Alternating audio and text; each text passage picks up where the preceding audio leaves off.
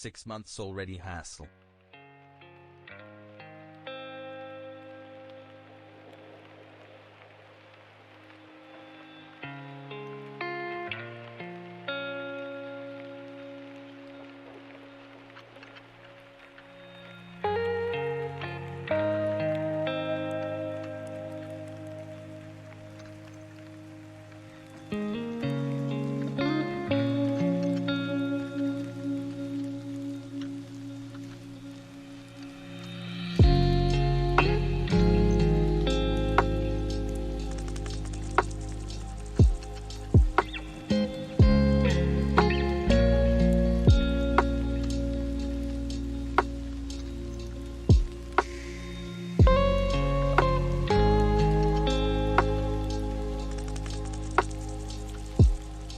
With the bearded Hassan.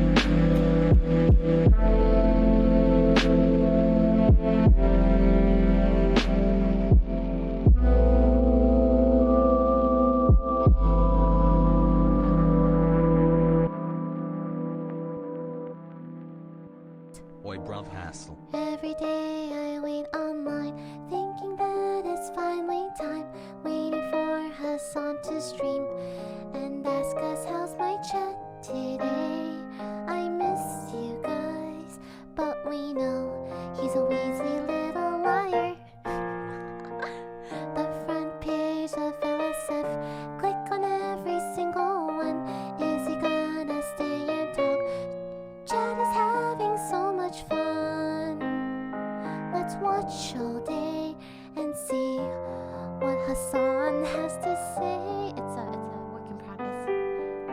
Every hour I sit down, refresh the page.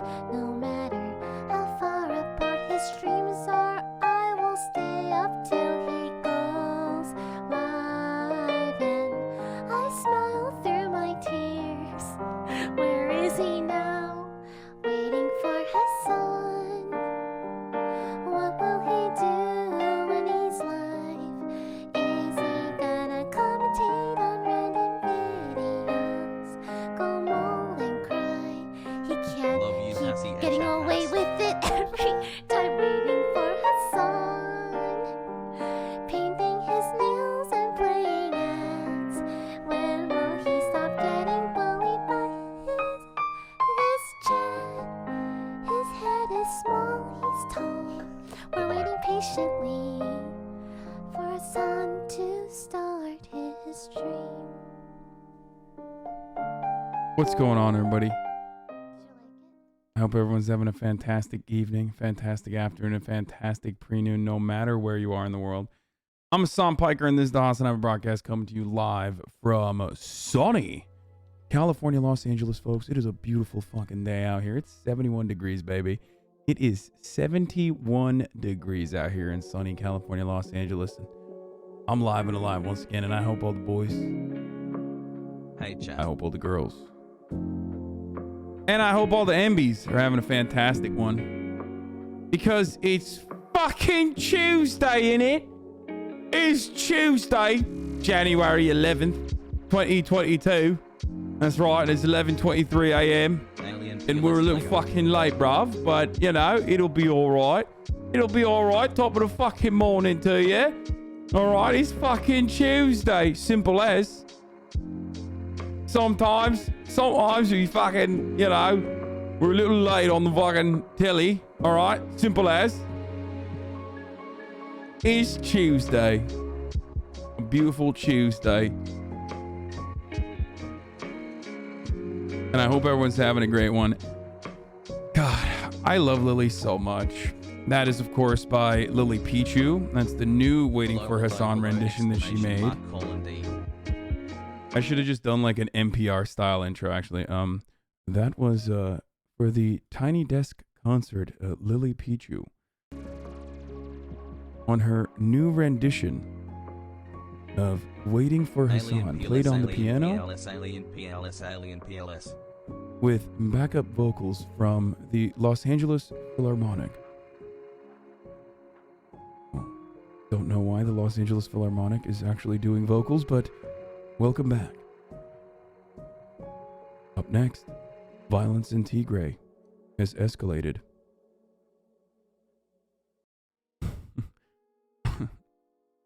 Please support your public radio. Oh, Jesus Christ.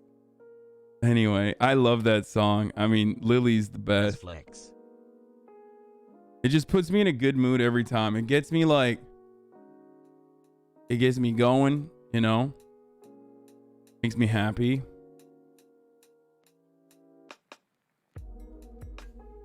I know the LA Philharmonic plays instruments. Got Shut boosted up. Yesterday. Feel like shit today. I'm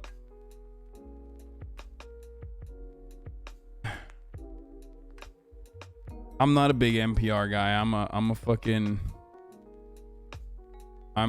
a Amy Goodman head. You know what I mean? I'm a Goodman head. Big on energy. For those of you who don't know. Can you explain your title, says Pimp Master Sweet? Of course. Now, this is the part of the broadcast where I tell you a little bit about my personal news. What's going on in my life? What's going on in the world of Hasanabi Piker, obviously in between the hours where I'm not actually streaming or on camera. For all of my parasocialists. Okay? So, one of your stands memorized your rant. I think I saw this on Twitter. It was on my main page. We'll look at this in a second. Anyway, last night I ended the stream after taking a fat dub, okay? One of the largest dubs, perhaps, of all time. And immediately I went and had some lamb that my father had made. I think I forgot to 18 post it on my months, Instagram baby. actually. The lamb was very good. I've just been master chefing it up in my real life a lot now that like Master Chef has been taken away from us for a brief moment, for a hiatus. As some of you already know, I've been master chefing it in the real world, and it's really good.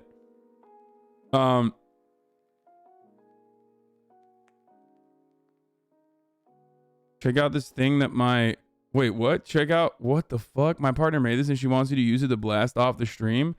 Oh my god, this is fucking sick, dude. 8 months. This is cool as hell. This is dope. I'm definitely using this to blast off with it. Oop, nope, not gonna show it. I teased it too quick. Anyway, so as I was saying, what was I saying? Oh yeah, so my parents have been master chefing, and then like I get into this vibe whenever I'm eating. You know, whenever I'm eating the delicious foods that they've made for me. Okay? I get into this like attitude. I don't know what it is, but like as soon as maybe Jenny's. this is literally MasterChef that just like broke my brain, I think. Whenever I'm eating delicious foods, I actually get into this attitude where like I'm a master chef or I'm a gourmand, where I'm just like, in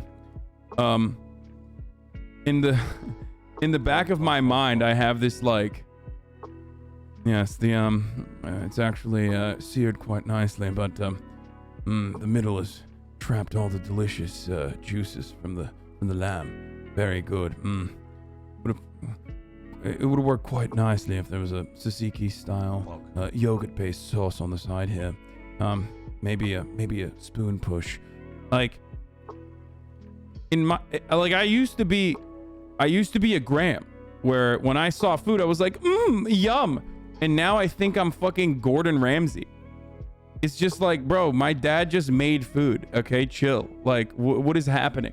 But in my mind, I'm thinking like I'm like a kid. You know what I mean? When you're a kid, when you think you're like an anime character, or when you're a fucking Redditor and you think you're an anime character. Like, I used to be a Graham, where when I was younger, I would just go, food, yum. Okay, that's good. Food, yummy in my tummy.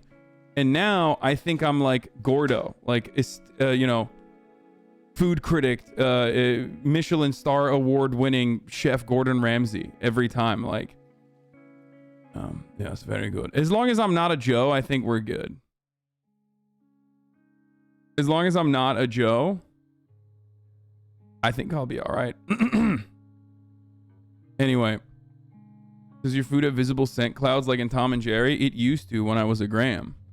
And I would start floating in the air. When my mother used to make pies and put it at the windowsill, I would see the food scent, and then it would come and like tickle my nose, and then I would start floating in the air, following the food scent all the way to the windowsill. Let's go. Anyway,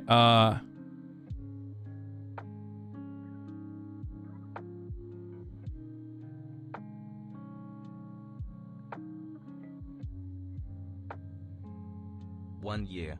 Hassan, can you cover what's going on in the Balkans? I know it's a forbidden topic. Anyway, but worth asking. not a Love true you, big MC hats. fan until you've been in front of your family. Okay, listen. I don't know if you know this, but I'm Turkish, and my dad is very Turkish. If I threw like any food, okay, I mean any food in front of my father that he had made, or just any food in general, first of all, he would beat the shit out of me, I think. Like, as an old man, and I'm an old ass man, I'm 30 years old, he'd probably slap me in the face. Okay? Straight up, dude. Are you insane? Are you insane? My dad is, first of all, I mean, Balkan posters know this already, but like, around bread, my dad gets weird, okay? Like, if you say like bread is bad, he'll be like, Estağfurullah. Ekmeğe laf edilmez. Ekmeğe laf edilmez. Ekmek yenilir. Like, he like, my dad literally, and this is like a Turkish thing, I think, where like bread is holy in the, like, it's not even like a religious thing, but Turkish people literally are, they think like, they act like bread itself is like, it's holy in and of itself. It's not even like a Muslim thing where it's incredibly important. It's sustenance. And if you like shit on bread, like it's sacrilegious. Like, how dare you? You know what I mean? So not only that, but if I threw hikmet, exactly, hikmet, Allah's hikmet. So ekmek kutsaldır. If you shit on bread, he gets mad. If you shit on food, he gets mad too, even though he shits on food too. But if you like ever threw food that he made out into the bin in front of him, oh my god, I would get disowned.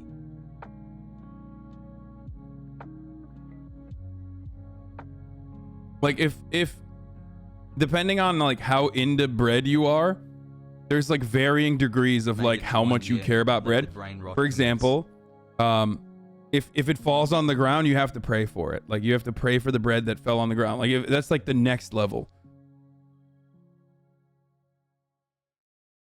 Nankör.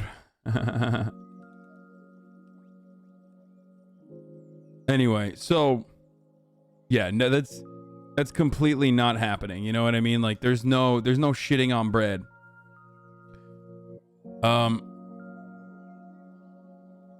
Ted Cruz's teen daughter comes out as bisexual. Bro, she's 13. Why is this in the news? Like, can we not have fucking 13-year-olds? Like, can we not have news segments about 13-year-olds to get like fucking talking points off on senators? Like, I mean, good for her, but like, she's quite literally 13 years old. This is completely unhealthy. I despise this when liberals were doing this for... Fuck, I'm already getting into the news. I'm not even done with my fucking personal news. Anyway, it is so weird. Like, no, it's not sexualizing children, first of all, you fucking weirdos, okay? Like, 13-year-olds behave in a manner consistent to, like, straight sexuality all the time, and people, you know, it's normal, okay? The only reason why you think like when a 13-year-old comes out as bisexual is abnormal is because you like are conditioned into thinking like straight is fine, but when 13-year-old straights are you know, getting a girlfriend or whatever, that's normal. But if you're coming out as bisexual, it's abnormal. That's not what I'm talking about. What I'm talking about is like literally making this a news story to like get an own on the fucking dad. You know what I mean? That's frustrating to me, because it's like, bro, this person's 13. Like, don't use a 13-year-old sexuality as a talking point. Like, it's just anyway, it's really, really frustrating because they did this. Liberals did this shit with like what's her face? The fucking, oh my god, I can't believe I forgot her name. That's how irrelevant she was. Come on, the fucking fake news woman, Kellyanne Conway's daughter, who was like 16, 17, who was like very clearly being abused in her household, and like everyone, all the liberals were just like following her. It was weird. Claudia Conway, yeah, that's what I was thinking of. Anyway, people viewed as an own on Ted is actually just fucking sad that there's another queer child being raised in a conservative household. I mean, let's be real. Like, she is in a way better household to be a queer child than like all of Ted's constituents, okay? I'm pretty fucking sure Ted Cruz is not like, we're gonna do gay conversion therapy on you. You know what I mean? Like, Ted's not that kind of dude. He will most likely he'll in his real life, I'm pretty sure that he is probably very nice to his daughter, who absolutely is a Dream fan and a Carl Jacobs fan, confirmed, and 19 months and you don't know my name. Maybe as an extension, even a fan of this community as well. We don't know that part for sure, but anyway. So yeah, I mean, dude, listen, all of these guys are Ivy Leaguers, dude. They're not gonna be fucking like straight homophobic. I said this in chat, told me that he has to be a monster and is absolutely terrible at home. No, he's a monster outside. He's not a... Dude, are you guys crazy? Dick Cheney's daughter is a lesbian. Like, part of the reason why Dick Cheney didn't run for president and instead was like, I'll do vice president, but with like presidential powers, was because he wanted to protect his daughter. Okay? Like, these monstrous people, conservatives have a come to Jesus moment whenever someone in their immediate family is like, you know, Dad, I know you love me, but I'm gay, that sort of thing. Like, that's when they're like, okay, I'm still gonna be hateful, but just not to this specific group now. Okay?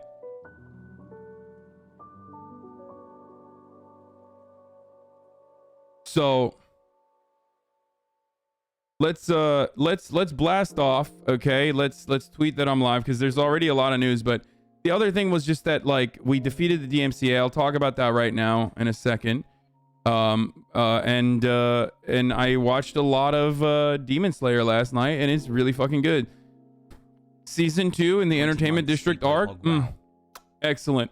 Fast paced from the jump, not like fucking first season, where it was like hyper slow until the last quarter when it really fucking popped off. So it's very cool. I like it a lot. Big fan of Demon Slayer. The Mugen Train thing was pretty good. I haven't gotten to the latest episodes yet. I'm on, like, I don't know. I think I might actually be on the latest episode so far, but I've been watching a lot of that, the Entertainment District shit, and it's fucking awesome.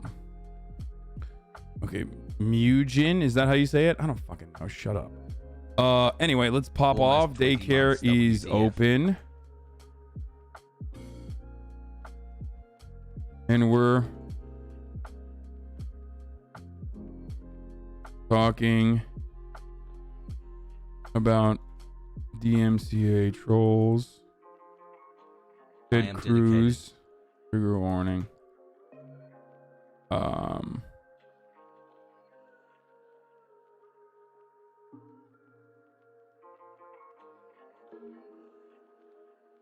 There's like actual news now that the Senate is back open too. It's Tuesday and the Mugen overnights parts from Japan.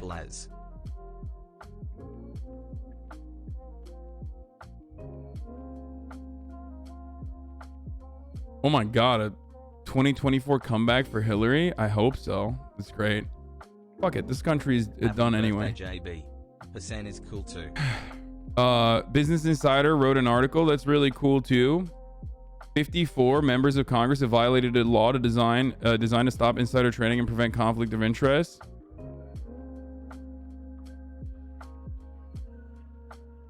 I'm a Clinton Leninist. Yes, we exist. Congress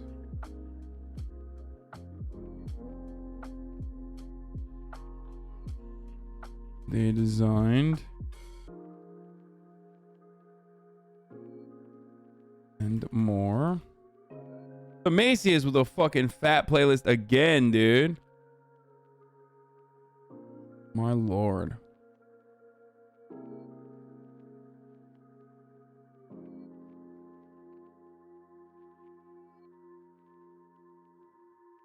Thank you, Ed Hasanabi. Have a great stream. Less than 3. Get in now. www.twitch.tv/Hasanabi.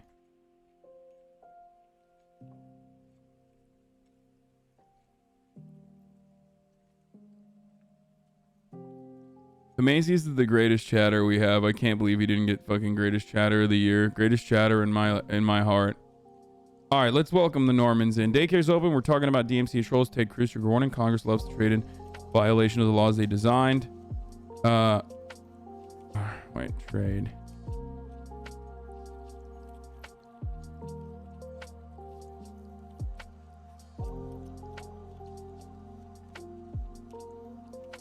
Teachers unions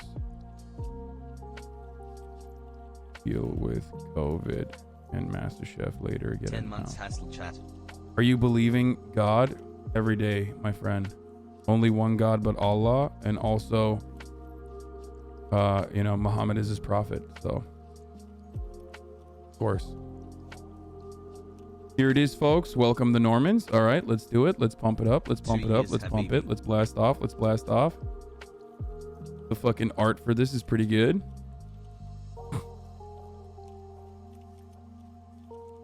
We got Last Supper art.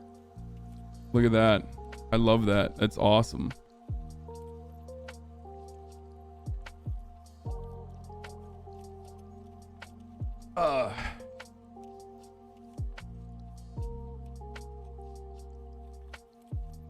Fauci having some Italian rage. What? Pete Davidson always getting away with it. Honestly, good for her. I mean, yeah, I don't have a problem with Pete Davidson absolutely demolishing Hillary Clinton. Okay, just destroying her back walls. Just, oh my God, fucking had to put a newspaper down all around the house. That sort of fucking just. Past the 12-month hump. No, she deserves it. She actually deserves it. Good for her. It's like the one thing that she deserves, you know? On some real shit, bro. Who the fuck do you think has a shot at the Dem side? I want to see the run so fucking badly, but I don't think it'll happen.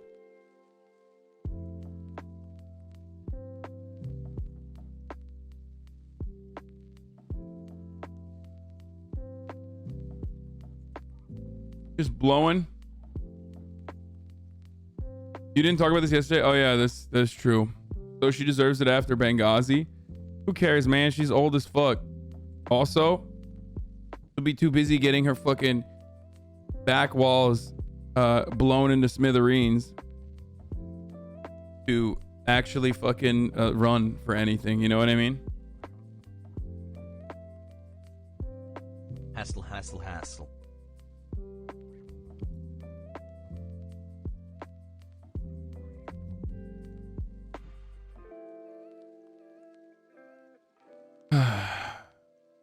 Okay.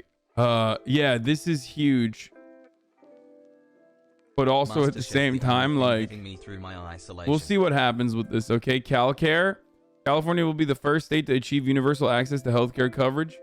Like, first of all, I don't know the exact details of this. P. Davidson be like, who needs they Clintussiate? Okay, stop. Stop sexualizing Hillary Rodham Clinton. She's only 74. That's pretty funny. I want someone to be like, that's actually sexist that you're objectifying Hillary Clinton and reducing her to her sexuality. Here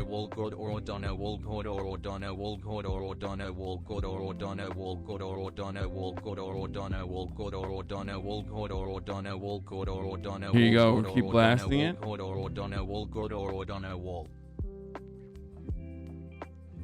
Every day I inch closer to the brain rot.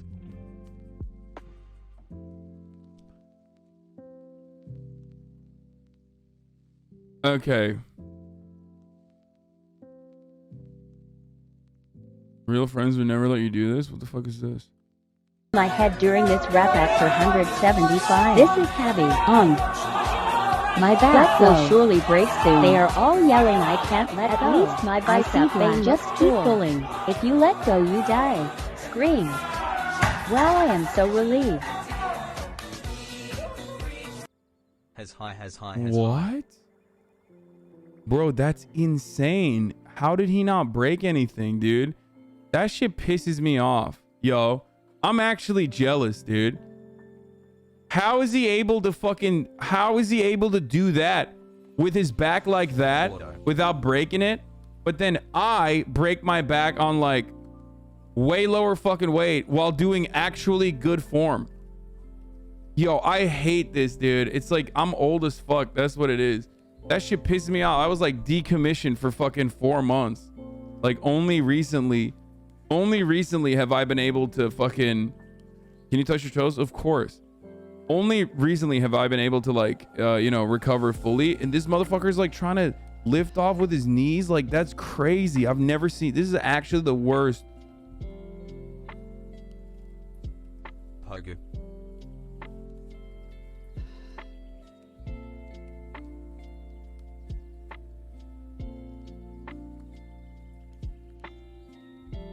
Spent too much time doing it with bad form. That's crazy, dude.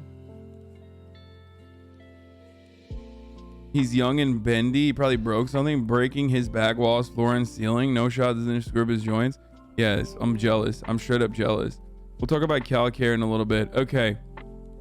All right, let's see this hot mic moment where people still want Antonio Fauci content. I guess he showed a little bit of Italian range. Totally incorrect. Well, we look forward to reviewing it. Senator Marshall, Dr. Fauci has answered you. It is public information, and he's happy to give it to you if you would ask. Senator Moran. What a moron. Jesus Christ. Look, Senator, That's it. I mean, yeah.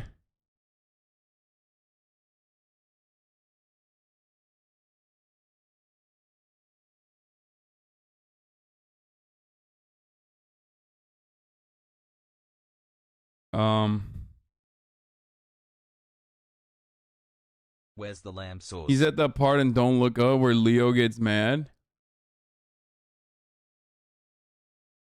Okay, we're not doing bad form of Palooza. Conservatives are trying to create an anti-woke university. Pocket report.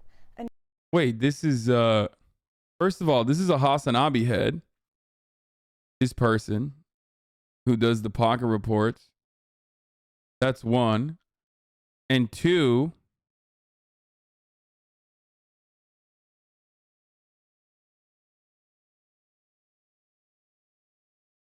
Ooga booga. is this about like, I mean, this is old, right? Yeah, this is old as fuck, chat. Why are you sending this to me right now? This is like the Austin A one. new anti-woke university is being Yeah, the formed. University of Austin. This already, you want to know how old this is? Watches a song, becomes a Hasanabi head? No, I mean, she's a Hasanabi head because like she's literally fucking made memes about me in some of her videos. And I think might have even done like a full-blown thirst trap before. I mean, it's cool. Like her videos are great. I don't know why you're sending me the Austin one because like that was such a fucking sham that it already ended. You know what I mean? Like mobile watchers be like, yo, check this fucking mobile watchers be like, yo, check out this fucking cool ass video from last year, okay, about a university that no longer exists anymore. Like it never did and it was never going to exist, but it like almost completely ended.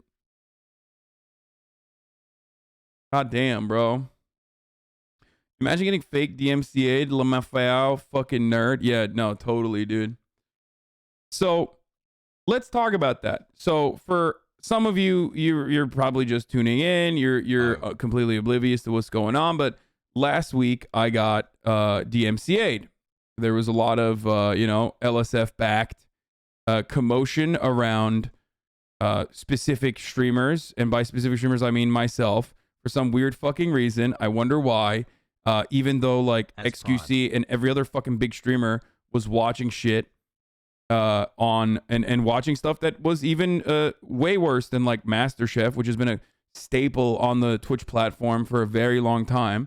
Straight up, like everyone has watched MasterChef for months and years and years and Shock Gordo face. content, but for some reason I got DMCA'd and I was the main person that was like ruining everything for everyone. Very strange. Okay. And everyone was celebrating when I got DMCA'd and Bread, is this the most delicious food? And you best listen to your pappy. Pecker. and then the DMCA actually fucking looked very suspicious.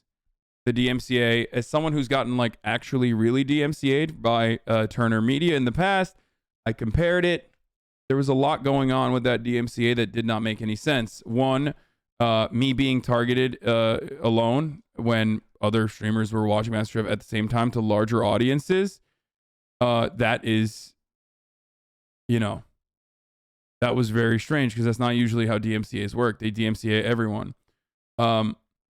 Pokemon got DMCA by Viacom, but hers was definitely real because it seemed like it was coming from a real place. It's still hard to figure out. But what is this hair? Are you going for ponytail before you ultimately go bald at 36 years old? Yeah, I'm 30 years old and I have a full head of hair, but I think I'm going to go bald at 36. Dude, isn't it great? This is why I love getting banned off LSF, because at most the people that I have to interact with are like people that are coming in here, but the number of people that are coming in here to say stuff like that has greatly diminished. You know what I mean? It's awesome. X got more backlash than you. That's completely false, but it's okay. It's cute though that you think that. He didn't even get DMCA'd, so you're wrong. The state of Georgia So I got voted, and then the DMCA'd. It was a baseball and false football DMCA season strike. Basically, we championships fucking immediately owned it. proved more Okay. states need to vote blue. And I guess Kotaku wrote an article about Toast, who got DMCA clapped for watching Death Note, an anime, last night. Twitch's TV meta shows live streaming platform still has issues handling DMCA takedowns. On Monday, variety streamer Jeremy disguised Toast Wang was banned from Twitch for watching Death Note, a 2007 shonen anime licensed by Wiz Media. What many had hoped only a short ban, especially after Iman, Pokimane, and Anis was suspended for just 48 hours, might stretch to an entire month, according to a recent tweet from Disguised Toast.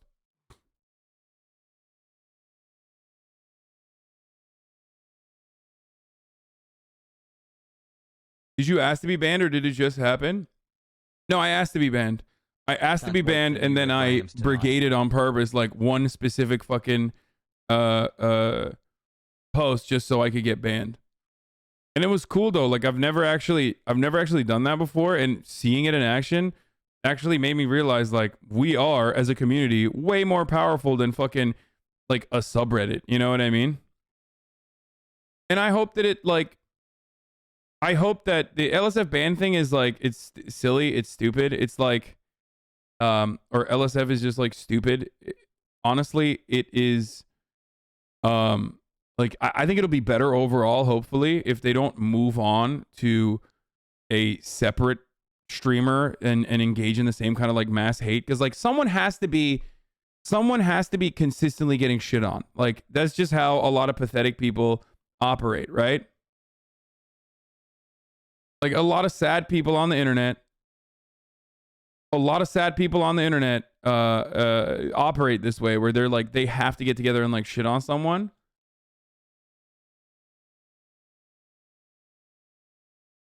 There's a Who Made That Tweet game, 9 streamer edition, made by someone on Reddit. It's fun. Hassle. Twitch tweets. Are you a parasocial Andy? Guess who tweeted that? Prove that you're your favorite streamer's biggest super fan. What the fuck? Okay, I'll take a look at this later. This seems like a fun little game. We'll do that. So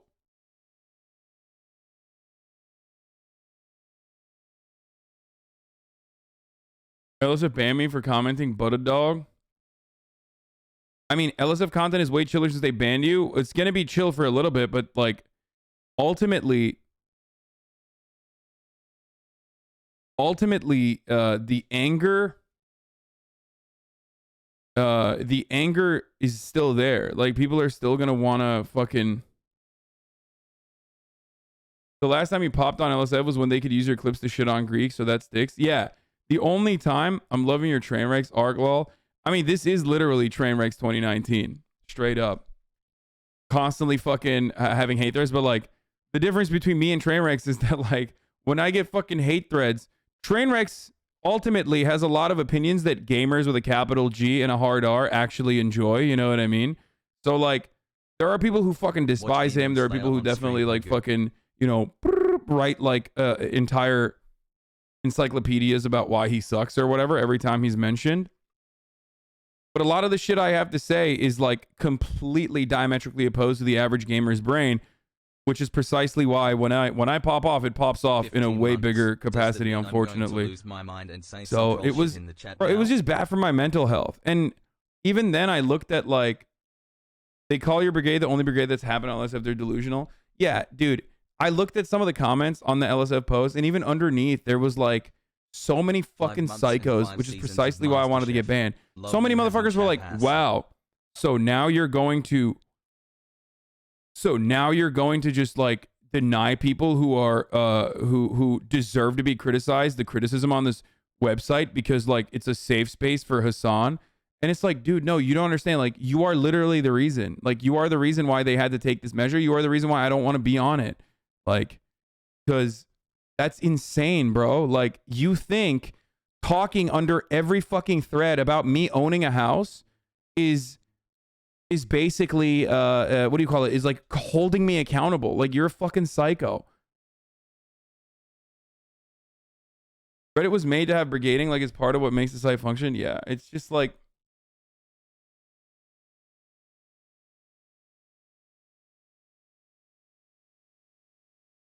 Mishalo. Like, there's a difference between criticism and bullying, okay? Like, there's a difference between criticism and like mass targeted harassment campaigns where you're just straight up lying about everything.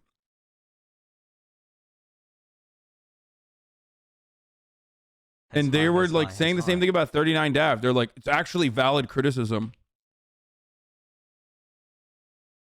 Yeah, it's valid criticism to fucking do the exact same thing that you fucking despise, that you claim is the reason why you became a reactionary to begin with.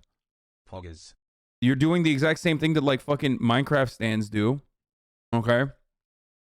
But you're just doing it on the other side. You cry about Minecraft stands being crazy, but when you're a fucking incel neckbeard and you do the exact same fucking thing, except this time for like pro-racism and pro-sexism. That's the weird part.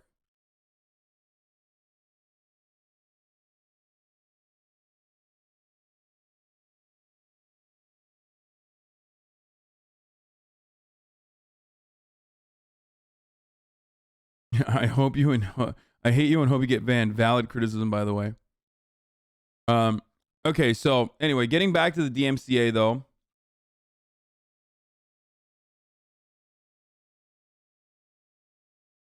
Getting back to the DMCA. It seems the ban was because Disguised Toast watched hours and hours of anime without adding any of his own commentary. This has been dubbed the TV meta within Twitch, in which streamers big and small watch and react to film and television while live on their channels. Everyone's doing it from Pokimane to Felix XG Langale, who is reportedly been streaming Wiz Media's Hunter x Hunter without receiving a ban. Not yet. Anyway, streamers like Hasanabi Piker, Ludwig Ogren, and Thomas Sodapop and Morris have warned about Twitch's new meta, which is prime for DNCA takedowns in the same way music was just a few years earlier.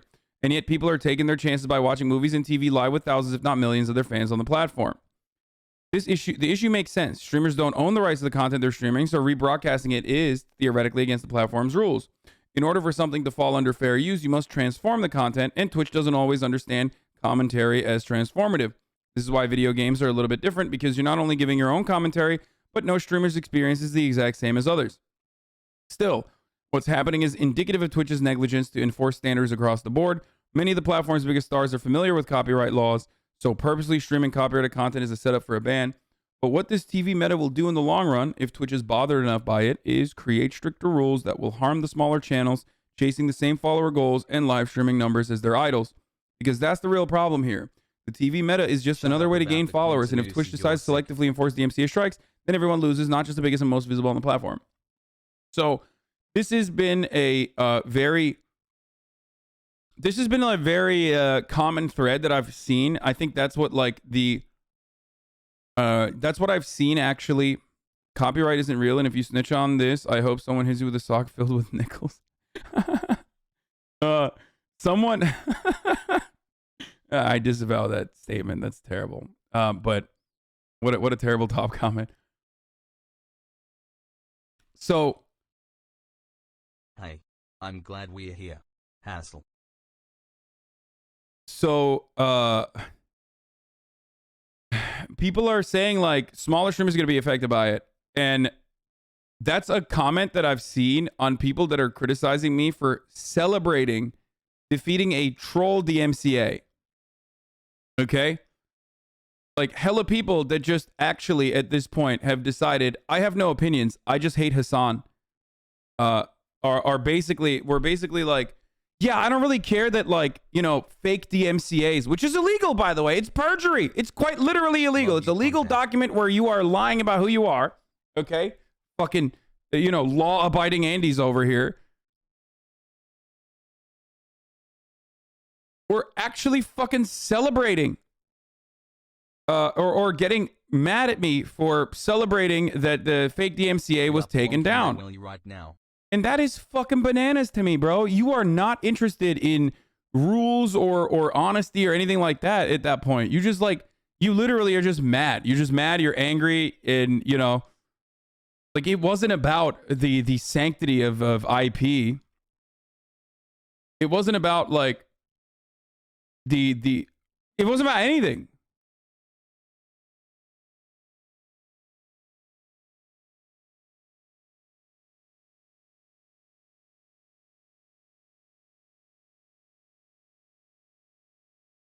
So If Twitch can get fished into false DMCA, then they can be fished into showing an ad now for the top of the hour ad break. What a slippery slope. Oh, come on.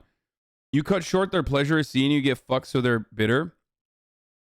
The funniest part about this is that, like, I have always been so fucking careful. But the reality is, I can still get clapped at the end because everything I do, just like everything everyone else does, technically falls in a very narrow definition of copyright that could very easily be expanded. Okay, so it's just like so silly that people are like, stealing is wrong. You're stealing. You're doing a theft. Being fucking upset.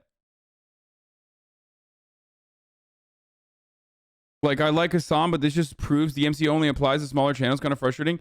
Dog, as a big channel, when something like this happens to me, a troll DMCA happens to me, a big channel, okay, and I fucking push back, this basically gets Twitch to actually take a different approach to DMCAs. This is good, technically, for the smaller channels as well. It is not a real DMCA. It is not a real DMCA. It was not a real DMCA. It was someone faking that they were actually the copyright owner when they weren't the copyright owner. Okay?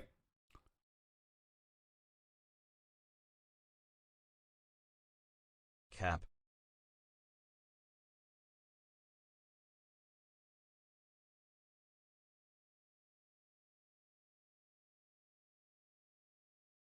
Whether or not your use of a work is transformative, which I would argue many streams are, is a merely factor in a 4-factor test. Also, nothing is fair use until a judge or jury says it is, and most of us can't afford the hundreds of thousands of dollars to get there.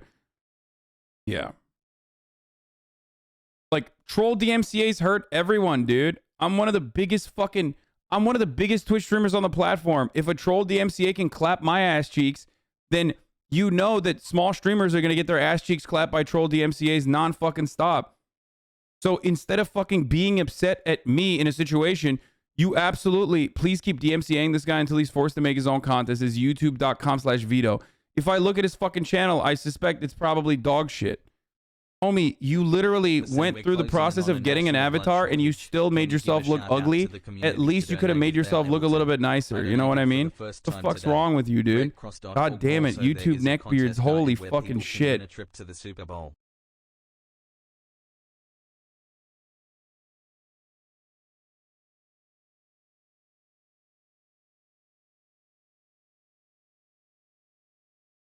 He's a pedo? Vito is a pedo?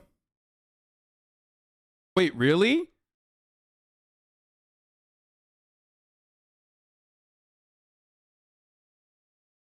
Less than 3. He's a MCU Last Jedi Culture War YouTuber? Oh my god. He's a self-described pedophile?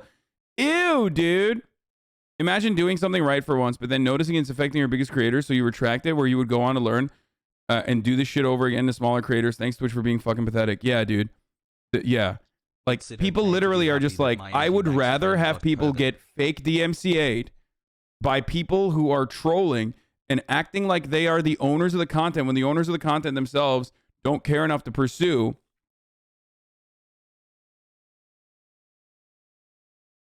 Like, it's fucking fake. And people are still like, why? No, it should have stayed. It should have fucking stayed. I want the troll DMCAs to fucking stay. And if that's your attitude, you're fucking psycho. You're not even remotely interested. You're not even remotely interested in anything. Like, you have no convictions. You just fucking hate me. That's it. Bezos Buxby.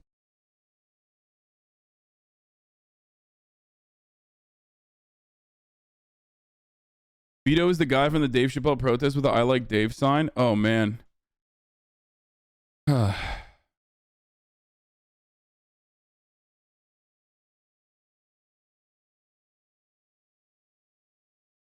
Okay.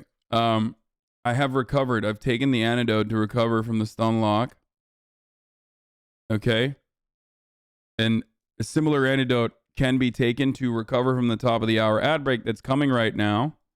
We got a lot of fucking content here. If you no longer want to see those ads, if you want an ad-free broadcasting experience while we're, continuing through this content, we're burning through the midnight oil, then all you need to do is subscribe. You can do that for $5. You can do that for free. with the Twitch Prime. Simple as. Okay, it's CHEWSDAY in it.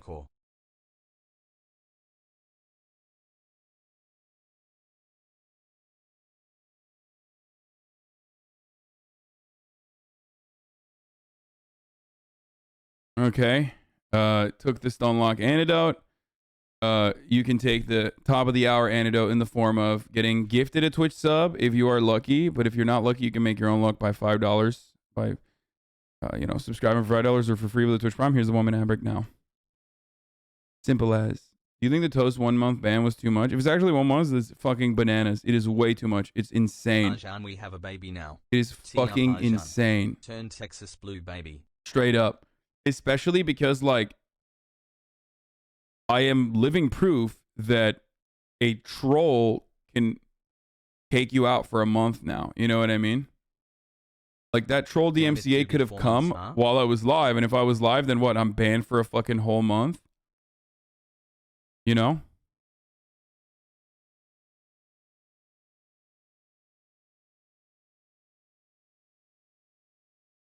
Funding the MasterChef lawsuit incoming. Godspeed, comrade. Sussy up, sussy down, sussy left, sussy right, clap.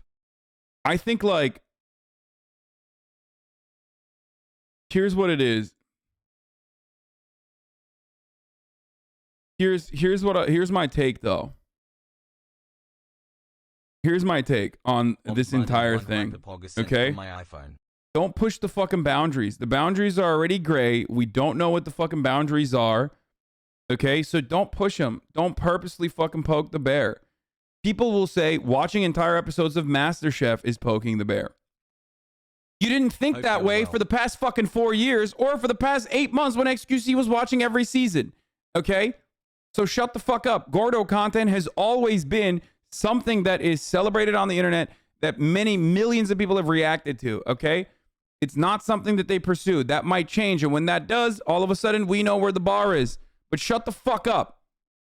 If you're fucking mad at me for watching Gordo content and not like every other fucking Twitch streamer, then you're just mad at me, okay? And not really mad at anything else. I'm someone who fucking actually tries not to push the bar to a degree where it's like, poking the bear. Okay? So stop sweating over it when the content that we're watching like has full episodes fully available on YouTube. Okay? I'm not watching paywalled content like fucking... I'm not watching paywalled content on Netflix, okay? And I don't think people should do that. I don't.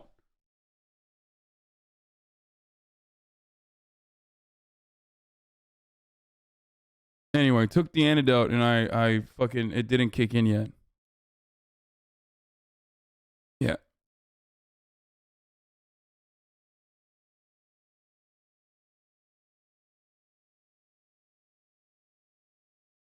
What is this? Vaccine police? Vaccine police, anti-vaxxer? Dude, that's the funniest part about it is that, like, vaccine police, like, you would expect someone to be, like, a pro-vaccinated person who's the vaccine police. No. They're anti-vaxxers. And this one is, we briefly touched on this yesterday. It's paywalled on Hulu. I love you, though. I know that MasterChef is paywalled as well. The difference is, you will not find full fucking episodes of an anime sitting on fucking YouTube for years with hundreds and hundreds of thousands of fucking views in the same way that Gordo content is either A, uploaded personally for free for all to fucking browse on YouTube, or B, on random channels. No, the ones that you're talking about are like incredibly difficult to fucking find. Okay, they get clapped. They get absolutely fucking clapped.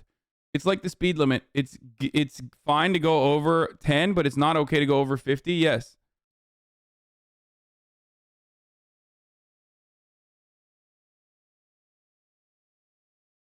And ultimately, like I said, this is not a static situation. This is a fluid situation. It can change if MasterChef content holders decide to prosecute and actually fucking, push DMCAs like real DMCAs, then it changes. Then we can't watch it. Okay? That's how it is. You said you wouldn't watch Kid Nation because it's Viacom, but it was canceled, is old, and 3 big streamers watched it a year ago. Yeah, I know, but like, I am not like your fucking other favorite streamers, okay? Let's be real. The unfortunate reality is that when I do something, people want to fucking do everything they can to punish me for it so they can turn around and be like, this is like a real problem. I can't believe this fucking dumbass was doing it. It's like, it is literally like the speed limit, but like, let's say the fucking local police department has a fucking radar gun waiting for me to go 1 over the fucking speed limit, whereas other homies are out there doing like, you know, they're going 50 over in the highway, but the cops are just up my asshole all the time. That's how it works. So I have to be more careful than everyone else. Starting to sound a little like train wrecks. Yeah, I know. I don't know if you guys were around for the past couple of months, but I've been canceled for purchasing a house. I've been canceled for saying the C word, an anti-white racism. I've been canceled for my income being leaked. I got canceled because another fucking streamer worked with a blue light cream. Okay, so maybe, just maybe, after a while, you have to go, that's kind of weird that like every time some shit happens, other streamers joke about it. You joke about it along with them. I got fucking canceled for like an innocent comment. I got canceled for a t-shirt that my friend made from like 8 years ago that I wore because someone resurfaced it. And they were like, you're rich and you have a t-shirt that says make the rich pay. So it doesn't really matter because like cancellations don't really fucking matter, but it hurts my brain and it hurts my soul after a while because every single fucking week after week after week after week, I get psychos. Oh, one time I got fucking canceled for buying my friend's dinner, and then I got canceled for the reimbursement thing. So, and by the way, Train got a fucking a DMCA, a fake DMCA as well. People yelled at me for Streamlabs, bro, because I called out Streamlabs. One of the first people to call out Streamlabs when I saw the OBS thing. People yelled at me in Pokimane for calling out Streamlabs. Are you fucking joking? At that point, it's like, at that point, I was like, yo, motherfuckers are like, I agree with him, but I still fucking hate him. It's a sport for a lot of people. They want to see like how far they can get away with it. Cute? Just curious.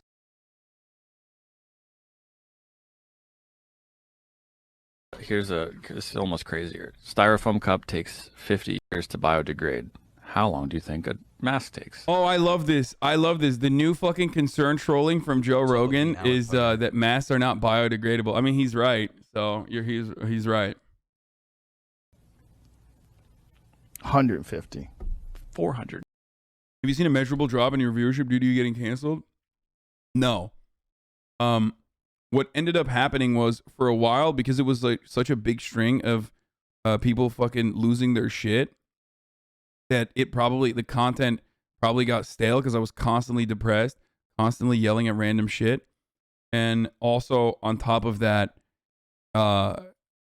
like people were actually like, man, this Hassan guy is kind of a piece of shit, because everybody loves trendy and everybody loves like trendy shit. Everybody loves the stream has become 60% honest. I'd be defending himself, 20% news, 20% master chef Lamau. Yeah, exactly. I don't want that. Let's keep going.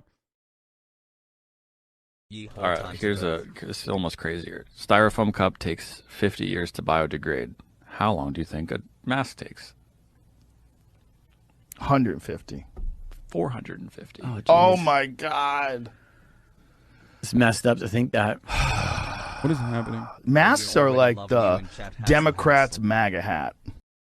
That's such a Joe Rogan take, dude. Yeah, view count is fine, but others targeting you constantly hurts your content. Yeah, exactly. I don't like it. That's Joe Rogan. Masks are like the Democrats' MAGA hat. But like, okay. Great. Like, I don't understand. Like, it's not even a bad thing. Okay, it's a mask, dude. Cool.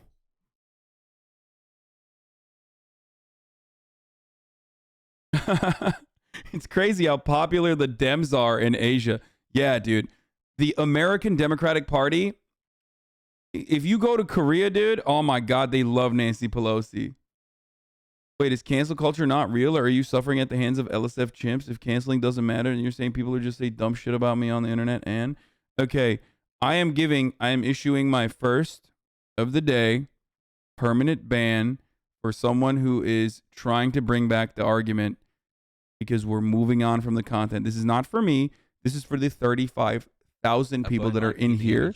It might feel like that is inappropriate, but that person is absolutely trying to bring back the stun lock.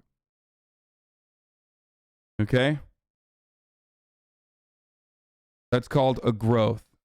And if you're doing a no growth, you know, you're going to get banned. Sorry.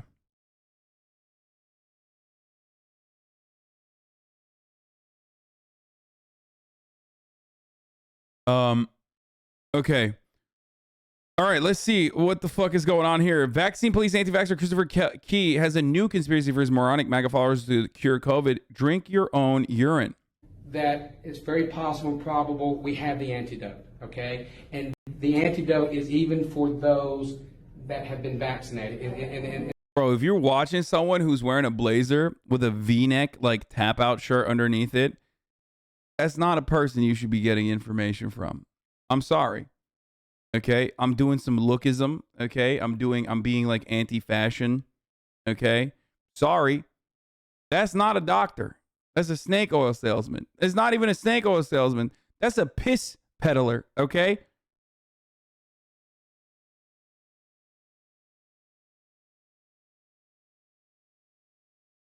And the research he's already sent me just blew me away, and they're going to tear me. Yeah, it blew you away, dog. Because it's not real. I mean, a lot of things probably blow you away. You know what I mean? You and poke on this subject. I suspect a lot of things blow him away because he's a fucking idiot. Apart, but hey, they tear me apart all the time. And I've been practicing this for 20 years, and everybody's always saying, "Oh my God, that is a self-made Nikola Tesla shirt." That was a regular Nikola Tesla shirt that he got off like Redbubble or some shit. And then homie went and actually cut it into a V-neck. Oh my Lord, dude. I'm cray-cray, and I am, but I'm crazy like a fox, okay? And guys, when I tell you this, please, take it with a grain of salt. Cray-cray like a fox. Research, okay? Because this is going to just be like, there's no way. But the antidote, and I'm going to kill my credibility. What credibility do I have anyway? So, hey. I mean, homie is self-aware at least that he's got nothing going on. The antidote that we've seen now, and we have tons and tons of research, is urine therapy. Okay?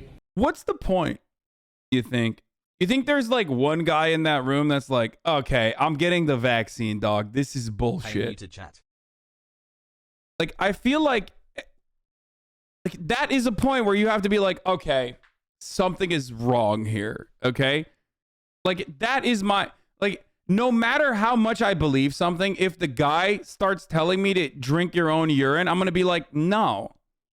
I'm going to question everything this person has said so far. I'm going to even examine the steps I took, okay, in getting to the point where I'm sitting in a room with a football painting in the background as this man wearing a V-neck, personally made V-neck of Nikola Tesla under his blazer, is telling me to drink my own urine. Like, that's like, I fucked up. Okay? Doesn't matter what my spawn point was, but the end point is we're failing, boys. Okay? We have gotten to a point in this video game where the end of the game, you died, is like inevitable. Okay? It's very close. You need to change that immediately, okay? You need to change everything.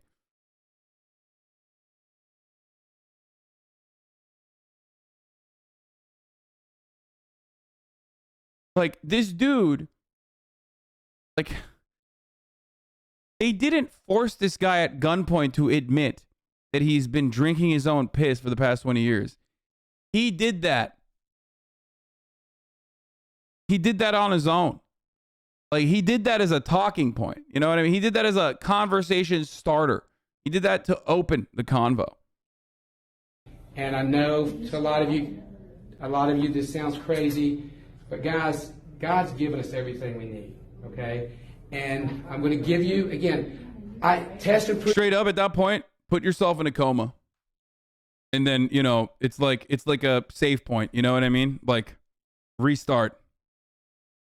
You know, go back to a different save point. Put yourself in a coma, get out of the coma, and then you're like, you'll get a clean slate, okay? At least it's their own urine. Next step is some grifter just selling his magic urine. I think that's illegal.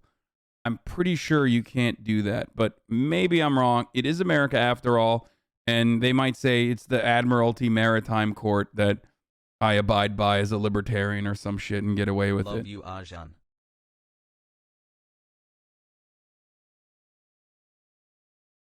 Prove all things, okay? This has been around for centuries. We've got research after research, documented, peer-reviewed, published papers on urine. We do. We have this, okay? But okay, bro, you're getting way too excited to talk about urine. We got published research papers on urine. They have been doing for the last 9 months now, and what he has right now is all anecdotal because, again, you know, wait, to put together. Wait, did he say what we have right now is all antidotal? They have been doing for the last 9 months now, and what he has right now is all anecdotal.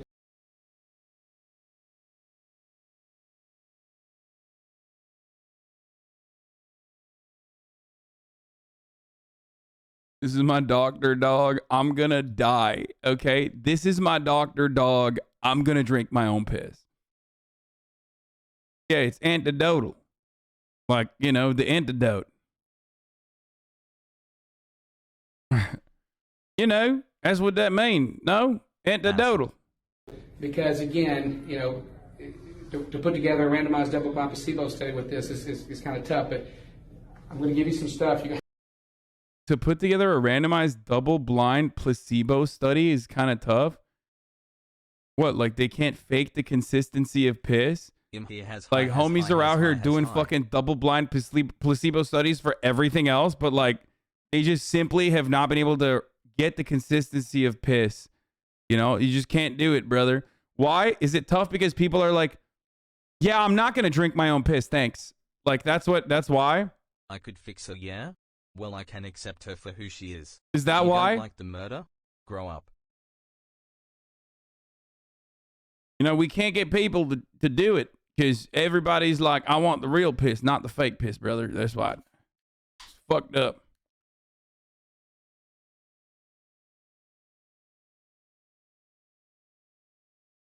The worst case Ontario, this guy is your doctor? You mean the worst case scenario? That was anecdotal, brother. I'm going to start saying that. He was trying to say anecdotal. I'm going to start saying anecdotal. It's going to be like my new George Orwin. Okay? Worst case Ontario, brother. I love that. Hey, worst case Ontario.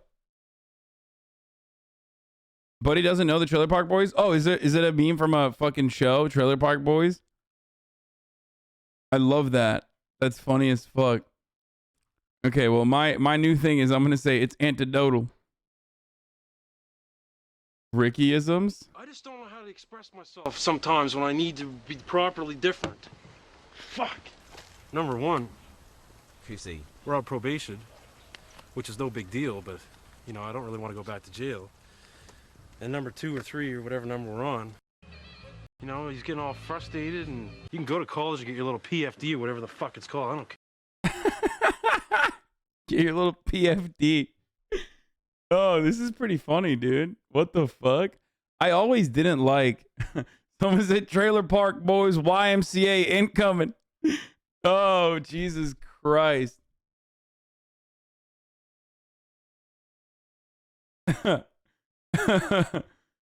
Oh, man.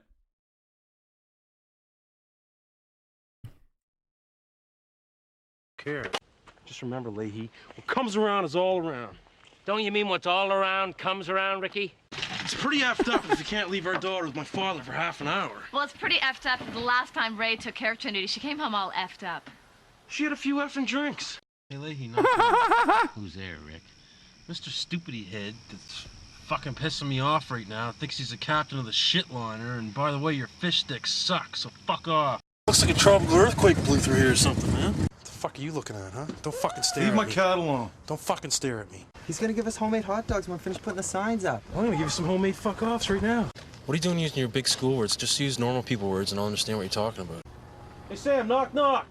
Who's there? Get the fuck off the stage, you idiot. Supply and command. Mr. Denial and Error, probably say not. Supply and command. Oh, okay, we're done. I can't watch all these. But it's East Coast Canada comedy. Might want to muzzle chat. They might spoil literally every single joke on the show. Friends with Benedicts. Supply and command. Denial and Error. Dude, what the fuck? I never actually was into Trailer Park Boys. I feel like I watched it and I was like, it's not for me. I watched a little bit of it and it wasn't for me. But this is pretty funny. Knock, knock, you'd say who's there, and you'd say a fucking idiot and tell you to fuck off. That's what I'd do. Like little Piranhagus. It's Piranha, Wreck. That's what I said, Piranhagus. But the other thing is, it's a catch-23 situation. It's not a ladybug, it's a caterpillar. Caterpillar. It's a catch-23 situation. Give me some of those sweet and powdered chicken things. I'm getting caught, man. Sweet and powdered. Bro, this is just bone apple tea. But instead of fucking Black Twitter, it's like Canadians. Okay? I just realized, like, this is the same energy. As a matter of fact, he might even say bone apple tea, to be honest. Trailer Park Boys would be peak reaction content if it's something you feel within its bounds? No, probably not.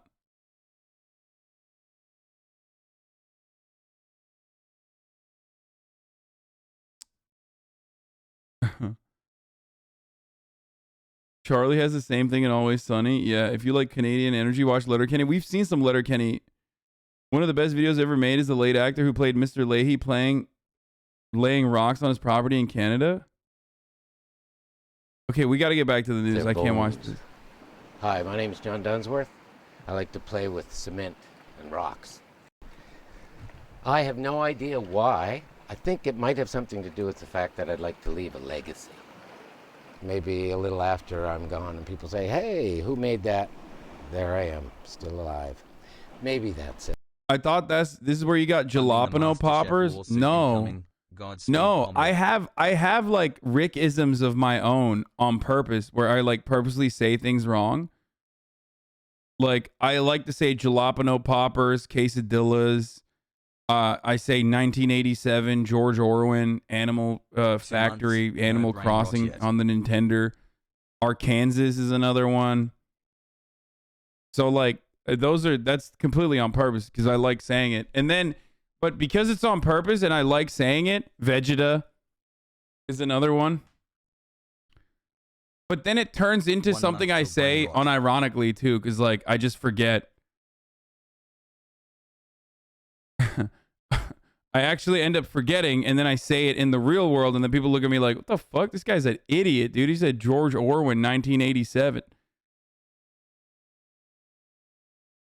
Thank you for continuing to bring attention to problems that persist. I think it has had a positive impact. I love the stream. Okay, fucking Canadians, dude. Jesus Christ. Everyone is like, come on, talk about the Quebec news. Canada. You said Canada. Talk about the Quebec news. Hasanabi have my okay, here you go. Quebec will impose a fee for people who refuse to get vaccinated. Premier François Legault said the tax will be significant and is due to the burden unvaccinated people are placing on their healthcare system. That is right. Finally, oui, the francophones are fighting back. Tabarnak. Okay. Quebec has announced it will make the unvaccinated residents pay a health contribution fee, making it the first Canadian jurisdiction to impose a financial penalty on the unvaxxed. Quebec Premier François Legault made the announcement Tuesday, stating that the vaccine is a key to fighting COVID-19 and that any adult who doesn't have a medical exemption from the vaccine will have to pay a significant fee. Okay?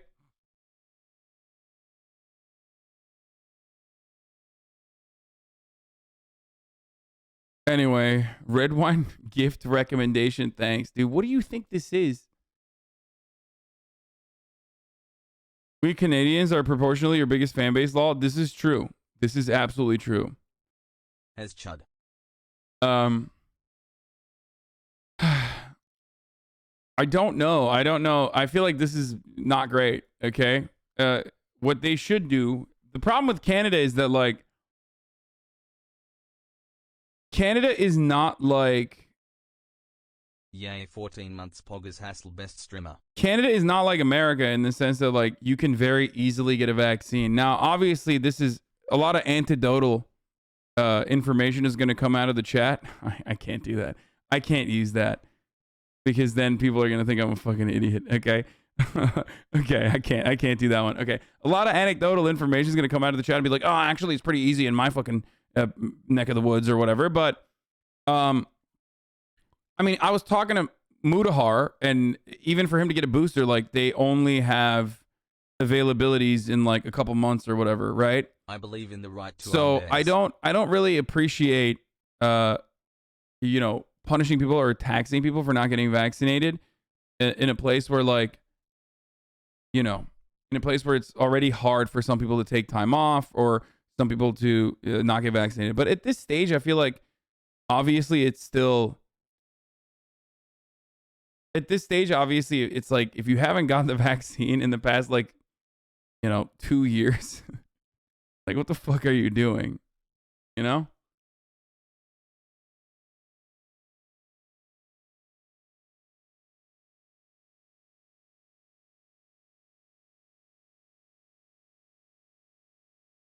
Should a policy like this be introduced in America where it's very easy to get the vaccine? I think there should be a vaccine mandate that's, like, actually utilized before we try something like this, honestly. Not gonna lie, And also, this would lead to a riot, I found okay? your stream recently. Keep up the good work, my man.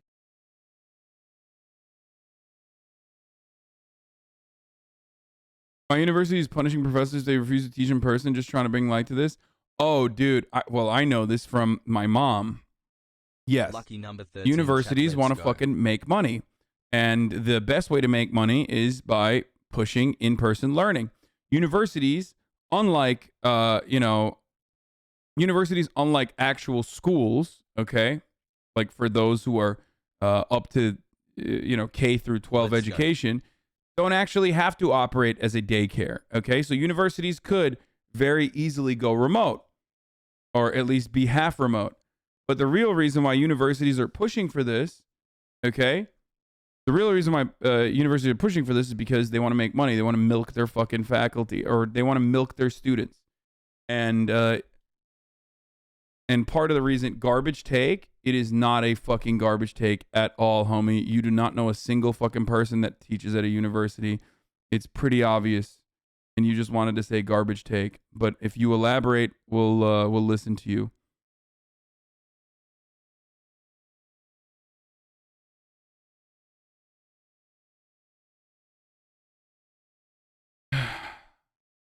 Universities want to charge room and board. Universities want to charge people more money. You can't charge for dormitory space when there's remote learning. They are a for-profit institution. It's literally directly about the money. There are different reasons for why schools, K through 12 education, is supposed to be non-remote and is supposed to be in person. Hi. Okay? Whereas for colleges, you could go half remote. Absolutely.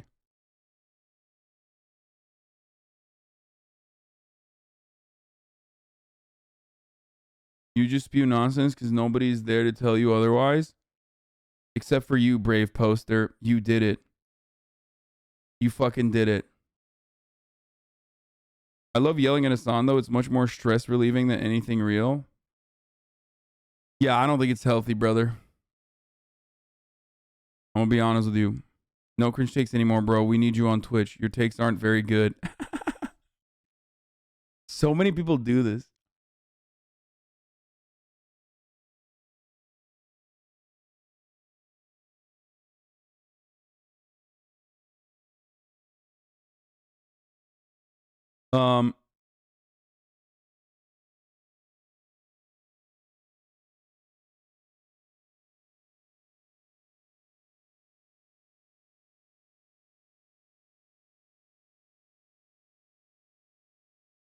My university said they will announce their decision about online learning on the last day to ask for a refund. Thanks for Yeah, being a I great mean streamer. they absolutely Love your are content doing and that. Wish people would stop the hate They parade. absolutely are Keep up doing the that great work, because Hassel. it's about money. And if you think that like, if you think that it's not about that, I don't know what to tell you. It straight up is. They don't give a shit. But ultimately, I do believe that like, colleges, especially if they have a vaccine, if they have like a very strict vaccine protocol, should be able to go back to in-person learning too. Thanks, Like, I don't know. I go back and forth on this. It's like, what's the fucking reason for everybody getting inoculated if we can't go back to the real world? You know what I mean? If we get to a situation where like the variant of COVID that's popping off is similar to just the flu, okay, with how deadly it is. And if you are vaccinated and boosted up, it is as deadly as the flu, or less deadly than the flu, actually. If you are vaccinated and boosted up, then in that circumstance, like, yeah, I mean, I get that. I understand. Like, just fucking, you know, that was the point. So that we can go back to normal. Obviously, there's long COVID, but that, I mean, it's still a danger. It's still a fucking danger, but 13 months, easy clap. Because if the flu was infecting this many people, it would be way more deadly. It's true.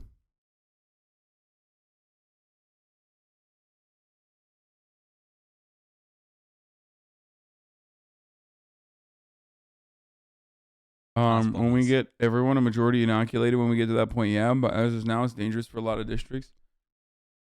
I go through these different phases. My school makes you prove you have the vaccine, and yet there's no in-person classes. I don't get it. Like,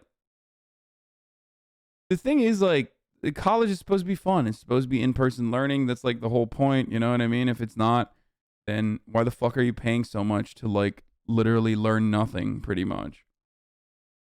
Obviously, this is not the same for STEM, but if you're doing like humanities, like, Jesus Christ, half the reason for why you're doing it is because you're socializing in an environment where you're like kind of treated like an adult, but you don't have any of the adult responsibilities. Is awesome.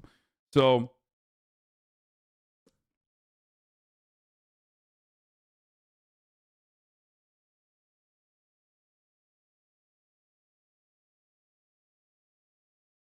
I don't know. I mean, I of course selfishly don't want my mom's university to go back to in-person learning so that she can stay here, you know what I mean? So that's and I'm also scared. Like, she's vaccinated, she's boosted, but I still worry. I still worry about her getting COVID Out there hating on you, there's 100 in her classroom. So that is something that I worry about for sure. I worry about the teachers more than I worry about the students. I'm gonna be honest. Like, y'all are nasty as fuck. Okay, you know, I was a student once as well, many years ago, almost 10 years ago. Holy fuck, I'm so old. And you know, we're nasty fucks. Like, we'll be fine. Some of the teachers are old though.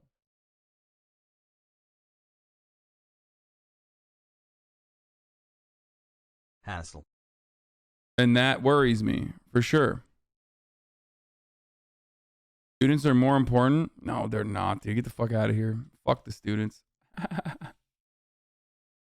No, I mean, there's also immunocompromised students too. That's like also a worry for sure. Anti-fashion? You are Antifa.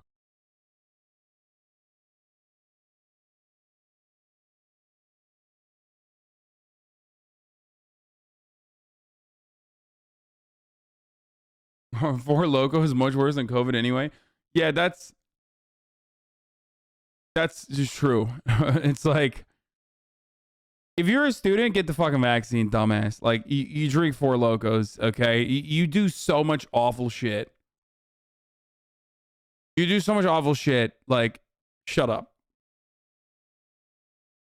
The hair is the real tell.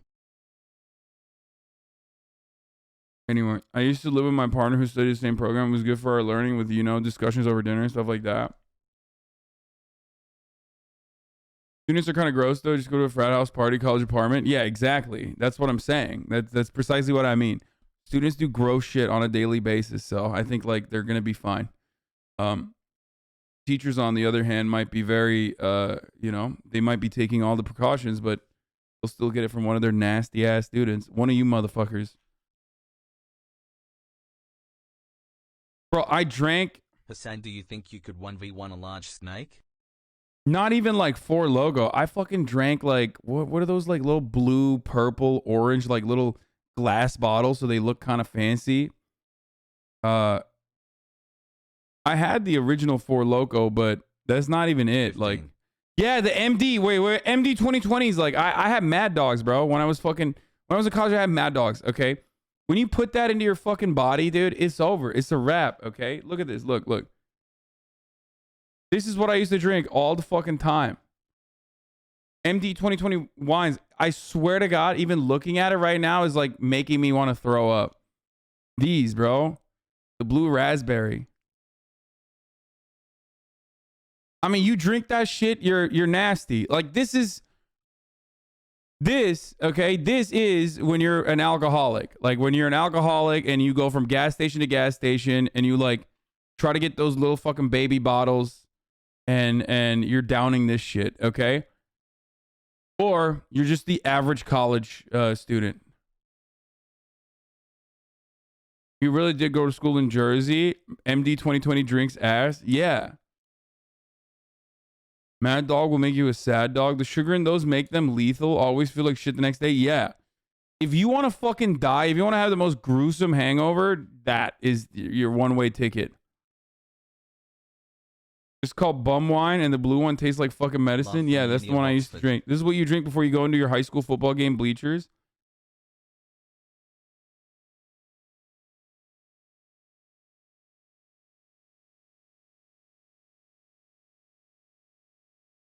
So,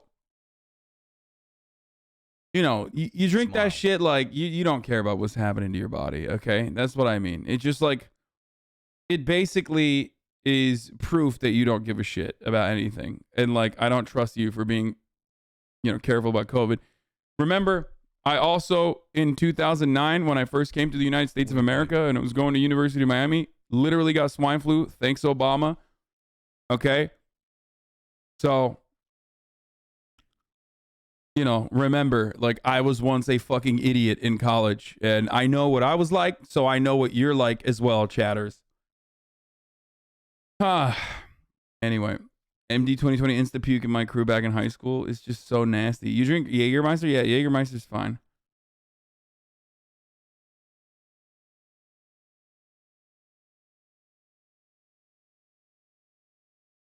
Let's go. Anyway, so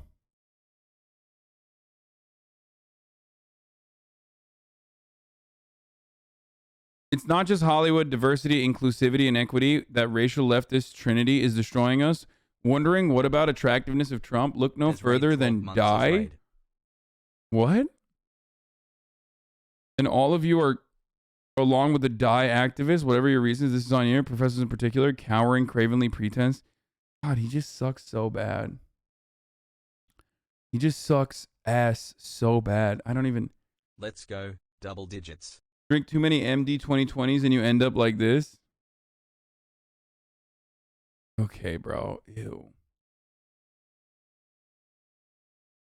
I don't know what die is. Diversion, inclusivity, and equity. Oh.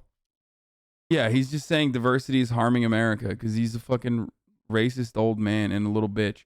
You know what's not harming America? Fake COVID tests. Erin Cates is a wife, okay? She's a mom too, and she's COVID positive. But see, she knows that now. She didn't know it when she got in this line. Erin, her husband Doug, and their 3 kids were in search of a test when they saw the signs along 41 in Bonita Springs. And they opened up their eyes. They saw the sign. There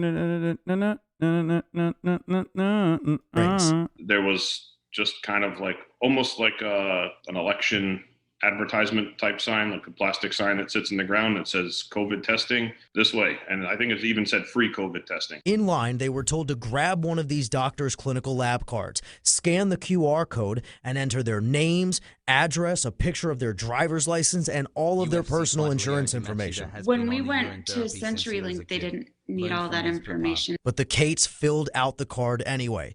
While they were in line waiting for a test, they got a notification that their results are ready. Results of a test they were still in line to take. We got an email for each of us, all 5 of us, both of us and our... Let's go! What do you mean? That's great. You know, use that to your advantage. And our 3 kids, saying that our rapid test came back negative. The Cates told me other people in line got the same exact message.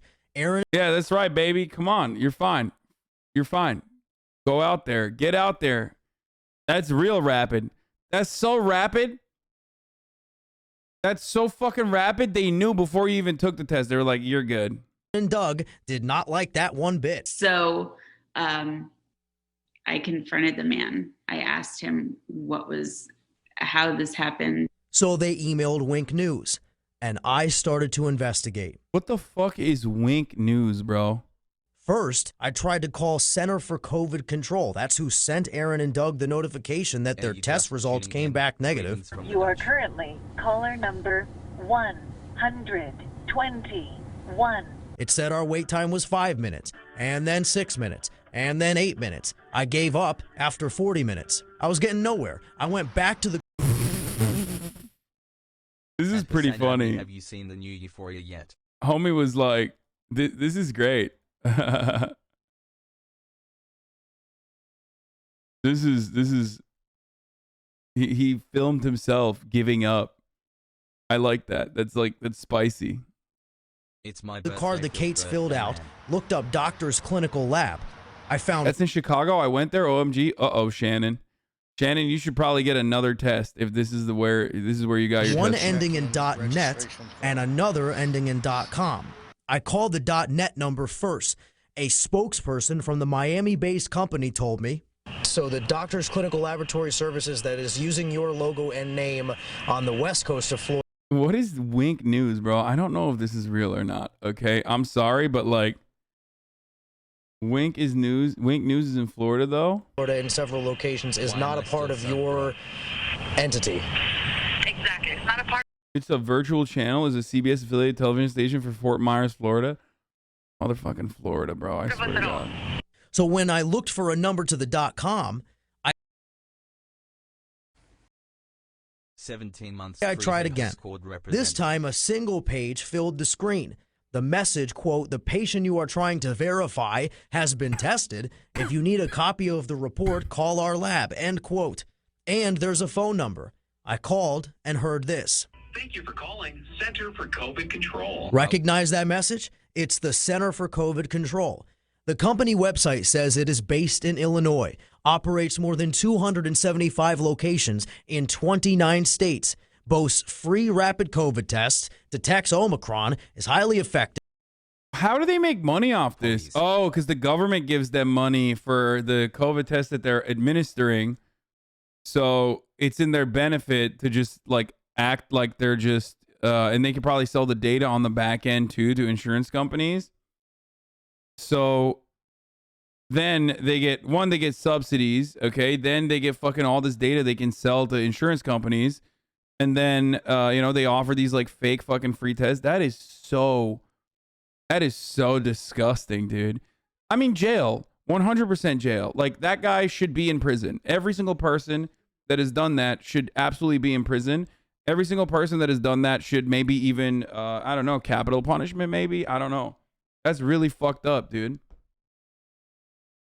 That also probably creates false data points too. Wait, what the fuck? If they're shilling out fake negative tests to positive people, doesn't that mean that there's even more people that have COVID? Holy fuck. Results by the end of the day, no appointments necessary. The Center for COVID Control says it is, quote, partnered with a CDC approved and licensed lab, end quote. It looks good, it sounds good, but is it legit? So I went out to the testing site in Bonita. Look, no social distancing and about 15 to 20 people in the lobby. Wait, a fan of mine got COVID from AOC? I just met AOC.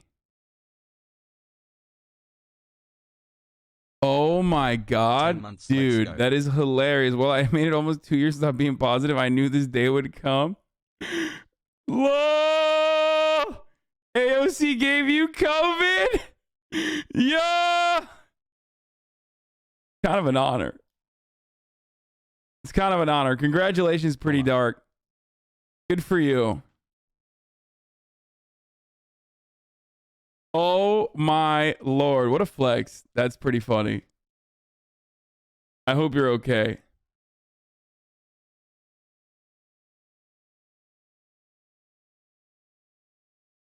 Ben's looking for this person now to learn how he can get it too.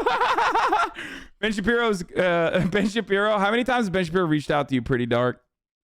Pretty Dark, it's kind of messed up that you would not give me the AOC strain of COVID. Please, hypothetically, it would be very funny and cool, haha, if you gave me AOC strain of COVID, haha. Just think about that for a second.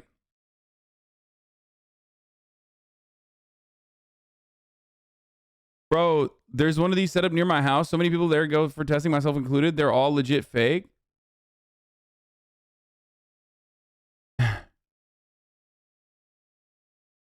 So I've been tested twice at those Center for COVID Control free testing pop-up locations. Yeah, this is really fucked up, dude. On a table, those same cards that Kate's filled out. And only one person in the entire facility who told me that he started working there 4 hours ago. You don't know the name of the company that you just worked for right now? All I can tell you is Is this involuntary manslaughter? Isn't this?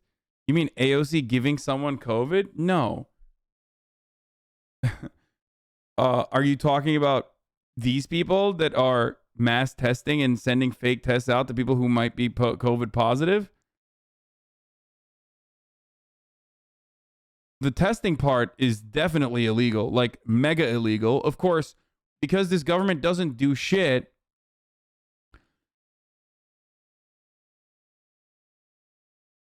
Because this government doesn't do dick, I doubt that they will get like severely punished, but they should absolutely go to fucking jail. The people that, not the people that are like administering this that don't know, but the people that have been like personally a part of this, like personally a part of this fucking conspiracy, as in like not conspiracy theory, but like conspiring to fucking, you know, send out false negative tests, like fake tests that are negative.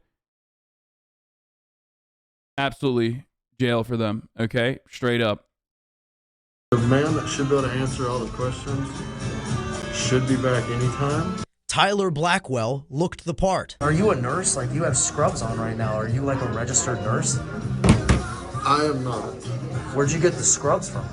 You can buy these things anywhere, man. Walmart, Target. He told me he has no medical training or expertise. He just hands the swab to people so they can stick them up their noses. It's criminal. Bro, people make a big deal about the USSR and like the failures of communism, and then they act like this shit's normal.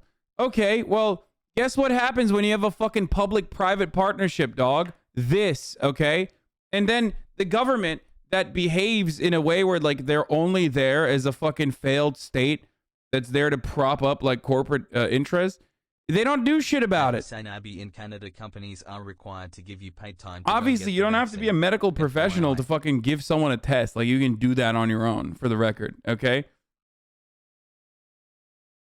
But this is insane, dude. This is actually fucking insane. It's infuriating. I hope it gets shut down fast. And the icing on the cake, a tip jar. I don't think you heard me. A COVID-19 testing site with a tip jar. It says tips for Tony. Blackwell told me that Tony was a man. It turns out Tony was a dog.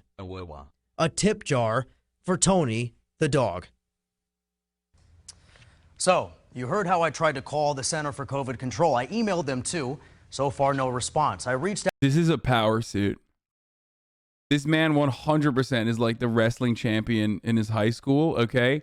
Hassan, Straight up, being got a an educator communication sucks, degree, why do you never knows cover someone that works at the local news down, like has an uncle that is like a local news guy and is now working at this show. And he deserves it. He's fucking great.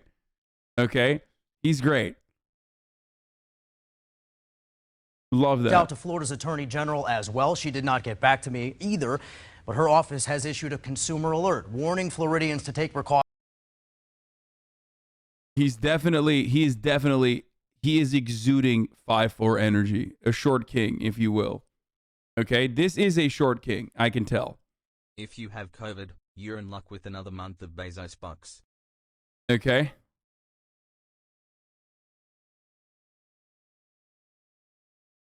All right, breaking news. I have just released a full trading report on politicians in 2021. In short, many beat the market. They traded more than ever before, and they made numerous unusually timed trades, resulting in huge gains.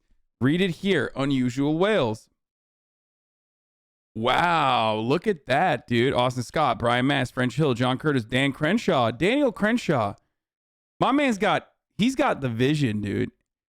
He has the benefit of hindsight and foresight. It's crazy. He's better than Nancy Pelosi. That is wild, dude. I thought Nancy Pelosi's husband was the greatest stock trader of all time. Turns out, this is great PR, by the way. Here's why. It's really fucking annoying that Democrats are dickhead pieces of shit that absolutely are also the same kind of corrupt monsters that are engaging in this kind of attitude, right? Where they also fucking trade on, you know, maybe information that's not readily available to the public. Okay? Asshole. But you only hear about Nancy Pelosi and you rarely ever hear about these homies, including Daniel Crenshaw. Friend of the show, Dan Crenshaw. Very good. Yeah, he's got the... Now I know. He's fucking Kakashi Sensei, you know? He fucking boop, pulls out the... He pulls it out and it's the Sharingan down there, dude. He's just... That's how he's fucking doing it. Okay? Yeah. That's right, dude. A lot of... More and more he's got a Sharingan. That's not a bad thing. What the fuck? Who's gonna ban me for being a weeb?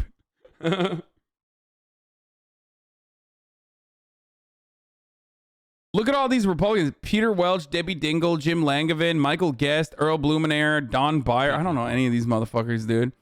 Oh, you got Shelley Capito. Mitch McConnell. Ooh, he made it up to the top there, too.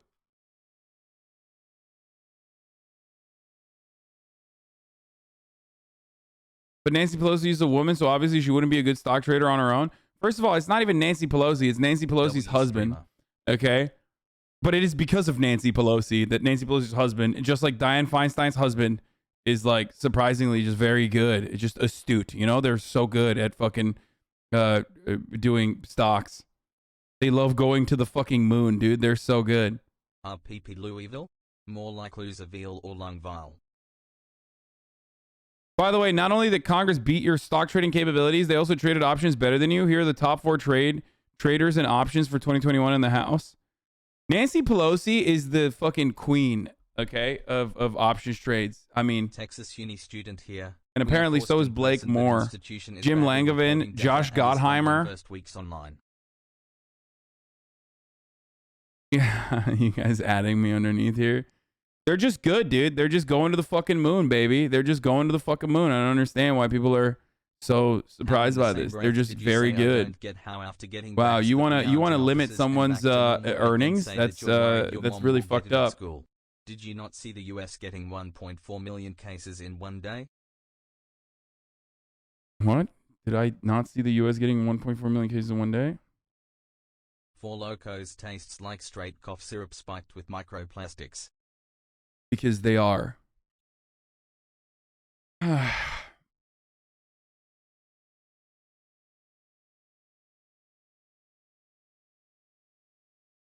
Senator John Ossoff is set to introduce legislation that would bar members of Congress from holding or trading individual stocks while they're in elective office. I am 1,000,000% in support of this. To be fair, I've also beaten the SPY over 5 years and I have no insider info. It's not hard if you aren't dumb. Okay. First of all, the amounts that you're beating the SPY by, or the percentage that you're beating the SPY by is a little bit different than Nancy fucking Pelosi, who supposedly has a full-time job. Okay? So, you know, being the fucking speaker. So, then again, it's not even her that's facilitating these trades. It's her husband. So there's that. I am 1,000% an advocate of throwing everyone that fucking does stock trading when they are in Congress. If you're in Congress and you're trading stonks, okay, you should absolutely go to jail. I don't care. Listen, you have a profound amount of power and influence. This is a goddamn privilege, okay? Know your fucking place. Yes, my shirt says incel. Know your fucking place. Like, what if you want to fucking be a stockbroker, then, you know, don't be in Congress. Okay? Straight up.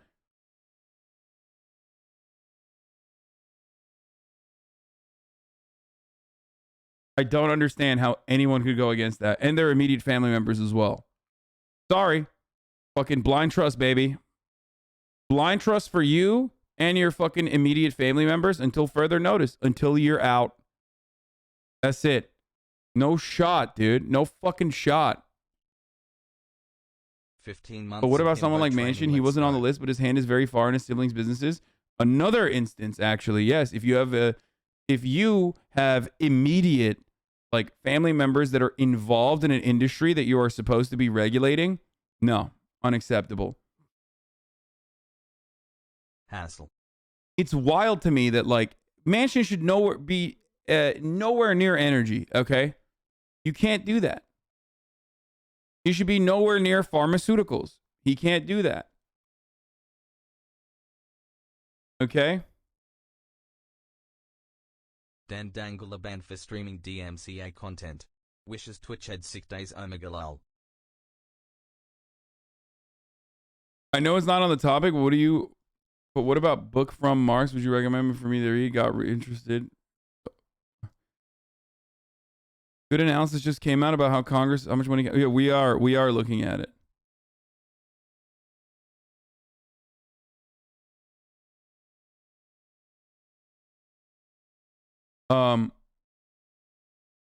Remember when they made Jimmy Carter get rid of his peanut farm? How far we've come as a nation?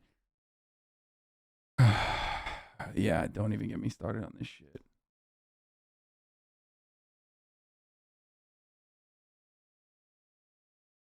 Okay. We just looked at the unusual whales report. So we got John Ossoff with this potential move here. Okay. And then there's a Business Insider article that came out. 54 members of Congress have violated a law designed to stop insider trading and prevent conflicts of interest. Okay. Look at that. Would you look at that, dude? What a strange situation. Insider and other media have identified numerous U.S. lawmakers not complying with the Federal Stock Act. Their excuses range from oversights to clerical errors to inattentive accountants. Ethics watchdogs and even some in Congress want to ban lawmakers from trading stocks. So, here's what the Stock Act is quickly. Okay. It's called the Stop Trading on Congressional Knowledge Act of 2012, also known as the Stock Act. Congress passed the law a decade ago to combat insider trading and conflicts of interest among their own members and force lawmakers to be more transparent about their personal financial dealings. A key provision of the law mandates that lawmakers publicly and quickly disclose any stock trade made by themselves, a spouse, or a dependent child. But many members of Congress have not fully complied with the law. They offer excuses including ignorance of the law, clerical errors, and mistakes by an accountant. Insider has chronicled this widespread nature of this phenomenon in a new project called Conflicted Congress. While lawmakers who violate the Stock Act face a fine, the penalty is usually $200 is the standard amount, or waived by the House or Senate ethics officials. Ethics watchdogs and even some members of Congress have called for stricter penalties or even a ban on federal lawmakers from trading individual stocks, although neither has come to pass. Here is the real penalty. I put you alongside Elon Musk on a one-way fucking spaceship to Mars, okay? Fuck it. Just kidding. Actually, we're going to the goddamn sun. How about that be the penalty for, and this is just the report that you're doing illicit trading, okay? You get $200 when you fail to report that you're engaging in, you or a dependent or a significant other is engaging in fucking trading that very well, easily could be provable is being done with information that is not immediately available to the public. Simple as. Feinstein was months late in disclosing a 5-figure investment her husband made into a private youth-focused polling company. Senator Tommy Tuberville, a Republican from Alabama. Remember, Tommy Tuberville, baby. That's right. War Eagle, baby. Yeet. Yeet, yeet. Tuberville was weeks or months late in disclosing nearly 130 separate stock trades from January to May. Senator Roger Marshall, a Republican from Kansas. Not to be mistaken with Arkansas. Marshall was up to 17 months late in disclosing stock trades for one of his dependent children. Senator Rand Paul, a Republican from Kentucky. Paul was 16 months late in disclosing that his wife bought stock in a biopharmaceutical company that manufactures an antiviral COVID-19 treatment.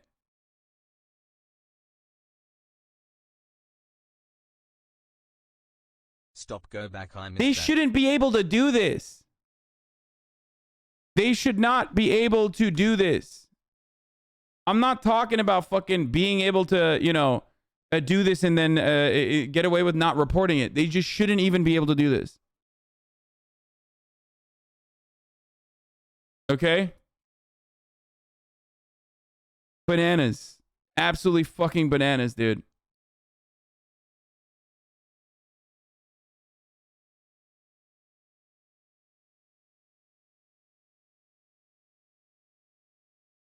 Pelosi has literally said that this is a freedom that America provides, by the way.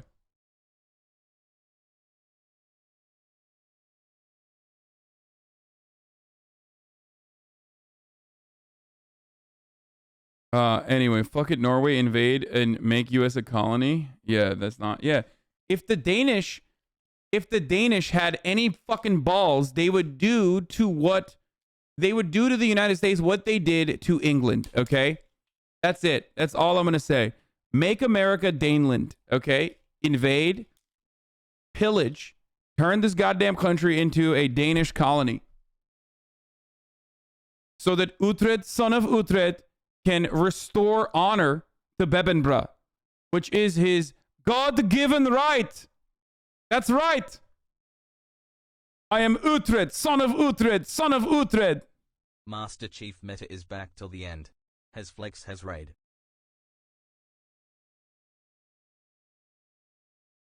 United Vinland States. Please read this as well. There's a problem with the American judiciary as well. When Justice Roberts was asked about it, he basically said, oh, well, it's a minority of civil proceedings and we need to do a better job policing ourselves. 131 federal judges oversaw cases involving companies in which they or families own stock. Ay, dude.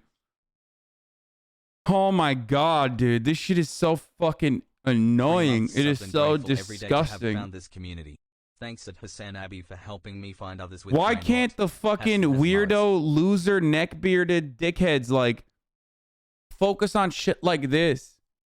Okay, instead of like striking justice and vengeance on, I don't know, IP laws or something that they don't even give a fuck about. Like, I wish we could use all of the broken-brained, bad-brained individuals on the internet, and you know who they are. Some of you are in here right now. I wish we could use the amount of power that they have for good, you know? Just like redirect all of that anger and frustration into doing productive things. Like attacking people in positions of power in the same way that they attack fucking Twitch streamers, you know what I mean? Or me.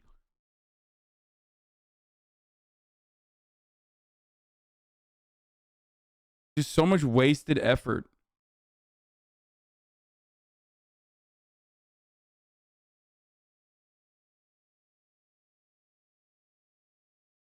Anyway, we already saw the hot mic moment. All you know is how to attack the top of the hour ad break, bro. At the top of the hour, there's a 60-second ad break, and you know how to attack it at least. You know how to take that shit down. Mark Kelly, look at that. Democrat from Arizona, retired astronaut. Failed to disclose on his time exercising a stock option on an investment company in the business that's developing supersonic passenger aircraft. But yeah, invest in a top of the hour ad break avoiding tool, which is called a $5 a month subscription or a Twitch Prime subscription, which is free. If you have a Twitch Prime, you can use it here. Or if you are lucky enough to get gifted a ad, a subscription, then, you can also do that as well. But here is the 1-minute ad break now. Let's continue. Despite work-life balance, Buzz, disconnecting and spending time with your kids could severely impact your future wages. What the fuck? Dude, stop. This is a 2019 article. Why are you sending me old-ass articles like this? I like your hair today. Smile. Do you subscribe to socialist ideology or revisionist Marxism? Dude, I am a filthy little revisionist, okay? I'm the biggest revisionist, brother. The most. I love revising. What's up? I'll never stop revising, dude.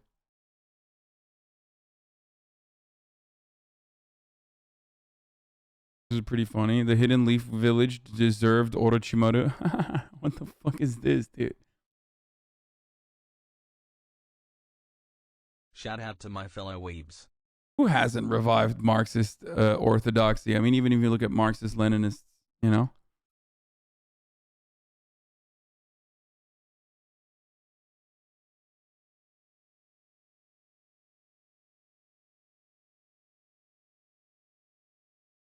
Okay. Stop, dude. Bro, you see this?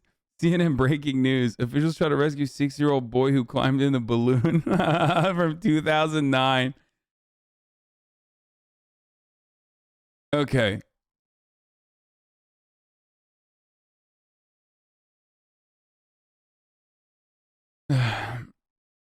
COVID losses 50% of ability to infect after 10 seconds in office air study. Stop, dude. So this is most I want to talk about with this kind of this shit, okay? Tom Malinowski, a Democrat from New Jersey, failed to disclose dozens of stock trades made in 2020 or early 2021. The Independent Office of Congressional Ethics, in part citing insiders reporting, found substantial reason to believe that Malinowski violated federal rules or laws designed to promote transparency and defend against conflicts. By the way, they're not even doing shit when there's a conflict of interest. So, it doesn't even matter. They won't even do the reporting part about it, okay? So that's the annoying shit, is that, they shouldn't even be allowed to do individual trades. They should not. If you're a congressperson, okay, you and your immediate family should not be allowed to do individual trades, okay? Put that shit in a blind trust, dog, okay? Fix the economy, okay? That's it. Put it in a blind trust and then focus on fixing the goddamn economy. You pieces of shit. Yeah, index funds only. No shot. What do you mean? How do you get away with doing this? They get fucking reports every goddamn day. They get intelligence briefings and shit like that, depending on what community committee that they sit on. No way they deserve rights to. No, they don't. No, they don't. And neither do you, really. If you are defending politicians trading stock, you do not deserve rights. I'm going to be honest with you, because you're barely human. Okay? It is universally agreed upon that these people are all fucking scumbags. And even then, you're literally defending politicians. It is the worst kind of person to be. It's worse than a politician. Okay? To be a politician defender is to be worse than a politician. At least the politician is operating in the most base primal human way, where he's fuck everybody else. I want to make as much money as I possibly can. You, on the other hand, straight up defending a politician in the Twitch chat for $0 and 0 cents. Get the fuck out of here. You're worse than them. Okay? Hello. I worked in finance before. Federal regulation mandates that financial employees can't trade single stocks unless they meet strict criteria. Politicians don't want to be subject to the laws they've made. Yeah.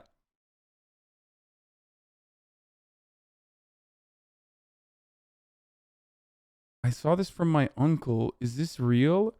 Gay baboon terrorizes villagers in South Africa. What the fuck? Can we please stop? Okay, guys, stop. Fucking weirdo, dude. Stop it.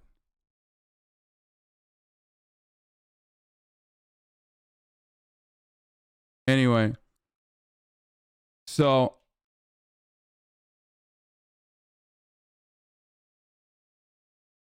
I mean, yeah, Nancy Pelosi did say that. Do you not remember? I mean, I remember. We talked about it. I made a video about it. Yes. Nancy Pelosi is like straight up pro-congressional people should be able to trade. That's America. 5-month investigation finding that 49 members of Congress and 182 senior congressional staffers have violated the Stock Act, the insider trading law.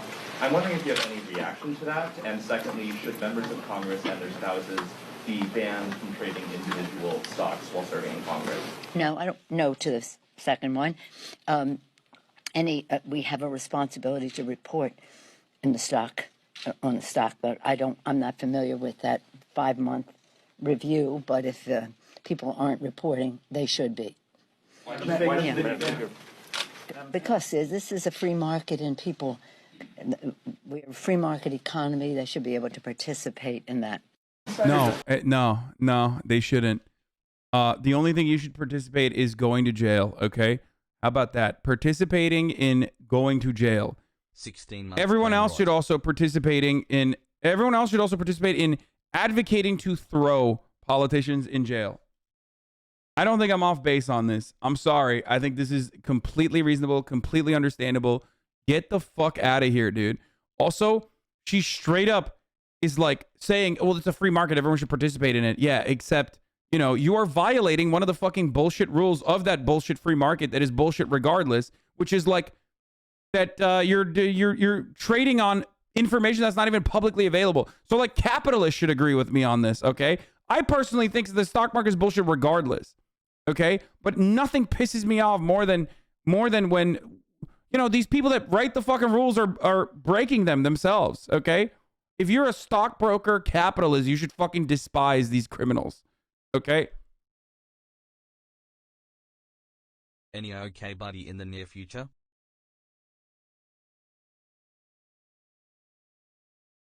What is this? No, I don't want to watch that. Can you talk about AB 1400 Universal Healthcare Bills? I'm sure it'll fail, but it's important.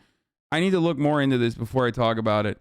But yes, this has happened in the past, for the record. So and it fucking failed. So I don't want to get everybody's hopes up on AB 1400, the potential universal healthcare funded by new income business taxes bill. California has a fat surplus, okay, in the depending on who you're asking, 40 to 80 billion surplus from all the rich motherfuckers who made a lot of money, okay? And yes, this includes me as well, who pay their fucking taxes in the state of California, unlike what the dumbass Republicans claim is happening in the state of California. Now, that recovery was a K-shaped recovery for a reason. A lot of rich motherfuckers live in California, and those rich motherfuckers made even more money than they did the year prior. So they paid their fucking taxes. Unless you're Elon Musk or Joe Rogan. And because of that reason, because of that very specific reason, California now has a surplus, a fat one. Yeah. Okay? So what should the state of California do with that surplus? I don't know. Perhaps help with homelessness, help with ending homelessness, you know, put some fucking price restrictions on the way housing works in these insane fucking cities. Build public housing. Seems like a good idea. One of the good ideas is universal health care. Okay? We all know they're going to give most of this to cops. Anyone disagree with you on this is some bad faith? Just go to r/Wall Street Bets and see what they think about politicians trading. Yeah.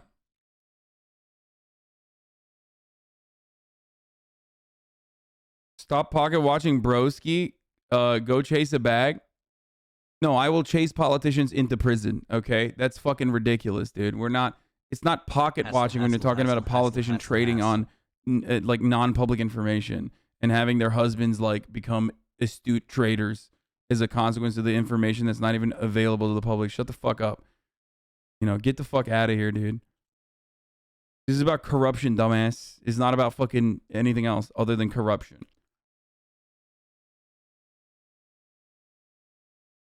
Anyway,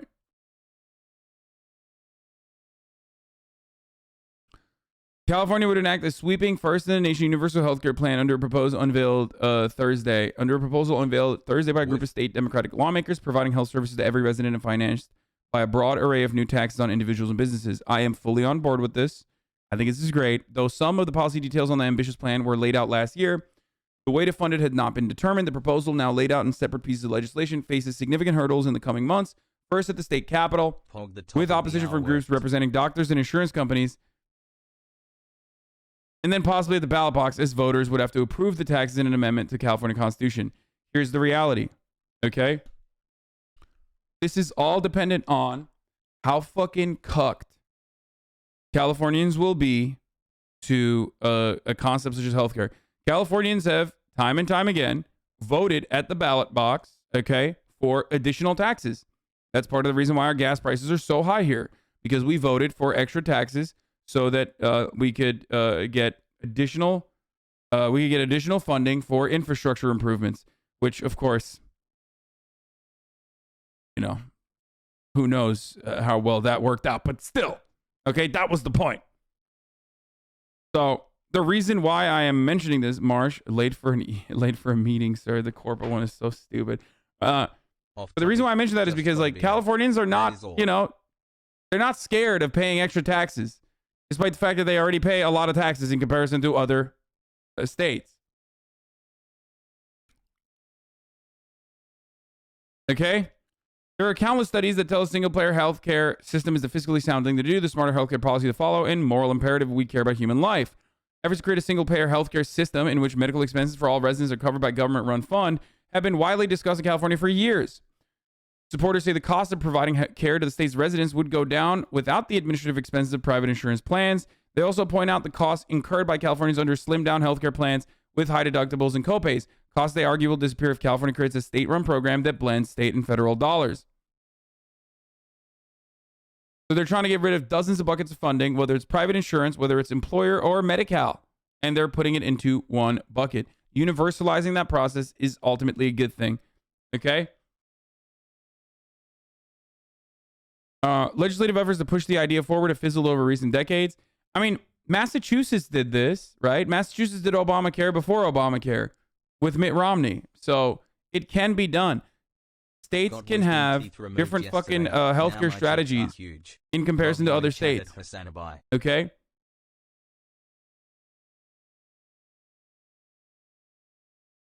So ultimately, it's a good thing. Been here 17 months is the first time Hassan has read my message as a fucking corpus spam. Yeah, it'd be like that sometimes. Yeah. Yeah. Fucking Mitt Romney did that, by the way, before he ran against Obama and Obamacare. Because none of these scumbags actually care about anything, okay? Ultimately, if they did, if they genuinely were like good politicians, they would advocate for this unconditionally and do everything they can to get it passed.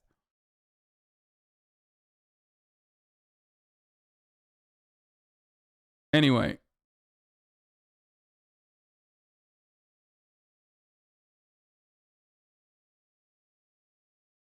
So they have fizzled over recent decades, lacking the broad-based political support needed for a historic overhaul of the healthcare system.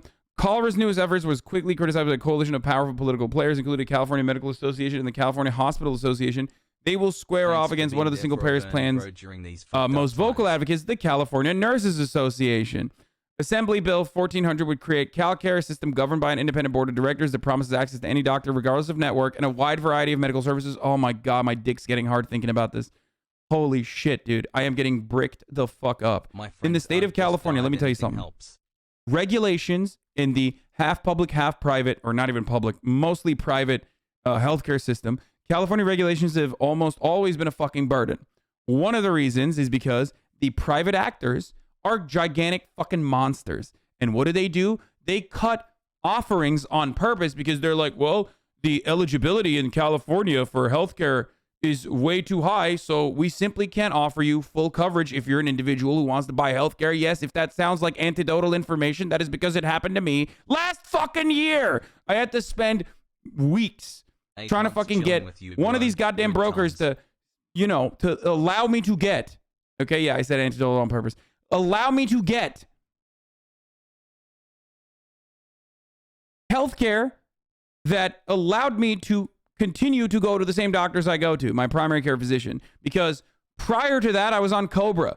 So I had my employer healthcare that I was milking for as much as I could, the whole 36 months that I was able to use it for. And I'm rich. Okay, so remember, it doesn't matter, okay? It doesn't fucking matter. 5-month pog. That's how fucked the healthcare system is. I can pay for it, and I'm still getting fucked. Because they don't give a shit. I was able to afford Cobra, which no one is able to. Let's be fucking real. Imagine being able to pay the entirety of your fucking healthcare premiums.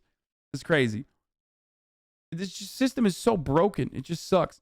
Anyway, the point I'm trying to make is that these pieces of shit will use the restrictions and the regulations to justify worse fucking healthcare packages, or to cut off good healthcare packages that they could offer because, you know, we can only give that to corporations. You can't get that as an individual. Why?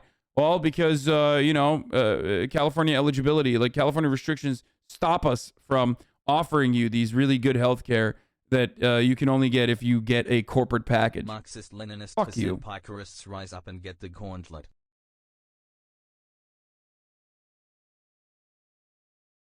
Anyway.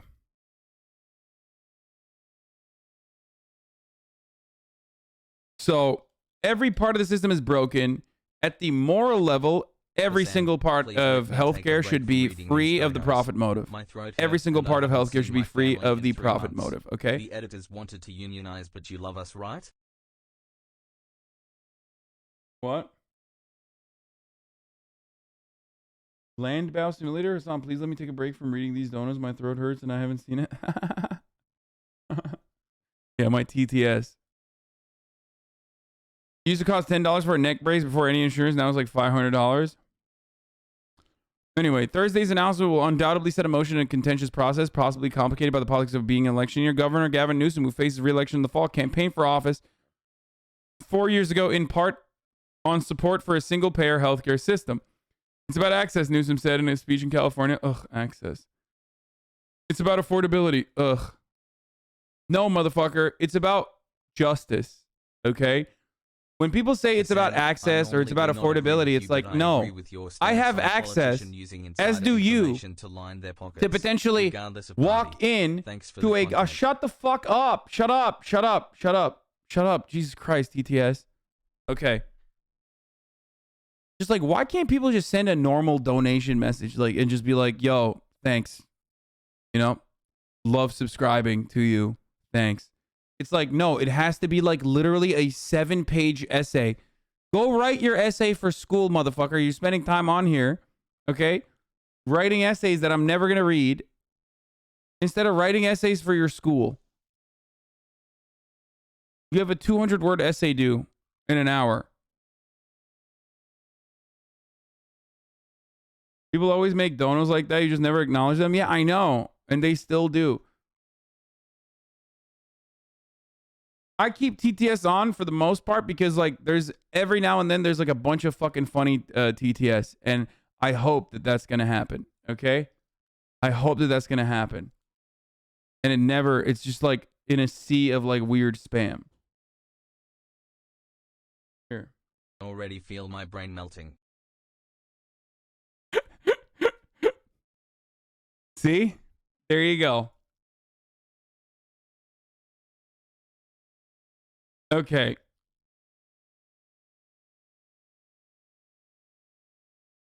Remember, when someone tries to say it's about access, it's about affordability, remind them that, like, you have access to a Lamborghini car dealership. That doesn't necessarily mean you have access to be able to drive the Lamborghini, okay? Or purchase it. Oh, it's about affordability. No, motherfucker, it's not. It's about, like, being able to get healthcare, okay? That's it.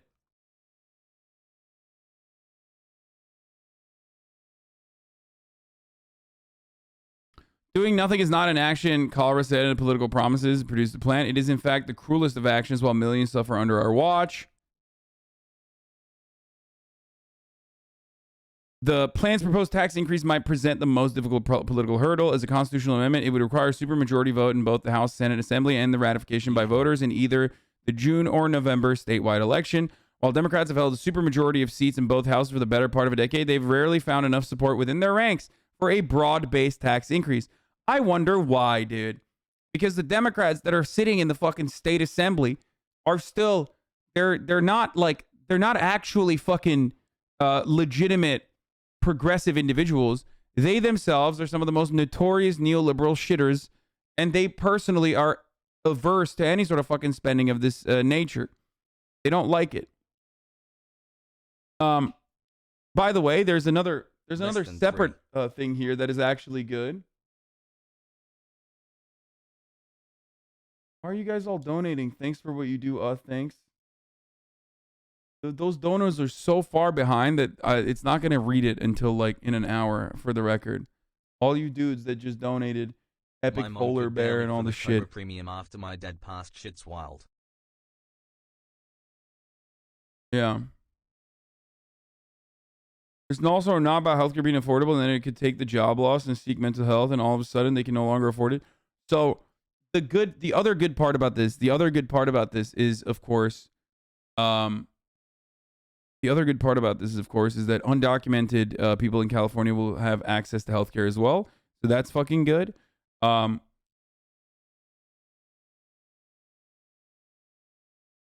about people who have these anecdotes about coming from Canada because they couldn't get care up there because of the wait? How does that really happen?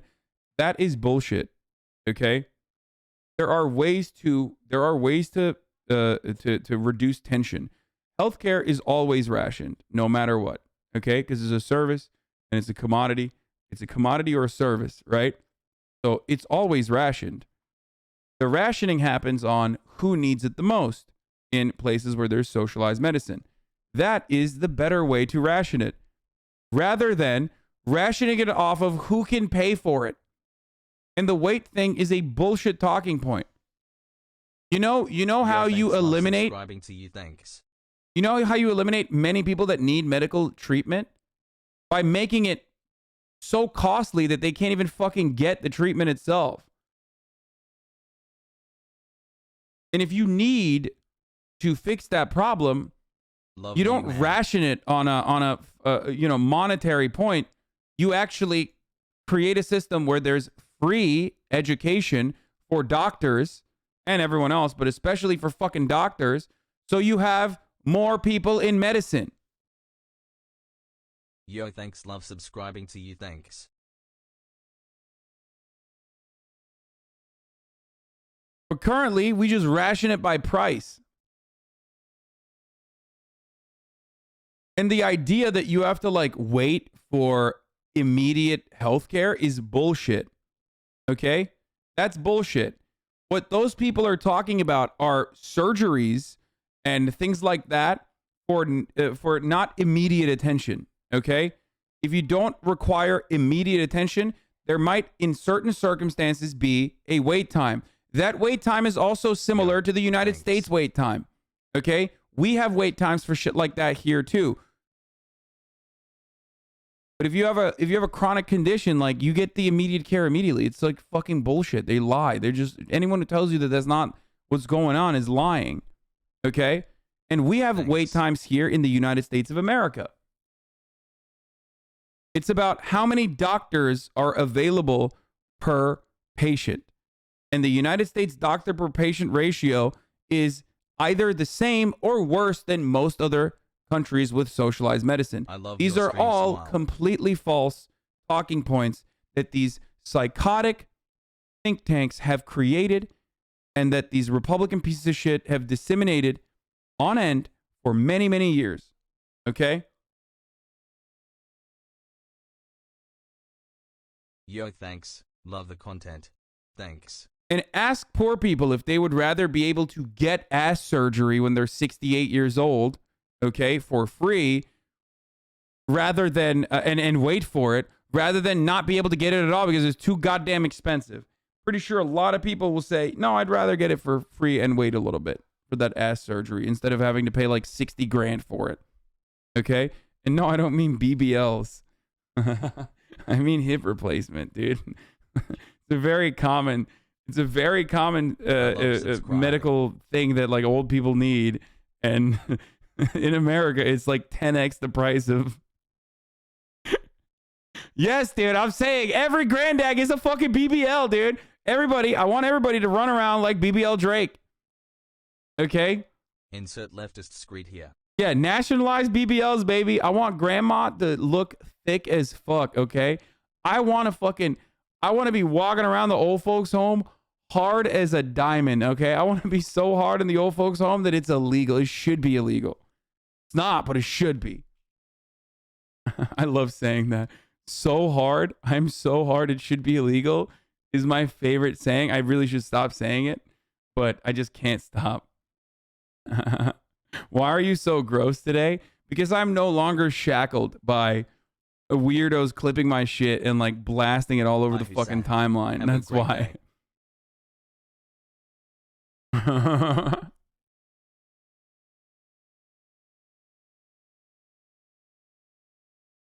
I had a patient that had a TBI after suffering seizure and falling. A tumor was causing these seizures. The doctor explained that they needed to operate or would eventually kill him. The mother had to decline because they didn't have money. Full Joker moment. Oh, yes. Oh, of course, dude.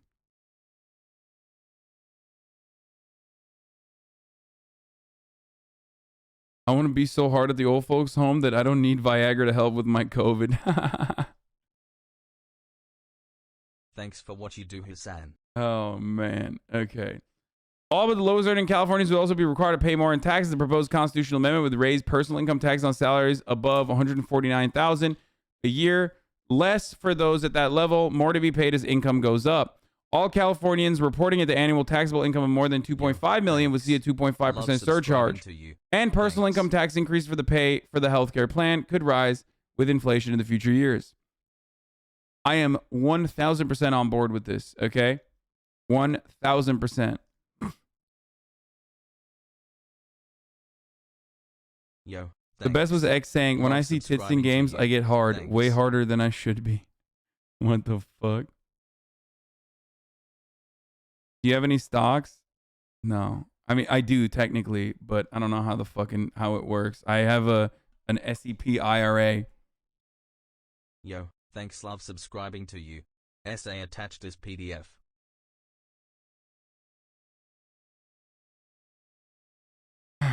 Canceled? Yeah, fucking cancel, bro.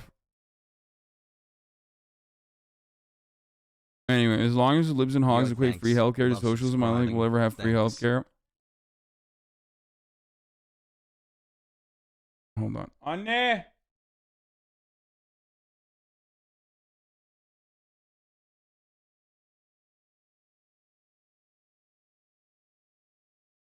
Love.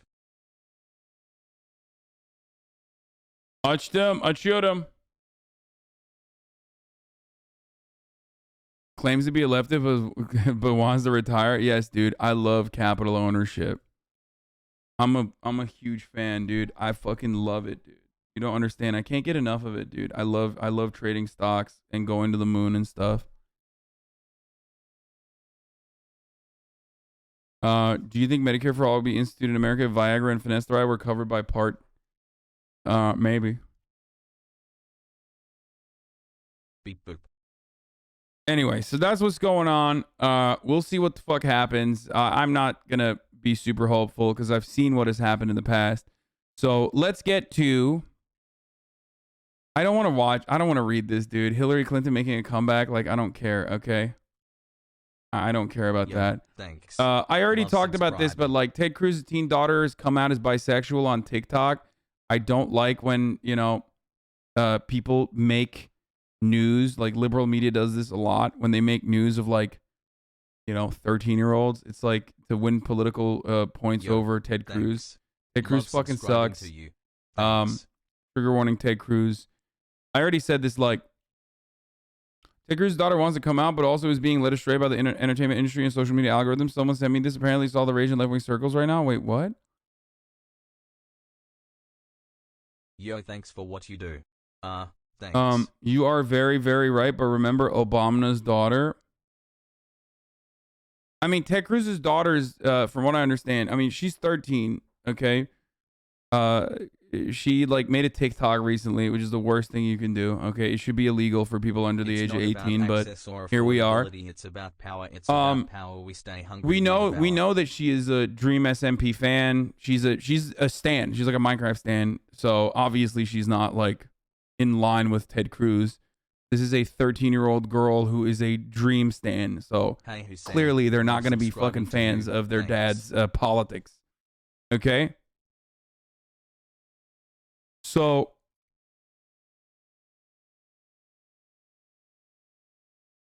don't kind of do the same talking about his daughter. You're not news, but you're doing it politically too. No, the conversation that I'm having is that like I don't like talking about this sort. If she's just simply talking about like life as the daughter of a congressperson, that's like one thing. But if we're talking about like her sexuality, the sexuality of a 13-year-old, like it's like, you know, that's a chill. Now, having said that. What have I said? You.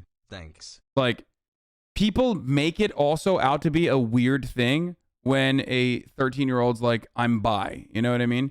They're like, oh, that's sexualizing a child. It's like, first of all, like, it's the same energy as like, you know, 13-year-old straight kids dating one another. Okay? You just think it's different because someone has said that they're bi. Relax. Okay? It's not. Your sexuality doesn't inherently have to be about having sex or being sexualized, okay? Just like what you're attracted to. So chill the fuck out about that. Okay? Cool it. Hey, I love you. Thanks for the brain rot. Anyway.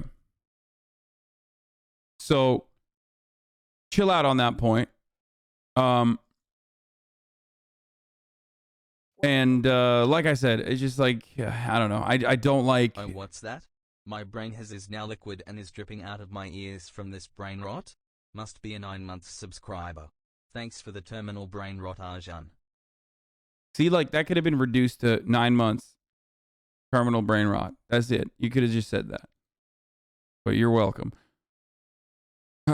Anyway, she didn't come out. This shit ripped her out of the closet, basically. Yeah, that's what I'm saying. It's like fucking nasty. It's gross. It's weird. Stop.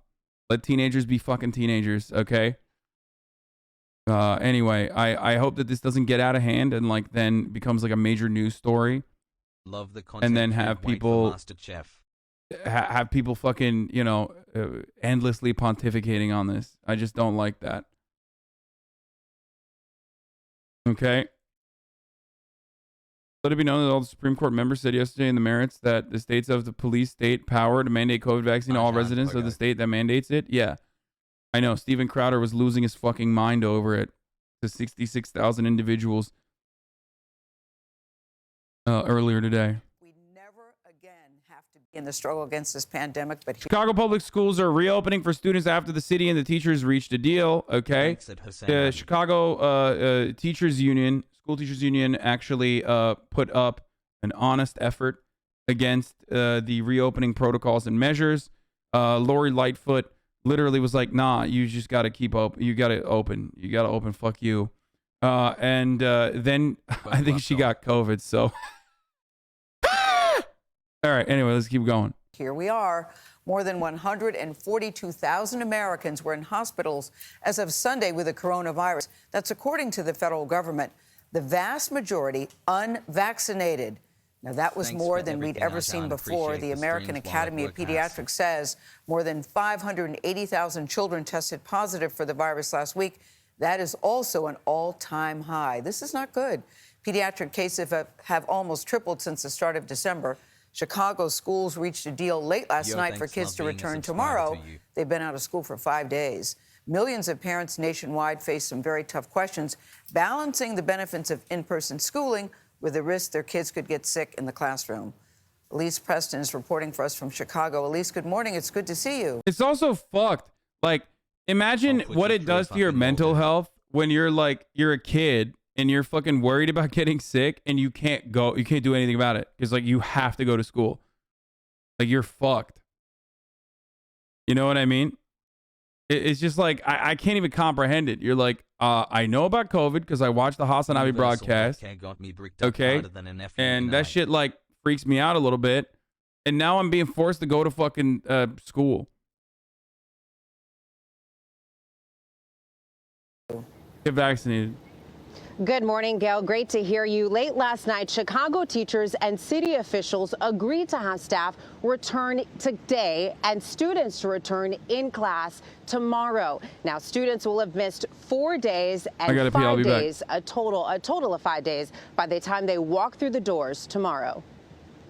Our goal throughout this entire process was to both get our students back to in-person learning as quickly as possible and prevent work disruptions.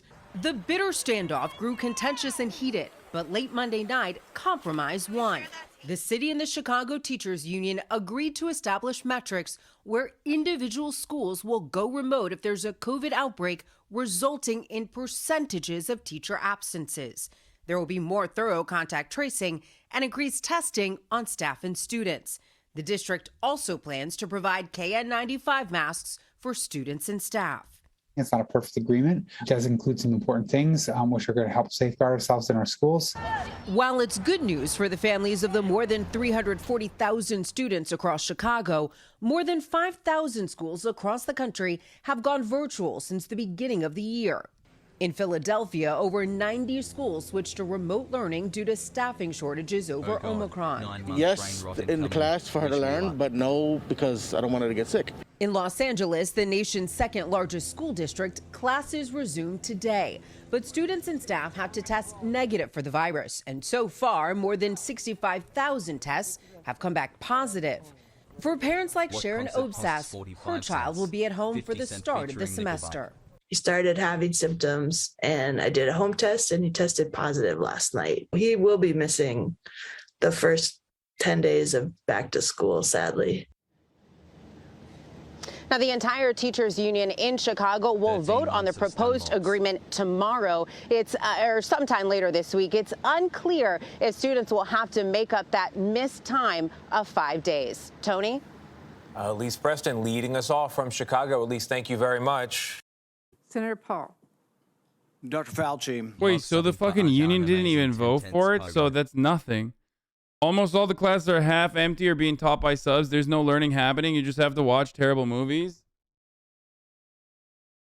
So the union didn't even vote for it. So they didn't actually reach an agreement, technically. I mean, I guess they did, but it could still go the other way. Karl Marx came into my room and kissed me. Thanks, Hassan. New York City students organized a walkout today across multiple schools. Hundreds of kids walked out of Brooklyn Tech today to protest the continuation of in-person school during the Omicron wave and call it for a remote option. Yo, I love subscribing to you. Thanks. I mean, people are going to look at this and go, oh, these are just like kids that don't want to go to school, for the record. That's all they're going to say. When in fact, it's like they're worried. Understandably, they want to be protected. They don't want to get fucking COVID. Like, it's just a totally normal thing. And the biggest irony in like 90% of these situations, the biggest fucking irony is that those very same dickheads that cover this at Fox News, for example, they cover it from their remote shooting facilities. Like, they're literally like, these kids should get the fuck back to school, blah, blah, blah, blah, blah. It's like, bitch, you're literally fucking, you're shooting remotely right now because of Omicron. You fucking piece of shit. Suck a doorknob, okay? You don't get to fucking be like, oh yeah, like, kids should just get the fuck back to school without sucking on doorknobs. I need to see you put an entire fucking doorknob, or like, I need to see you lick a telephone pole and stand in a fucking crowd before you say shit like that, okay? I'm a CPS mom, and it's just ridiculous. The notices that were sent out today are just encouraging parents to have their kids tested weekly in school. That's it, nothing more. At least they're saying get tested. In Florida, they're like, don't test. Just vibes. A student replied to this tweet. Not the adults bashing us for protesting. Go be salty somewhere else. If we wanted to skip school, we wouldn't have not come at all. And I can freely exit tech after 6 periods. So again, if we wanted to skip, we could do it any day. 6,000 plus kids in one building and no social distancing. Nice. Not the adults bashing us for protesting. God, Zoomer speak. Yo, I love subscribing to you. Thanks.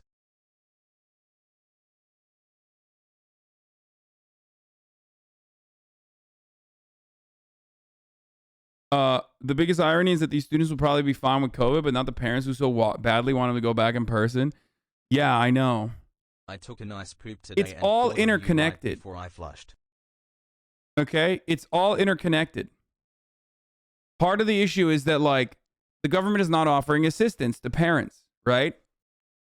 So when there is not assistance to parents, then they have to fucking send their kids to school because they have to go to work. The CDC's, like, it all goes, it is all connected to one another, okay? This entire system. CDC says 5 days, and then you have to get the fuck back to work. There's no assistance that comes along with, like, any sort of, like, extended shutdown measure or any sort of, like, lockdown protocol in a time when, like, I don't know, COVID is ripping through the fucking lands, okay? So then the parents are like, well, what the fuck are we going to do? High school kids are grown? No, even, okay, bro, you think a fucking 9th grader is, like, allowed to stay at home on their own and shit? Like, what are you talking about? You don't know what you're fucking talking about. It doesn't matter. And it's not just high school kids either.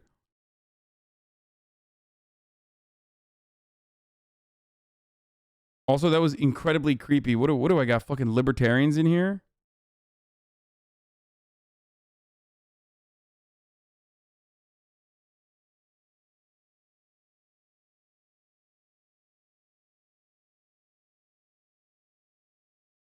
I stayed home alone since 7th grade. Okay, well, it's not for everyone, okay? It's not the same for every single person. Okay, all of you are, like, also 12 and 12 through 16. So you're like, what do you mean, dude? I was fucking totally fine on my own. I put on the Hasanabi broadcast. Okay. Anyway. But it's not just that either. It's middle schoolers. It's fucking it's kindergarten all the way up to fucking high school. Okay? So. Thanks, Hassan. I love listen. subscribing to you each month. You're right. Message. Yes. 14 plus should be fine. But that's not my point. My point is, it extends all the way to every single fucking, it extends to every single class, okay? It extends to every single age range. People need a place for their kids to go and be busy for the entire day. This is what the state provides. If they were able to work from home, or if they got extra assistance from the government, then it would not be as big as a problem for kids to get remote learning for the time being. Okay?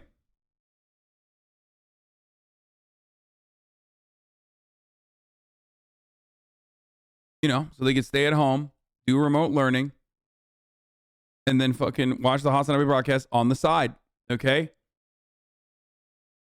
And if you're doing remote learning and watching the Hasanabi broadcast on the side right now, or if you're at work, and you want an uninterrupted broadcasting experience, all you need to do is subscribe. And you can do that for $5, or you can do that for free, okay? You can use your mom's Amazon Prime and connect it to your Twitch Prime. Connect it to your Twitch account to get one free Prime subscription a month, okay? And freely enjoy an uninterrupted, ad-free broadcasting experience. Or you can get gifted a sub if you're lucky, but not everyone's lucky enough to get a gifted sub. But here's the 1-minute ad break now. Thank you, Cadivus, for the 10 gifted subs. Okay. Here's the 1-minute ad break now.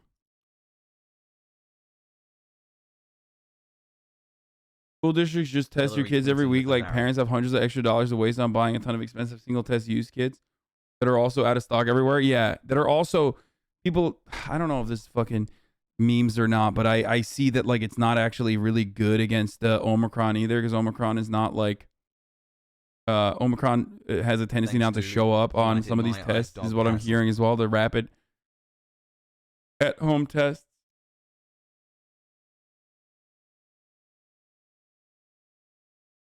Damn, bro, those kids have been walking out of school for like 10 minutes. How many kids they got in that shit? A lot, dude. Maybe Ted Cruz's girl daughter will soften his shitty politics, right? Right? I don't really care about Rand Paul and Dr. Fauci trading blows in the Senate hearing, okay? I don't care. President Biden deliver remarks on voting rights in a fight in Atlanta. Don't really care about that. Bernie Sanders, Joe Manchin, don't really care about that. Sarah Palin calls out AOC's creepy recent creepy behavior. Harris approaches the one-year mark as vice president. She has yet to take any responsibility for her long list of failures. And there's a reason for that. She doesn't think anything is her fault. That was made clear in the New York Times article published last month, where insiders say the vice president blames poor media coverage on her gender and race. But Kamala isn't the only one blaming others for her failures. AOC is doing the same thing. The New York congresswoman got COVID. My brother's partner tested positive for COVID. Her entire store staff tested positive COVID. All of them. The head office is still trying to get people to come into work. That's nice, dude. That's so nasty. Like, even from the point of view of like they're putting profit over like obviously the interests of their workers, right? Which is normal. But like then it's like you're saying you want to fucking kill your customers or their grandparents potentially, which is fucking bananas, dude. Like it's so strange, dude. Bing bong. I don't understand. It's like, yeah, no, fuck it. I mean, absolutely fuck it. You know? I don't feel safe about that. Like, I don't feel happy about that at all. You know what I mean? Even from the point of view of like someone who's going into a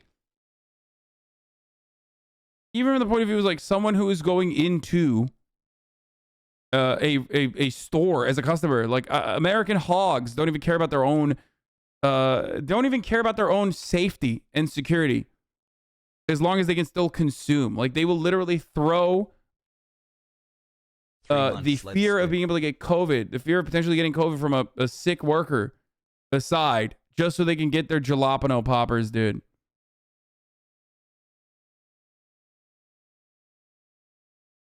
Holy fuck, this new survey of Kroger workers is brutal. 14% of respondents have been made homeless in the past year. 34% say they skip or reduce meals. 36% say they're worried about getting evicted. That's around 65,000 people working at the fourth largest private employer in the U.S., ranked 17th on the Fortune 500, who've been homeless while keeping the country's grocery stores running in a pandemic. Love subscribing to ye. Has weird pogo.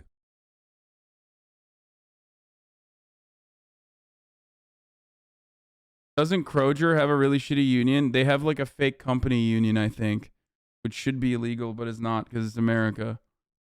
If I'm not mistaken. They are literally giving COVID to everyone. In some places. I think the union they have is like a company union. It's a corporate union. It's not a real union. Which, by the way, again, or no, it's UFCW. Doesn't Kroger's have a company union?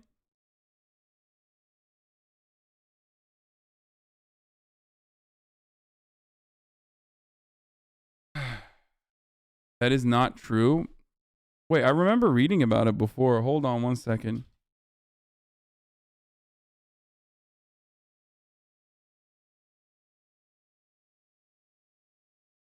No, it's nope, never mind. It says Kroger Union, the United Food and Commercial Workers, so it's not a fucking corporate union.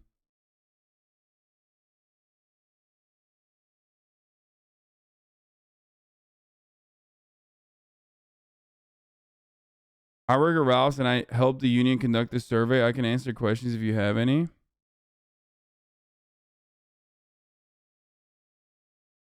Used to work there. The union UFCW was fucking useless. Absolute garbage. Might as well be company operated.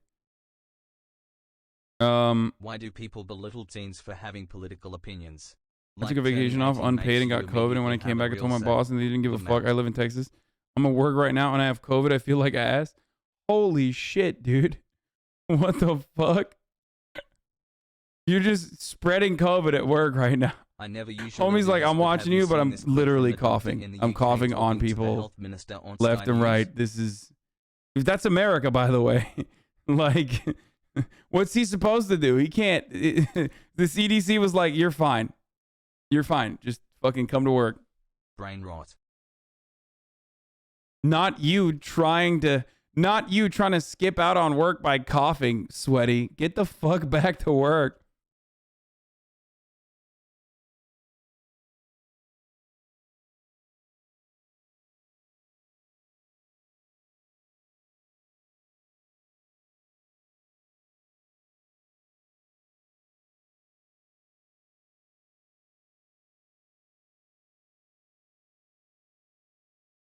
was a supervisor at Kroger. Yes, we have a union. I joined the union. They worked us like dogs, and I still barely got paid above minimum wage.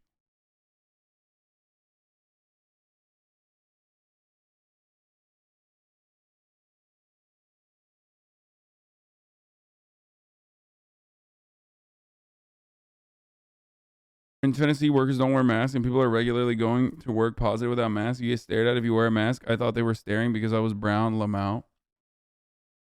That's nice. Assuming this 14% holds across the whole Kroger workforce in the new survey. Here's the new survey. We can take a look at that as well.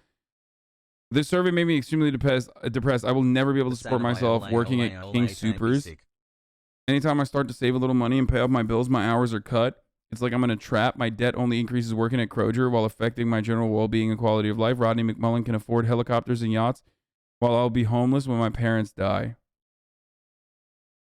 Every day it's a struggle, and the constant fear of getting fired is getting to me. I'm a single father, and I live on paycheck to paycheck to make sure my kids eat.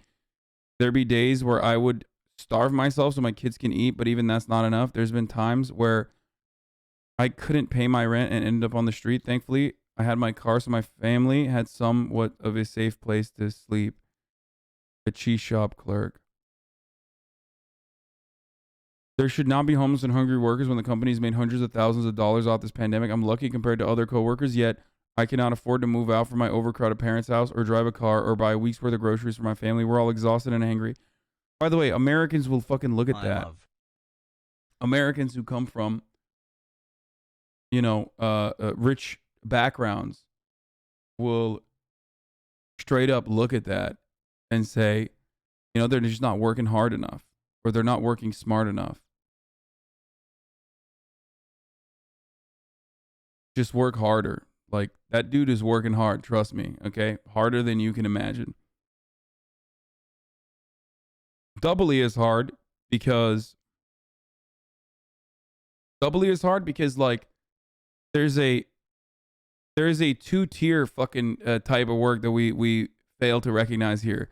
One, they're working hard inside of the store as a laborer. Okay? And then two, they're working hard to survive as a poor person. Because as we've talked about time and time again, being poor is incredibly expensive. You're constantly budgeting. Even that fact alone weighs on you, stresses on you. Very hard. It's corporate America. We are just a number. Very little respect or acknowledgement of work done. Not making a living wage when everything keeps going up. Hard to believe that some of that work for King Soopers needs assistance to eat and are virtually homeless. Tired of Kroger CEO getting bonuses, pay increases off my back. Not spending the wealth that we help make. They just keep wanting more for less. Tired of not getting paid properly for what we do. Bro.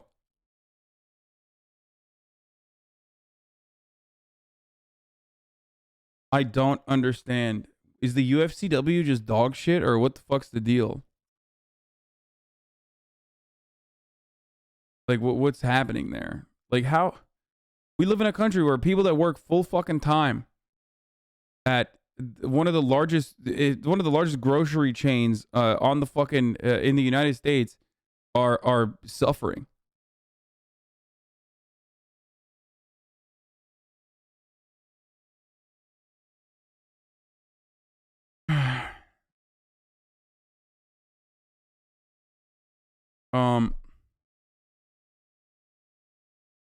Their union only got them to pay over minimum wage in 2017. Didn't they recently have another contract, like in 2021?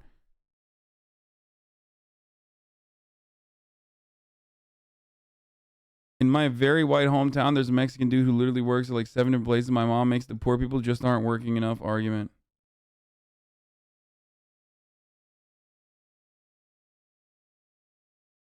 UFCW Local 7 is based, and that's all I know. I don't know shit about National, but Local 7 kicks ass.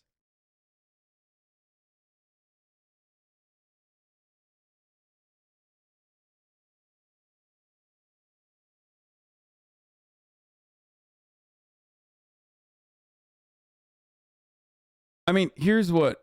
Just stop buying expensive things. What? Just work harder for 5-head and unpaid labor. Unpaid labor, just stop buying expensive things. Okay, this dude is like joking. So the thing I was gonna say It ran a few days ago. It ran out a few days ago, and the unions are starting to strike tomorrow. That's fucking awesome. Watch Hasanabi. No, to the people who look at this and go, "Damn, unions suck," brother. It's like the vaccine. Okay, unions are like the vaccine. Shaking my head. Hassan doesn't understand. This is going over your head. If you get sick after you got the vaccine and you survived, be thankful for the vaccine. Okay? Because it means that you would have gotten a way worse experience without the vaccine. So the fact that this union has not been able to actually negotiate adequately simply implies that without the presence of that union, it would have been even fucking worse.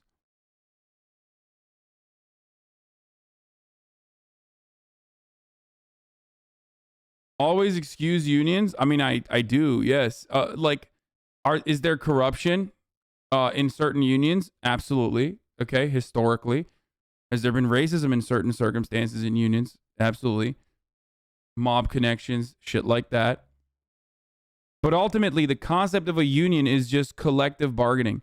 Is a way for laborers to collectively bargain. Okay. So that is a consistent fact. That is good. That is a good thing.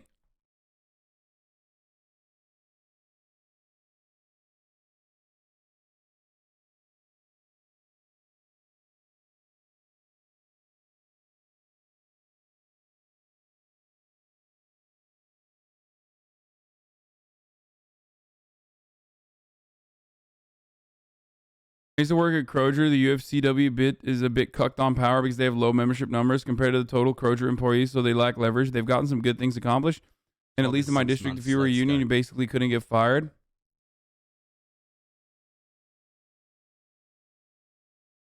Corpa. No, you don't get it, Hassan. All unions are bad.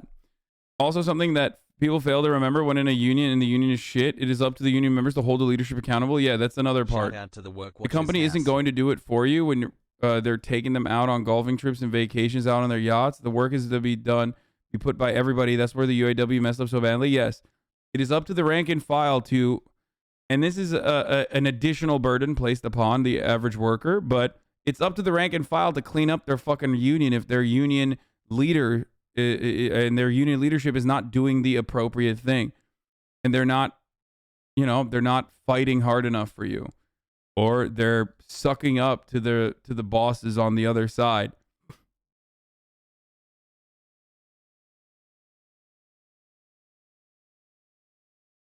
I work for a PR firm. Just got an email about Kroger strikes. Didn't know they were a client until right now. Bye. What? Sorry, I can't watch this. I gotta go write PR for Kroger. From McSpankies. What can I say to my brother-in-law who's a cop in a union and complain about it? He thinks they're to blame for his pay decrease. Yes. Tell your brother-in-law that police unions are really corrupt. Yeah, dude, be the biggest fucking pro-cappy you can when talking about police unions. Are you kidding me? Fuck police unions. Over $1 billion in surplus for the state police budget. do not work as laborers. That is why they are considered to be class traders, okay? There is a reason why police unions are the only fucking unions that have a profound amount of power in this goddamn country, because they're not working side by side as workers, okay? The stronger police unions are, the stronger capital has a grip over the actual workers, okay? Yeah, tell them unions are terrible and morally abhorrent if you talk to them. Be like, yeah, you're right. You should abolish. You should try to destroy your fucking union. Your police union. Dude, yeah, tell your cop relative to that, you know, instead of paying union dues, you could get a PlayStation. And that, you know, you're a family. Love you, Hassan. You know, your police department's a family. What's this fucking union got to do with it? You know, they're coming in, outsiders, telling you how to live your life, dude. They're a family. And you could use union dues for something so much more productive. You know what I mean? Think about how much more. And also that unions could potentially, negotiate for lower pay. That one's the funniest one. When dumbasses think that, like, When dumbasses think that like unions have the capacity to negotiate for lower pay, like what do you mean? They're negotiating with you, the employer, jackass. So that means you were gonna fucking do lower pay. Like that. It's my favorite fucking anti-union propaganda where people say unions could negotiate for lower pay. Like, why would they do that, dude? What? That makes no sense. Is your incel pentupia more celebrated? And even in that story, you're the one who's doing the lower pay.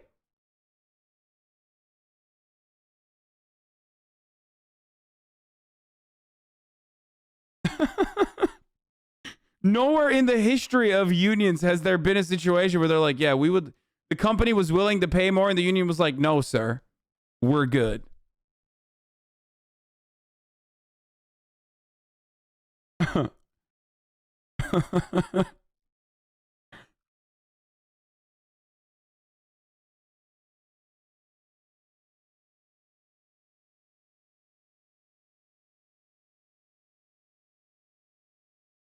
Like,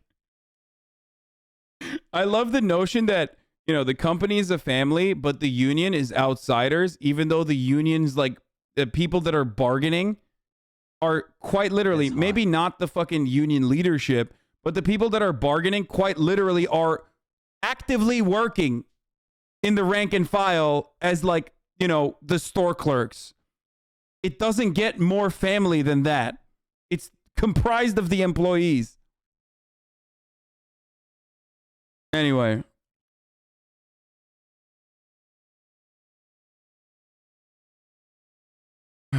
Okay, so yeah, working conditions are absolutely fucking disastrous.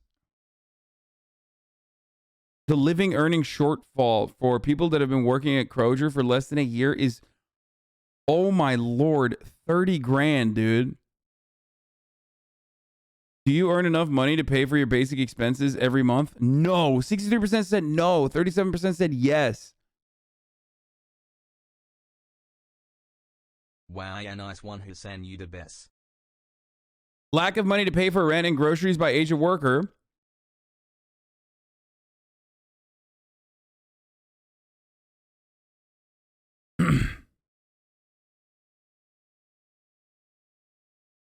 Very low food security, 42% reported. Higher marginal food security, 22% reported. Low food security, 36% reported. Even with marginal food security included in the high, it only makes up 22%. So the overwhelming majority of Kroger workers have either low or very low food security.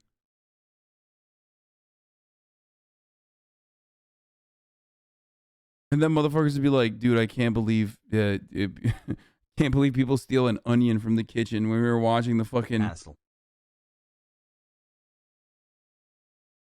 God, please stop focusing on how I say Kroger, okay? Stop. You're being incredibly fucking annoying. Hassan, stream some Brazzers shit. This politics shit is boring. Okay, dude. I'm gonna start banning dummies in my fucking Discord, including the what is it called? What's the fucking term? Not the regulators, the other.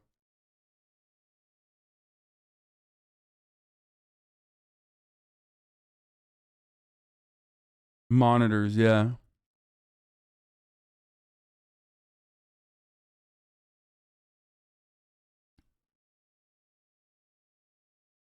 Anyway, this is incredible, dude.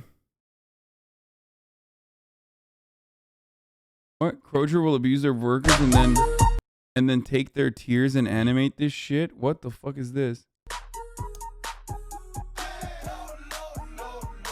Love lower than low prices? Then get more ways to save at Kroger, where you can find personalized coupons, weekly deals, and rewards like fuel points. All for prices that are lower. How can you not believe in an anarchist-style revolution at this point? Do you still think people believe in a democratic transition to socialist policies? People are pissed and dying, and Bezos is going to space. People are soon going to not be able to eat. Isn't that usual straw that breaks people's backs? Yes, you are correct. The only part of this process that you are correct on is this part. When people can't eat, that is when there is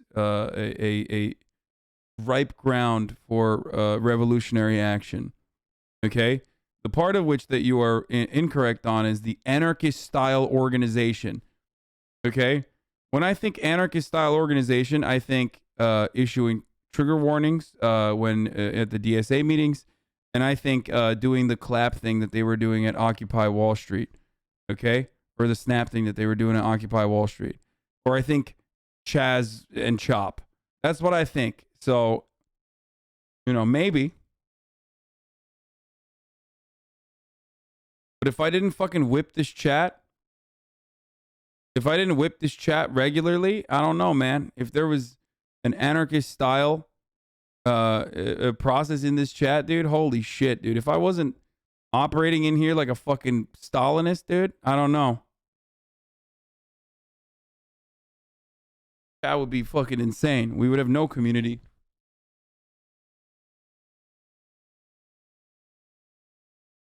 It's been over a year since I came in this. Actually, that's not true. 10 viewer Andy is not true. I was thinking about it, actually. You know who runs their chat like an anarchist? XQC. So there's value in that, except that is not a way that I think you can create a safe space. You understand? Or a relatively safe space for those who want to learn.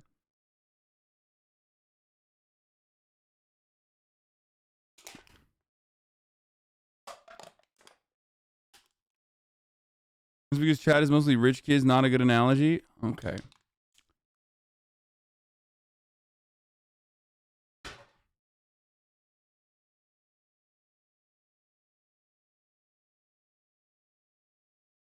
And even then, there's a little bit of regulation from XUC, but he is beholden to his Smiley chat, face. and he like looks at his chat and like you know, and cares about what the chat's needs are and lets that dictate many parts of the stream way more than I do, for sure. All right. Anyway, let's continue. Do we care about Sarah Palin? I'm just like holding back until we watch fucking MasterChef. You know what I mean? I'm so ready to fucking watch MasterChef, but we'll watch one or two more of this. Bezos and Warren Buffett, three of the richest men in the world. And yet it's very likely that you pay more tax as a proportion of your earnings than they do. In fact, Warren Buffett once said this. But I'm paying about the same percentage of my income to the federal government as my secretary does. Leaked tax. You wish. You fucking wish, dog. I know he said that like as a... No, that's not true. Oh my God. Can you imagine? That would be a utopia, okay? It would be literally a utopian society where like, you know that meme of like, oh, if Hassan wasn't banned for saying the C word, and then it's like that fucking meme of, you know, like people, spaceships flying around and shit like that. You know? It's like society if billionaires paid the same percentage of the revenue they generate as like the average American worker. Straight up, dude. We would be going to the fucking moon and back. Oh my Lord, dude. This image. Yes. Society if billionaires paid the same percentage as their like overall revenue that they've generated, overall wealth that they've created that year as like the average worker. Bro, that's bananas, dude. Think about that. Unless maybe her secretary is just like a fucking gross tax evader or something. But like, it's crazy. Billionaires pay like 0.1. Billionaires pay like 1%, okay? 1%. And because they make billions and billions and billions of dollars, or specifically trillions if you compare, like if you compile all of the wealth that they have earned over the course of the past year, over the course of the pandemic. 5 months okay? streak, homie. Obviously, that 1% translates to a fuckload of money. I get that. Okay? However, the reality is, earnings, man. Earnings. Shut up. Earnings. I don't mean earn like as in they actually fucking earned it. Shut up. Shut your stupid mouth. I'm talking about wealth generation. Okay? Shut up. Wealth accumulation. Fuck. You know what I mean. Buffett probably pays the most 20% on capital gains when he sells stock. His secretary pays more than that. Lol.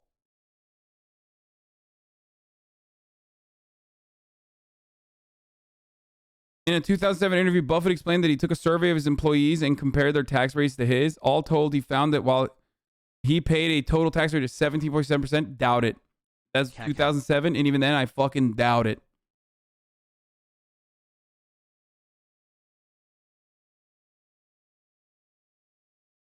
Tax returns analysed by ProPublica found that Jeff Bezos paid no federal income tax in 2007 and 2011, while Elon Musk didn't pay any income tax in 2018.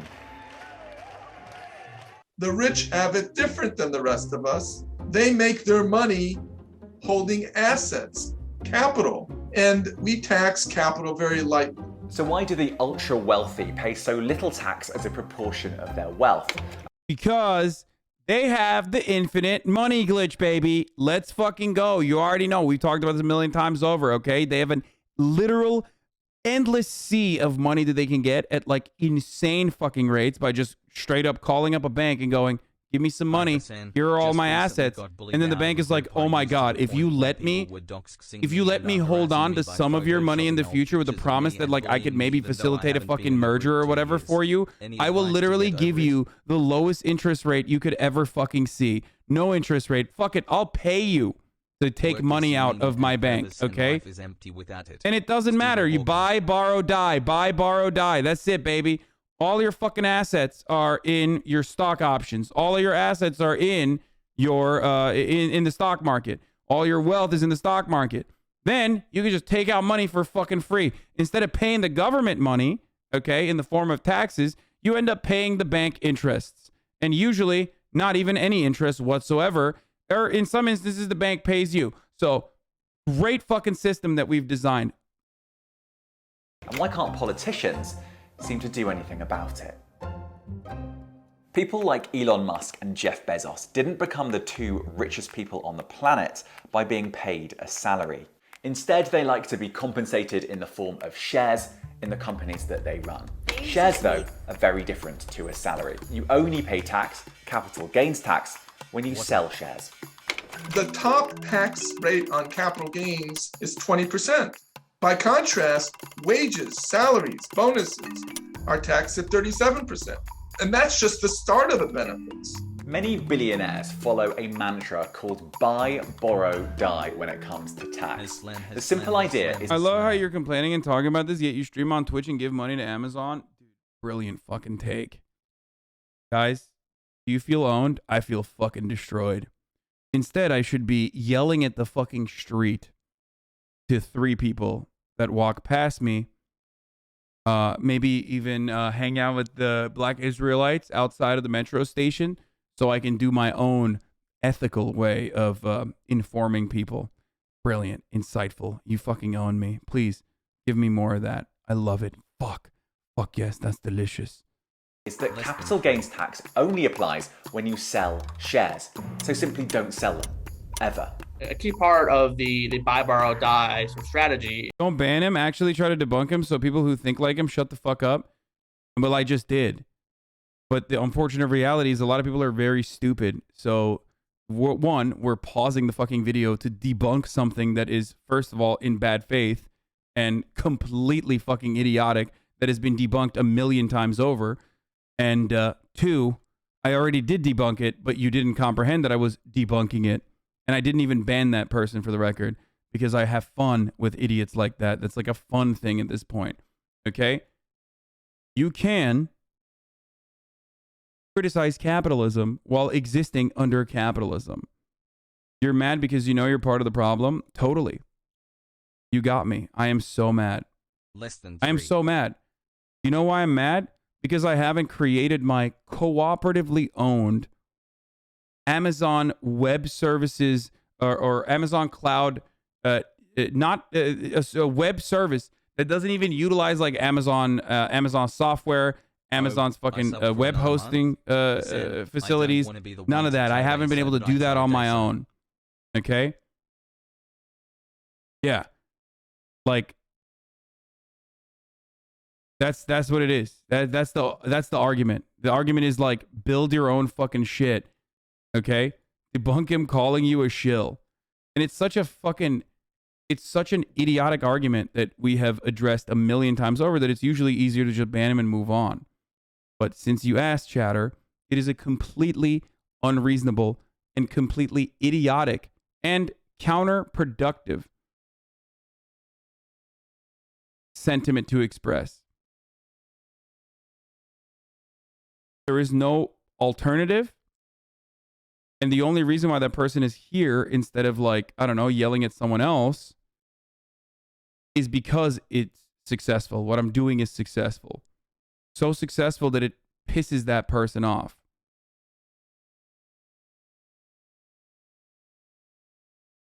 Okay?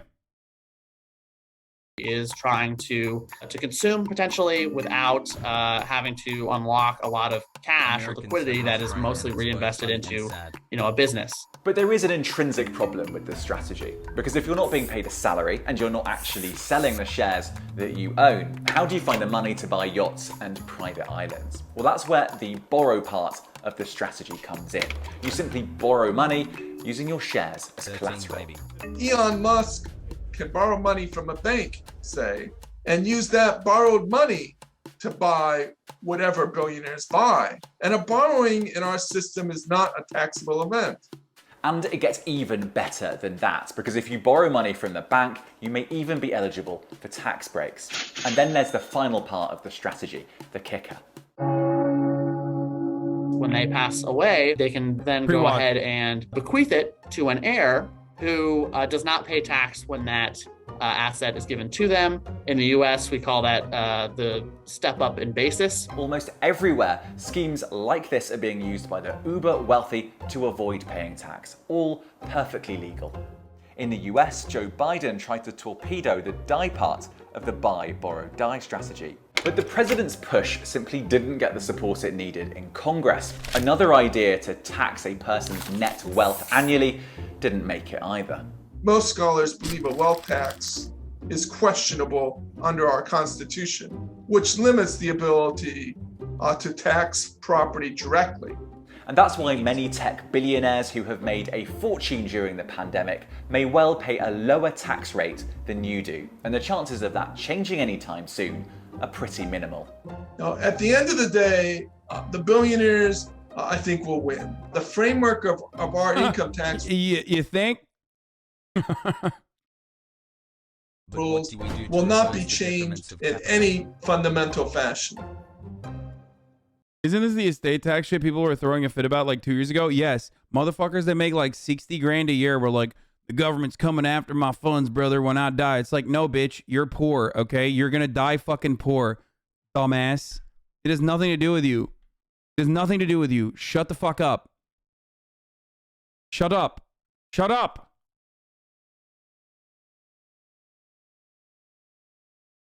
People buy their first like 1998 Honda Civic and think like, man, I got capital, dude. Yo, all you broke boys, get your fucking money up. It's like, no, dude, you're getting fucked, okay? You are getting fucked by the system. And then you yell at someone like me, okay? You come in here and you fucking type in this chat. And be like, yo, the guy telling you that the system is fucking broken and explaining to you why it's fucking broken is actually the real piece of shit. Please, go ahead.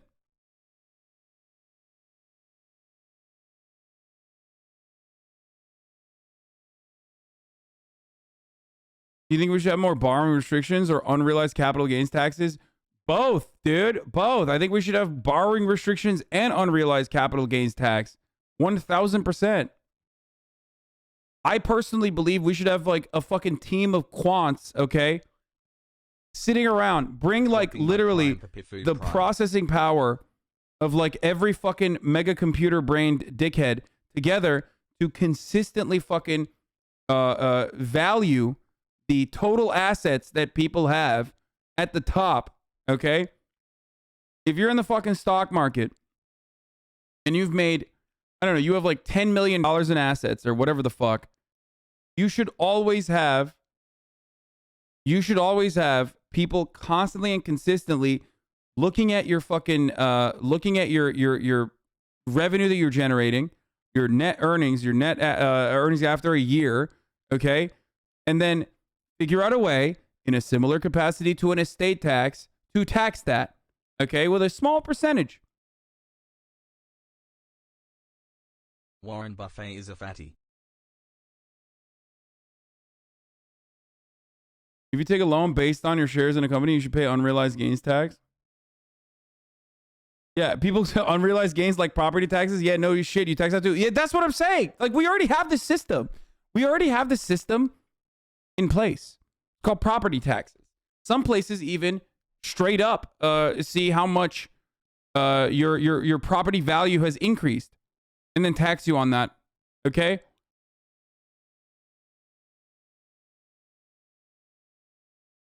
Thank you, Hassan. I made it 11% on the stock market. If I have 5 million, that's 550K. Instead, I made $300. Yeah, but you fucking felt like a king, right? You felt like you made $1 million, right? Because that's how most people do that.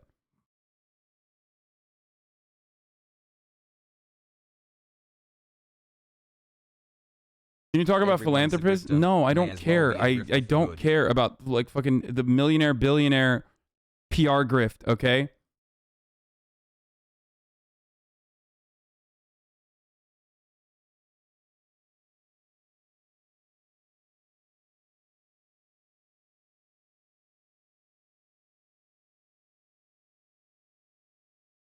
Anyway. Oh, they did deliver my... Oh, they did deliver my daily sandwich. I just deliver sandwiches, though. Damn, dude. Check the logs for a tasty treat. We thought that Yo It's CN didn't actually deliver my daily sandwich today, and we were fucking worried that he wasn't around. But it turns out he did. Thank God. No tipping. I can't tip him, dude. Look. No tip required as it was included in the delivery fee. That's what... Do you see that? He doesn't want tips, dude. He's saying it's in the delivery fee. It's so cute. I'm sorry. My favorite chatter.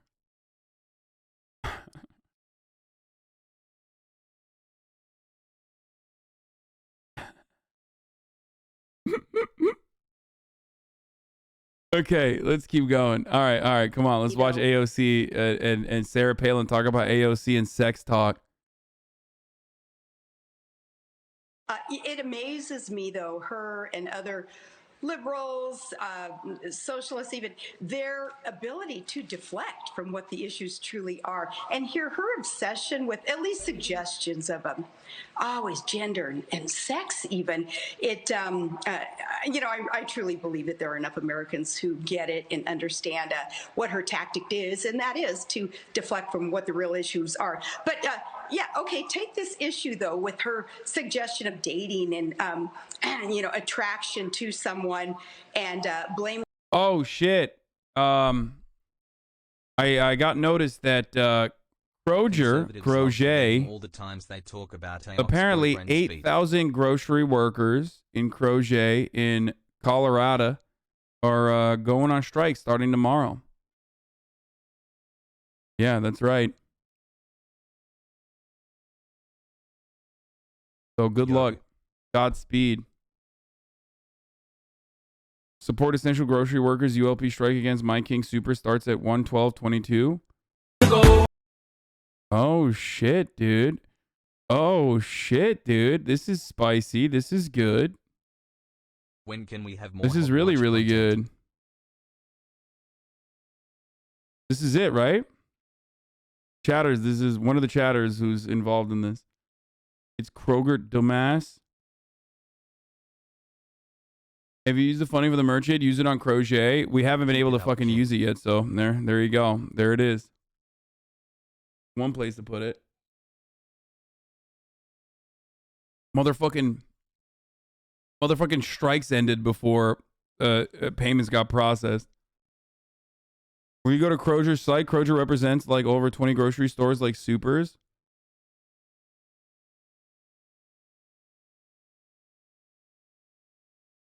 Do you think there's a weird connection with U.S. drone striking countries and having Red Cross aid said country to afterwards? What? No, we're not going to talk about that right now.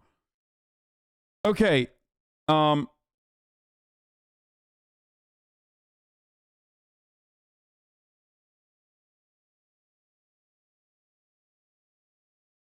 I'm ready for tomorrow's inflation report to be over 7%. They asked me to find scabs to send them from Fred Meyer. Everyone said no.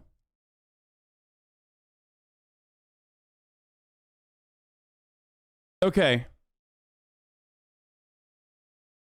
Is this the actual one? The UFC said, is this 8,000 workers or what? Local 7? Amazon workers led the first ever walkouts coordinated across multiple warehouses in Chicago today. Well, we're having the walkout. I mean, this is popping.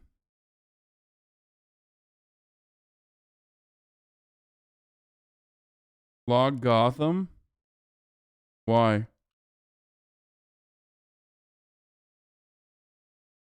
Why is Marco Rubio so poor? That's my favorite thing to do when I find like a broke boy.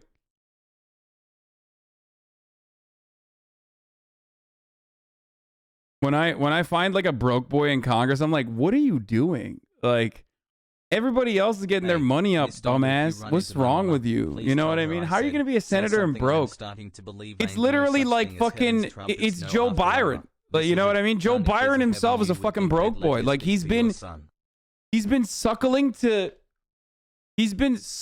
like mega corporations and banks specifically for nothing. Like, he's just been doing it for the love of the game for the longest time, and it's so sad.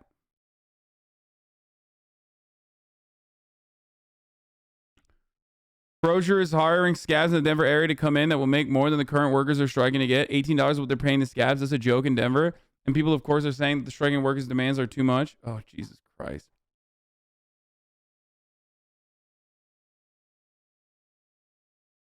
Fun fact. King Soopers workers at Crozier might go on strike tomorrow as they fight for a new contract. Crozier has offered to raise their starting wage at $16 an hour, but the company's offered replacement workers. Okay, let's fucking retweet this.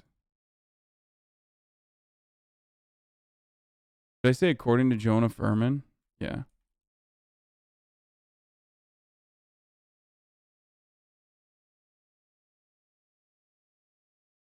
Why did I put a fucking comment there?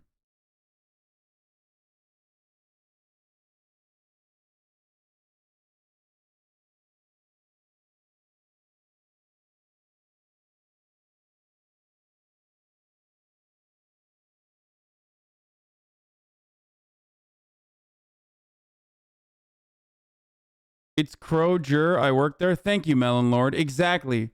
It's Crozier. Thank you. See, everybody's saying that. If Chad ever goes on strike, will he hire scab chatters? In a fucking heartbeat, dude. Yeah, it's actually Crozier. Many don't know this, but it's Crozier. Crozier. Your content is amazing.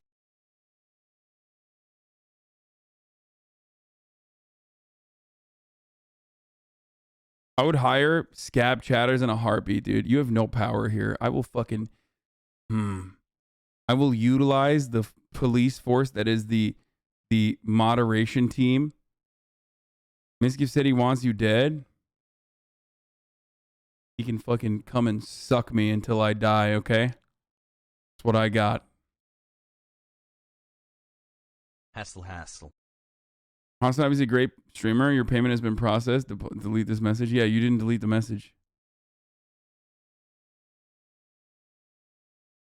To be fair, if anybody knows anti-union behavior, it's you. Yeah, that's right, dude. That's right. Don't even fucking try, okay? Don't even try, bro. Don't even try me.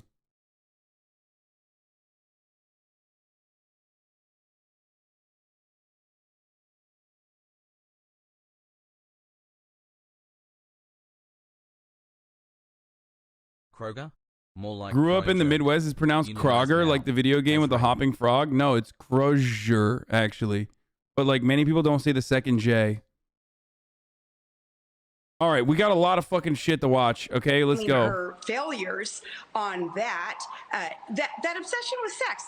Look how the liberals, Rachel, want to pound that into the public's head that advertising who is attracted to who, what people do in their own, the privacy of their own bedrooms, all those things that have to do with privacy and sex. The liberals, not the conservatives, are the one who pound after that. And obviously, it's a tactic so that she doesn't have to be held accountable. It sounds like she hasn't been held accountable for much, maybe in her entire life, so she does not have that foundation of accountability and, that public service heart that is so necessary in order to serve well. And dude, Sarah Palin talking about sex is just like... I'm sorry, it's my fucking kink. Our division president keeps posting videos in our feed trying to shame union members and promoting the idea that strikes help nobody. It's shameless. King Super Associate here. Our division president keeps posting videos on our feed trying to shame union members and promoting the idea that strikes help nobody. Is shameless. Yeah, fuck that. Fuck that guy, bro. Tell him. Tell all your coworkers that that dude sucks. Start rumors. Didn't her daughter have a teenage pregnancy and abortion?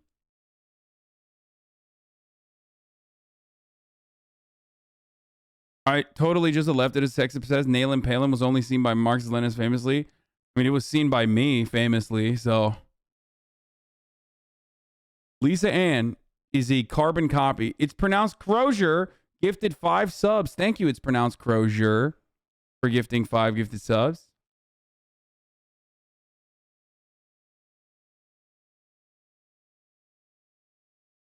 Okay, we'll do the parasocial Andy in a second. We did the how billionaires pay more tax than you. Last thing I wanted to cover was this. Oh, this is one of you guys, but before that, dear K-pop stans, the tweet screenshot you are circulating from me was doctored. I have never heard of TXT or Yeonjun. Please direct your stan rage at the perpetrators of this fraudulent activity. All the best, MT. TXT hasn't kicked out Yeonjun yet. Not surprising. Terrible voice, ridiculous look. But TXT stands like that sort of thing. Hello, please, we request you to apologize for what you said. This is very wrong and ridiculous. Why would you spread hate on someone you don't even know so well? Go plant the tree instead of barking for no reason.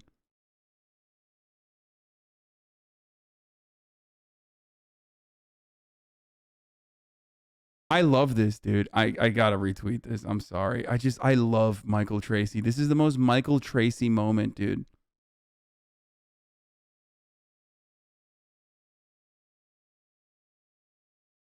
Boy. This is the most Michael Tracy. K-pop stands out to be one of the funniest groups of people on here. They are. Respectfully, what the fuck am I supposed to do with a dude this pretty? I listened to a song of his and it wasn't very good, but the kid has potential. Maybe one day he can make something of himself after some vocal lessons. You are being far too kind. I can't see whoever this guy is going too far. Haven't listened to his music, but he just seems a little weird. So like everything, dude, people love fucking like egging on K-pop stans. Because they just like, they have no ability to comprehend that like they are behaving in an erratic and oftentimes psychotic capacity. Okay. So like most of the people that say shit about K-pop don't know anything about K-pop. They're just like trying to trigger a K-pop stan because like they just lose their shit and behave in a manner that is like just not normal. Okay. So this person says, how is he not going far if him and his group win awards? I think I would have heard about it if they'd won awards. You don't have to lie. I mean, this person is very kind, at least. He doesn't get it, but they're very kind. Anyone can make a list of fake awards. Google is free. That's not true. Our tax dollars pay for every time someone Googles something. Okay, well, I'm not making any of this up, as you all keep assuming I am. Okay, this is how you radicalize this K-pop stan into turning into a psychotic one, though. This is a helpful K-pop stan. I used Ask Jeeves, superior search engine, and the top result said Yeonjun never won an award. I didn't say he won an award. I said the group he is in did. The second result said the group Yeonjun is in never won an award.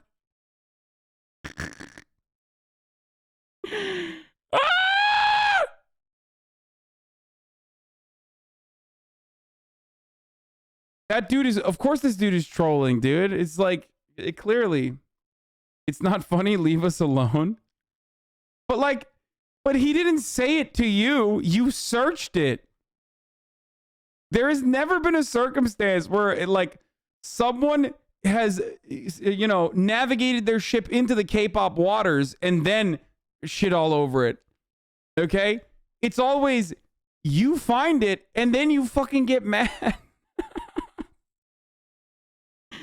They're just trolling. But this is usually like, this is a very normal interaction. Whereas a lot of those interactions oftentimes revolve around people being like, you know, you should kill yourself immediately. People, K-pop fans being like, you should kill yourself.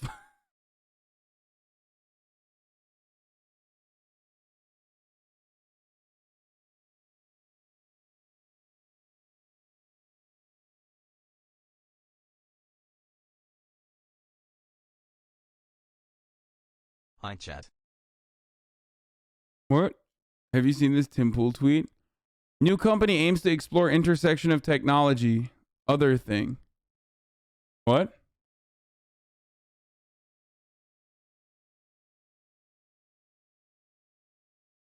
Is this supposed to be humor? The tweet is vague and it's just a stock photo of a guy. What's the joke?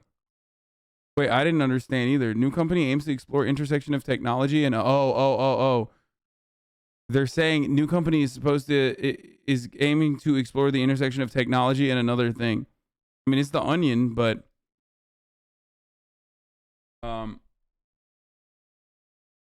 yeah, it's supposed to be vague because it's like, that's the joke. The joke is that disruptive tech companies consistently act like they're doing something new, but it's just like they're not really doing anything.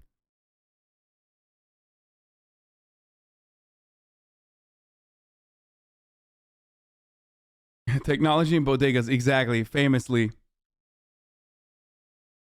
New company seeks to disrupt bodegas with new technology. Disruptive new technology, also known as a vending machine. That sort of thing. Okay. All right, so we got a bunch of stuff. We talked briefly about the Michael Shreezer thing. Here's one of you guys memorize one of my rants. Maybe it's because I have a better understanding of what goes on in these sorts of nations, considering that I am from a predominantly Muslim nation where I'm more progressive than 99.9% of the population there. And I understand that Turkey and Iran and Iraq are not a monolith, and there are progressive people, especially in the youth, that fight against their governments every single day. There are gay people, trans people in these countries that are fighting against their governments every single day. But when the United States comes down and rains hellfire upon these nations, it makes it infinitely more difficult to fight our own government because we're not fucking busy fighting back against a very clear evil enemy, and that is the U.S. empire. And that's precisely why I get angry, and that's precisely why I'm very passionate about American imperialism. Okay? Yo, that's crazy.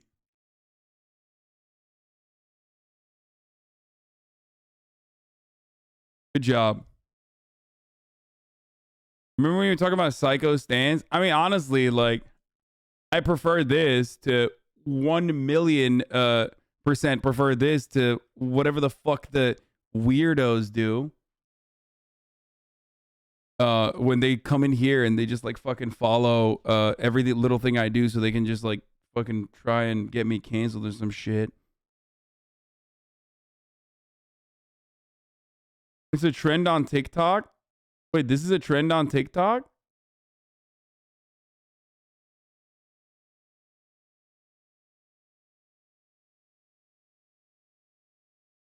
You kind of mellowed out, to be honest. Really?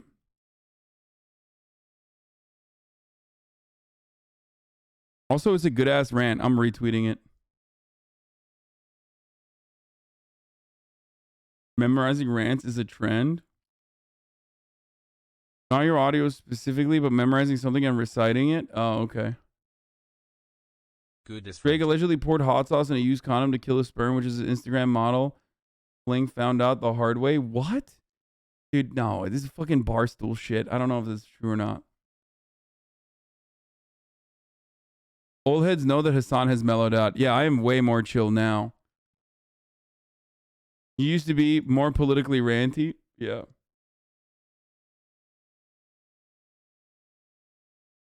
Okay. So I have a question.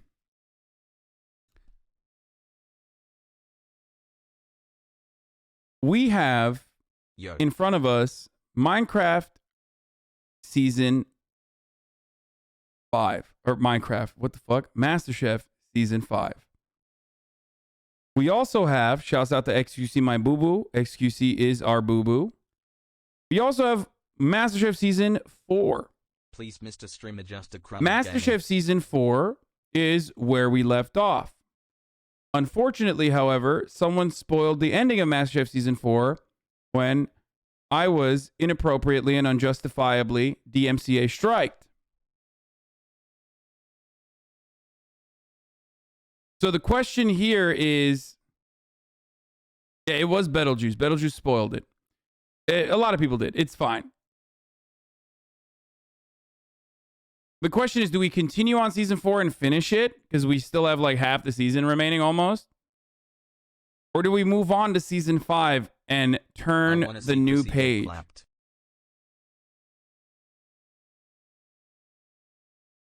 Season 4 has a lot of content. I think we're going to go with Chrissy. We have to. Like, I was going to start off with season 5, but there is so much Chrissy lore that has gone unaddressed that I kind of want to do it. Chat poll is not a good idea in this situation. And the reason why chat poll is not a good idea in this situation is because like people are going to be butthurt.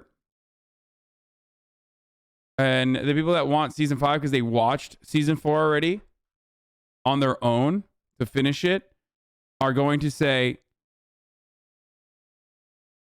fuck this, I'm leaving. But the people that want to watch season 4 are going to watch. But then if I do season 5, then the people that want to watch season 4 are going to be upset and leaving as well.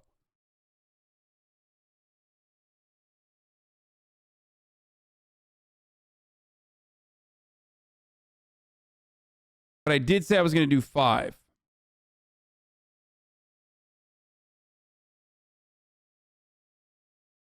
People that watch season 4 after the takedown are doubters. Yeah, but it doesn't really matter because, I mean, people are watching for my commentary anyway, or the community watching it together anyway.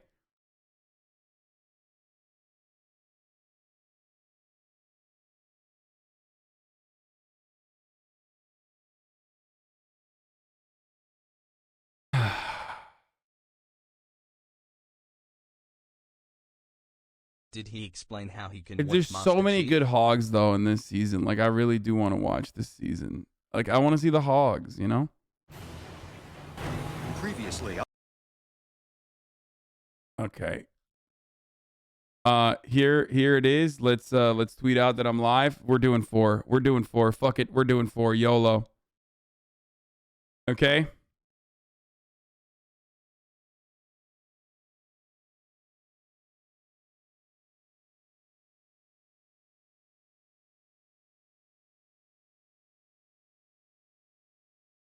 People who watched the end of season 4 are proof he did great at advertising. To be fair, a ton of people knew Christine won last season because it was all over the news back in the day, but I didn't. So it was like fun, you know what I mean? Rare Graham, Commander-in-Chief for your return? Yes. Give me another Rare Graham, actually. There was so many Rare Grahams. Give me a better Rare Graham. Give me another one. Give me the rarest of Grahams, dude. What is this? MasterChef is back? What the fuck is this? I'm gonna get fucking DMCA, dude. Come on. I love Ariana Grande.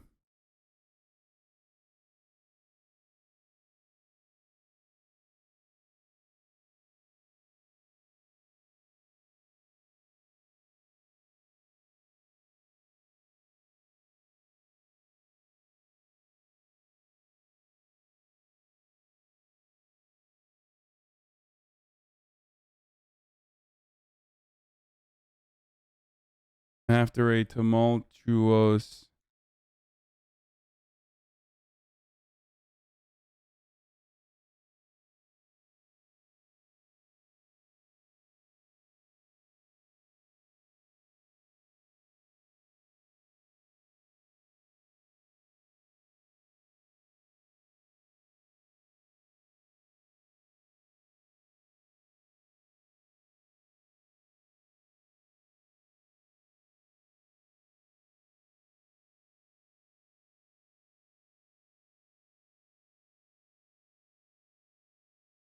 The rarest of Graham?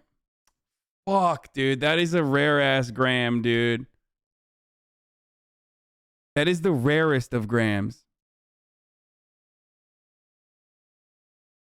Please stop simping like that. It really hurts a lot of women, and she didn't ask for you to simp for her. Please stop, Hassan. You can do better. No, I can't. No, I can't. I literally cannot do better. I must simp, and I cannot do better.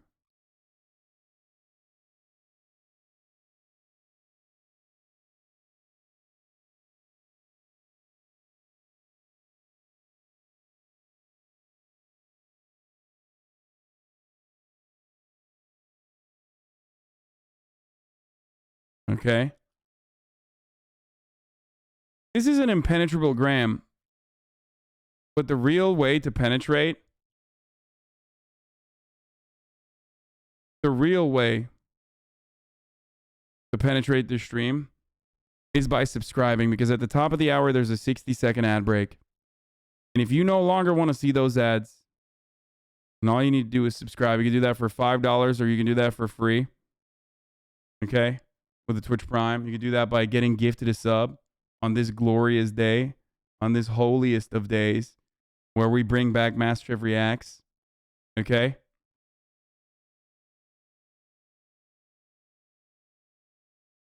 But the 1 minute ad break strikes right at the top of the hour for all. Unless you have penetrated through that. Thank you, Edge IBK, for the 5 get the subs, and Little Rat Boy for the 5 get the subs as well.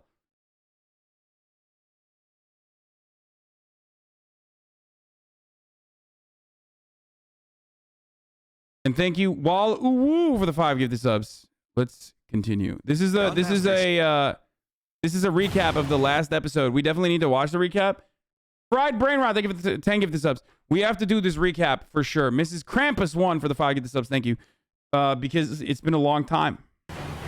Previously on MasterChef, a Point Break team challenge had the home cooks feed 101 hungry surfers. All right, hands on deck. Daisy was such a queen. It wasn't long before there was a major Xeno X, thank you for the 20 gift subs. tacos, for God's sake. And And Lord Chrissy Scott found for the 5 gift herself on the subs. losing team once again, things got heated in the pressure test. I'm so sick and tired of you bitching. You about better every- shut the up, Brie, or I'm gonna knock you the out. Good. I'm done. In the end, your time is done. Savannah was sent home. Our hero surfers were fed. Drama ensued. Chrissy almost threw fucking hands, baby. Almost threw fucking hands, dude. God damn. Tonight, This one you're gonna love. a mystery box challenge. Oh shit. Oh, spoilers. Oh, it's been a while. I'm fucking not good. I'm not good. I used to be the best at skipping spoilerinos, okay? I used to be the best at skipping spoilers because I was trained, okay? I'm like a kung fu master, you know what I'm saying? Like, whoosh, whoop-ah! Straight up at skipping directly over the teaser in the beginning of the show. And then now I no longer have that. Like, I no longer have that skill set, okay? It's not a useless superpower. Fuck you. Let's go. I made history today. I'm the first Italian who made it in the top 9 of MasterChef USA. Best day of my life. Is that even true? I feel like hella Italians are always on because Joe Bastianic, a Croatian man, loves elevating them to the highest rungs of MasterChef society.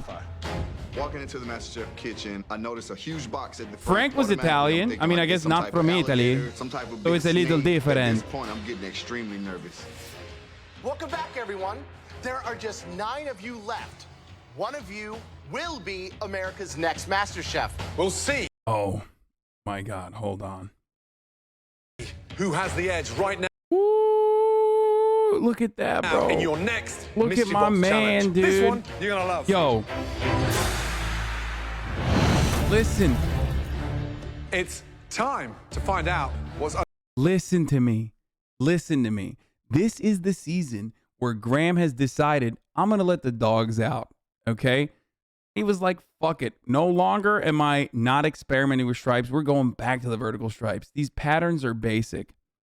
A classic, if you will. Vertical stripes, gonna hide, you know, the horizontal ratio that I have here. That's what Graham said. That's what he decided. Graham is also blasting the most Sigma pose known to man. Look at that. As always, 2 fingers rested gently on the belt buckle. The other 8 fingers are actually flying, free floating in space. Chef, okay. Let's go. And let's not forget, Graham is no longer shackled by his vest choices. Okay. The sartorial choices have decided to be unleashed in this season. Halfway through the season, Graham has decided, fuck it. I'm gay.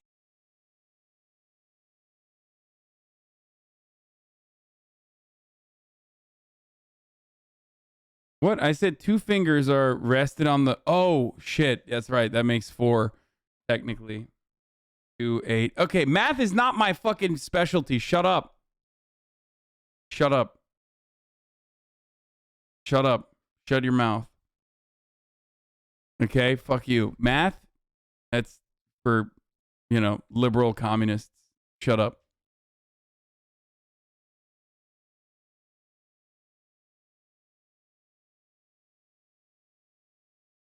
All I'm saying Under is, your boxes. all I'm saying is Graham let the fucking dogs out. No more. No longer is he shackled by the vests. No longer is he shackled by the restricting bow ties. Okay? And you bet your fucking ass he cuffed those trousers, okay? I don't need to see it to know that those trousers are cuffed the fuck up, okay? Those are, the inseam is way too long. On the count of 3, please lift your mystery boxes. 1, 2, 3. Lift. Yeah. A delicious Grinding. sausage machine. Excited?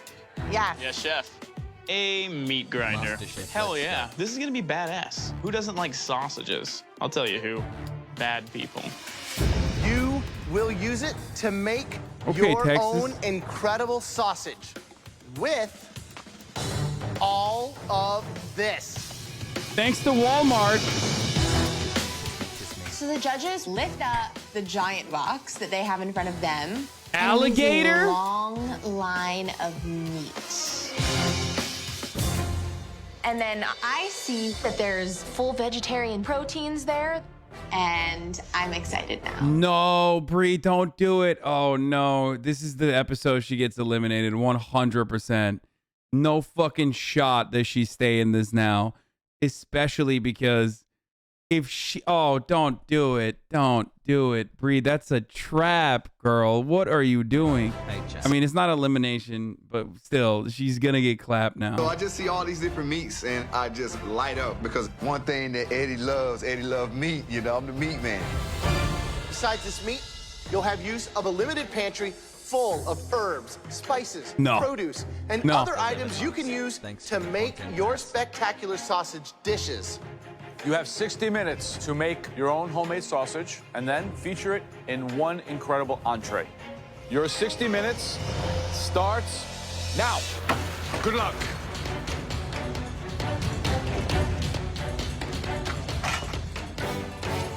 Like a pack of wild dogs. This is a meat festival, baby. I mean, there's everything you could imagine, from alligator to wild boar, ground, chunk, tons of different bacons. But I'm going straight to the king of sausage. Definitely pork today. So, sausages. Gordon, what would you do? I'd go for delicious pork and sage sausage with a Granny Smith apple grated finely through there, and then serve that like a traditional bangers and mash. I'd actually go very similar. I'd probably do a little more veal mixed with that pork. What would Joe do? Some roasted apple, caramelized onion, spicy mustard with it, just keeping it very simple, kind of Midwestern style. Oh, yeah. Concho, what would you do? Nothing, because he doesn't know how to cook, obviously. Natasha. Hi, Chef. How you doing? Good. So what's the dish? I'm gonna kind of do a play on breakfast. 2 eggs, gonna have like a hash with it, and then do a chicken, apple, and bacon sausage. So it's not forgiving. I mean, chicken, very lean, hardly any fat. It's gonna go absolutely solid and firm. So how are you balancing that up? What are you putting in there? I'm gonna be adding a little bit of cheese as well, and there's some mozzarella cheese with it, so we'll see. Yeah. Okay, good luck. Thank you.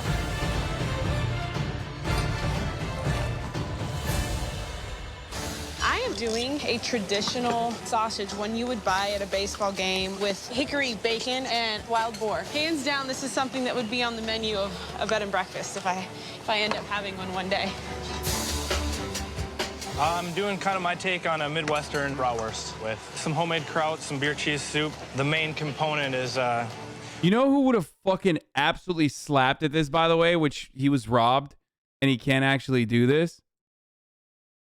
The New England guy. He would have, you know, that's a Brock guy. You know what I mean? That New England dude. No, not Raw-Tinez, chat. The New England carpenter guy. Like, he is built like a Brock man, okay? Johnny. Yeah, he just, you fucking know, homie is just, he has the body type of a Midwestern Brock man, okay? well on its way. This is my roots. This is who I am.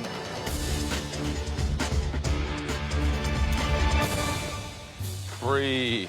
Hello. So what's in the veggie sausage? It's actually seitan. I wound up not using the tempeh, so. I think it's a really courageous thing. I mean, you know, you're not going the easy route. You're not going the meat out. Yeah, it is the courageous thing because these are straight up just anti-vegetarians, okay? There is no way to put it. Like, I myself, as much as I shit on vegans and as much as I shit on vegetarians, but mostly vegans, I don't mind. Like, I will have a vegan substitute food. Like, I will try vegan food. I have eaten a lot of vegan food. I know that it can be delicious and shit. I can't say that about these motherfuckers, okay? All three of these people are straight up discriminatory against vegans. Option, and you know, you're making something out of the box. So yeah, I'm thinking that this is going to be a good one. I'm really excited. I'm just hoping that I have enough time for all my flavors to come together. So good luck, Bree. Thank you.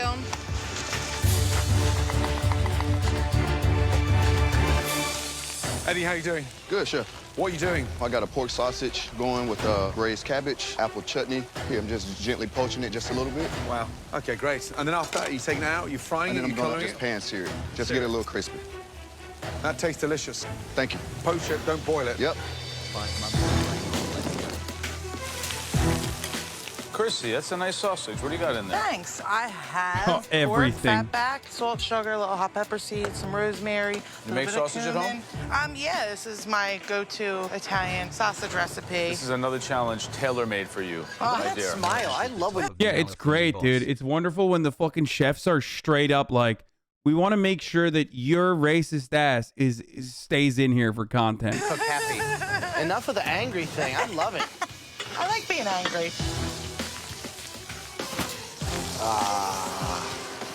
The Exploder.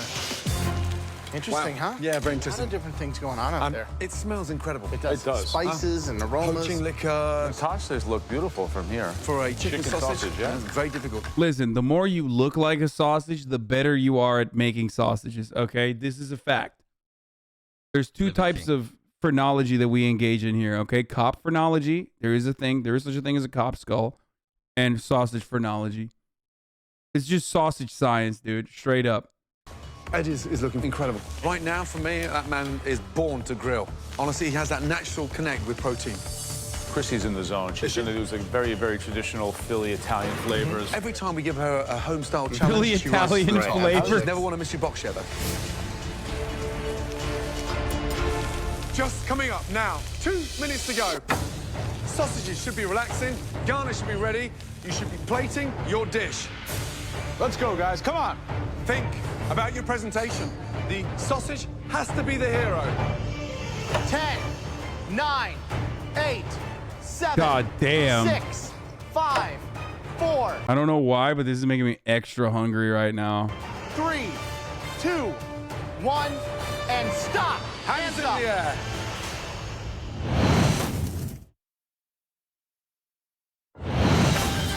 Let's go, guys. Come on. The sausage has to be the hero. 5, 4, 3, 2, 1, and stop. Hands up. Yeah, let's go. I'm not even like a After big brat guy, but I just throughout the challenge. The judges now take one final look to identify 3 Breeze standout looks dishes. kind of dog shit. The winner of this challenge will receive a major advantage in the next round. You know Jesse whipped up a good sausage. 9 different, exciting ways of cooking sausage. Incredible. There were 3 outstanding deliveries in terms of the sausage being the hero. The first dish that we want to dissect, this individual smartly combined different proteins in their sausage. Great seasoning. The blend was absolutely spot on. Congratulations. Please step forward. Natasha's cooked, bro. You can't be making a fucking breakfast sausage with like eggs and bacon. That's like, they're gonna say you cheated. Natasha. No way. Natasha, what is this? Basically, I did a spin-off on breakfast. I did a chicken, bacon, apple, and mozzarella sausage. Why breakfast? I think just the simplicity and a beautiful breakfast and a sausage is a way to go, and I didn't think anyone else would think of it. What else is in that sausage? So there's red chili flakes, a little bit of sriracha for some heat, oregano, rosemary. How do you stop that chicken from going dry? I just kind of watched the... Motherfuckers, I didn't watch this by myself. Obviously, I didn't pre-watch. Okay? I didn't because, you know, it's not the same without watching it with chat. So I didn't fucking go and like watch it on my own. I don't know what the fuck's gonna happen. But this is not a spin on breakfast. It's just breakfast. You can't offer breakfast and say it's a spin on breakfast. And also, it's silly that they, you know, Gordo is just being silly. They always pick favorites. You know this. The temperature as I was cooking it, I added the cheese in there too to add a little bit of moisture as well, and I did it over the pan and finished it just a couple minutes in the oven. It's delicious. I mean, absolutely delicious. It's a posh breakfast. Really good job. Thank you. Seasoned beautifully. Or as British guys like, oh, it's a posh breakfast. Yeah, because it's not, oh, anything that doesn't have beans and toast. Thank you.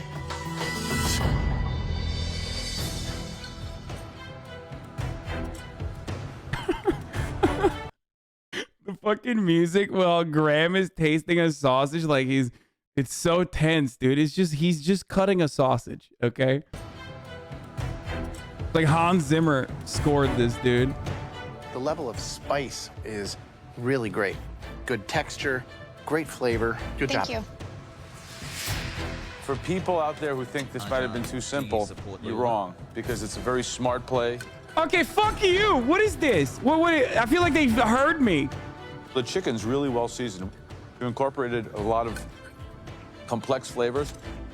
The onions are delicious, and this sausage, it's a winner. I was so wrong. 1 year of brain rot bloggers. Smart. Good job. Great. Thank you. Really good. I bet there's someone out there So the watching second this dish years that later. We'd like to examine thinking it's further too simple. You're a was fucking Put idiot. together by a home cook that definitely knows their way around meats and proteins. Their dish was plated beautifully, and this person is step by step becoming a real contender for the title of Master Chef. Football Please Andy. step forward. Eddie. Called it! Eddie's climbing up the ladder, and the judges are recognizing him day after day. My pistol's pointed at Eddie now, so when the time comes, I'll pull the trigger and we'll get rid of him. What's going on, brother? Describe to me what we have here. Pork sausage link with braised purple cabbage and apple chutney. I use pork shoulder, bacon, brown sugar, smoked paprika, onion powder, a little Worcestershire sauce.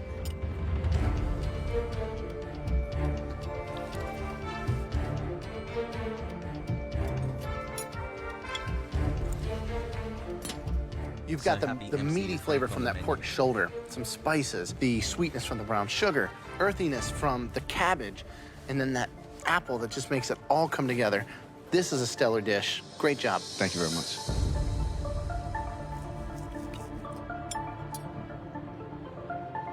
Sausages far high. Wow. Wow, wow, wow. You are starting to seriously shine because it's seasoned beautifully. Bro, It's he took garnished. He took a fucking sausage, which is supposed to be like low-end food, you know what I mean, and turned it into this like culinary experience. He deserves it. Lovely, and that for me is the kind of dish that I could see in my gastropub. It's that delicious. Thank you very much. Thank well you. Done. Thanks. Wow. The plating was incredible. The third Putting it with and chutney final is dish good. We want to taste. It's from a home cook that put together something really ambitious as far as an evolved Vegetarian dish is brie, concerned. vegetarian They took brie, traditional vegetarian comfort brie. food and elevated it to really be a restaurant dish, something I could put on my menu right away. This person has never won a mystery box. Vegetarian brie. Please step forward.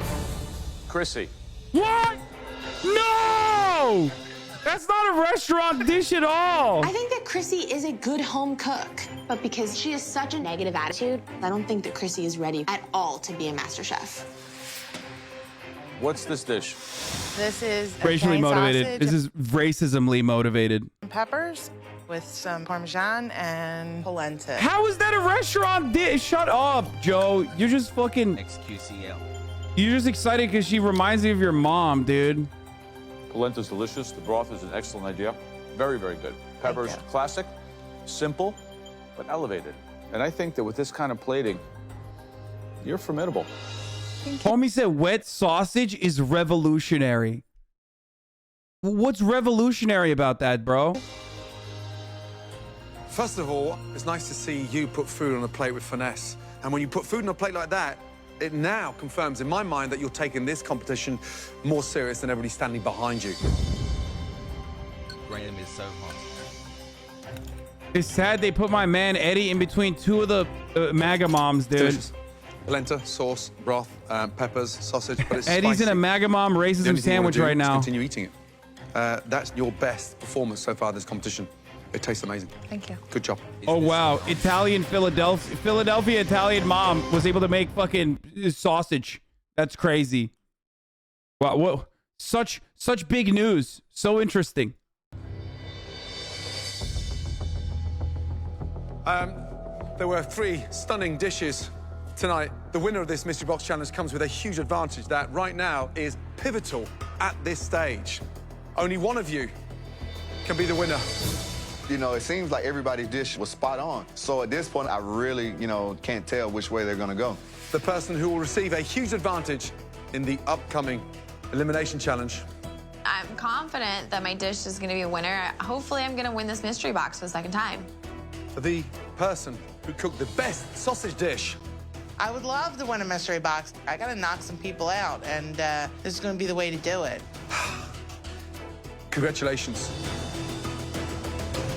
Come on, Eddie. Come on, Eddie. It's gonna be Chrissy probably, and I'm gonna lose my mind. Okay. The thing is, it's gonna be Chrissy because like they said she's never won a mystery box, so they're gonna give it to her. I'm gonna fucking lose my mind. Okay. I'm gonna lose my shit. We're gonna end season 4. So there were 3 stunning dishes. It's a bit metagaming, tonight. but like Only one of you can be the winner. The person who will receive a huge advantage in the upcoming Elimination Challenge. The person who cooked the best sausage dish. Congratulations. It's this person's second mystery box win. That dish belongs to Eddie. Let's go! Let's go! Get Really fucked! Phenomenal. Are you ready to receive this huge advantage? Without a doubt. Get fucked, Great job. Well KKK done. Chrissy. KK Amazing. Chrissy. Congratulations. Thanks. Well done. Good job. Yo, MAGA mom's defeated, dude. Welcome. The winner of the mystery box is now in control of the elimination test, where at least one person will leave. Okay, chat. What are we working with here? Season 4, episode 15. Are we past the stage of like, here's a gun, you can kill a contestant? I feel like now it's gonna be a kiss on the cheek type advantage. There's still 9 people though. I don't know. Petition. Under these 3 cloths are some of our favorite ingredients that we use in our restaurants all the time. Okay, Eddie, the first ingredient is a meat enjoyed by people all over the world. Ham. Oh, Here we jamon. have beautiful Iberico ham, Serrano ham, and a spiral of cut ham. The second ingredient is wild and wonderful. It is the delicious fungus. Mushrooms. That's right. the most amazing, incredible I mean, that's wild pretty mushrooms. good too, but like You that have fucking black ham. trumpet Oh my mushrooms, lord. maitake mushrooms, and beautiful Oregon hedgehog mushrooms. The third and final ingredient for your consideration, Eddie, is something unique. I love mushrooms. It is the most amazing shrimp. Santa Barbara spot prawns. We also have tiger prawn. And then one of the most popular anywhere in the world, delicious rock shrimp. For your first advantage, you do not have to cook in this challenge, so you are safe from elimination. Okay, So, yeah, it's a for your gun. It's a next gun type You advantage. get to choose which one of these incredible 3 ingredients your fellow competitors will have to cook tonight. What ingredient are you going to choose? Without a doubt, I'm going to choose the mushrooms. Wow, smart. Great. That's the hardest one, and Bree gets a hella tactical advantage there. Sometimes folded into a sauce. Rarely do you see mushroom as being the star of the dish. So Yeah, Eddie, it's because you've like never eaten Asian food. That's why. Like, it's because you're from Texas, brother. That's why. that's what's going to help me get rid of some people today. Now, not all of your fellow competitors will have the opportunity to cook with these amazing, delicious wild mushrooms. You are going to force half of those home cooks out there to cook instead with these canned mushrooms. Oh, Cheaper no. than the fresh, nowhere near as glamorous, and much more difficult to elevate into a restaurant-quality dish. So they're sort of processed, spongy. Wait. Are you fucking kidding me? Wait a minute. Chat. I'm sorry I have to pause here. Is Graham not wearing a white undershirt on this episode? Are my eyes deceiving me? Or did Graham decide not to wear the white undershirt in this episode? What is going on? Yeah, not nice. These compared to these, seriously, the difference is night and day. Bro, he took it off, bro. He took it off. Right now is a huge, huge game-changing advantage. Their fate rests in your hands.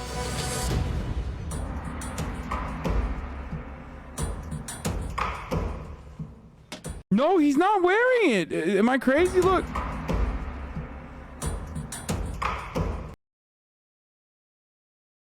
Is that an undershirt, or I think that's a neckline? I'm an ex-NFL player, so I came here to compete and I came here to win. I have my target on Jesse, James, and Jordan. I've taken their weaknesses and their strengths and placed the products accordingly. So I think that my strategy is gonna.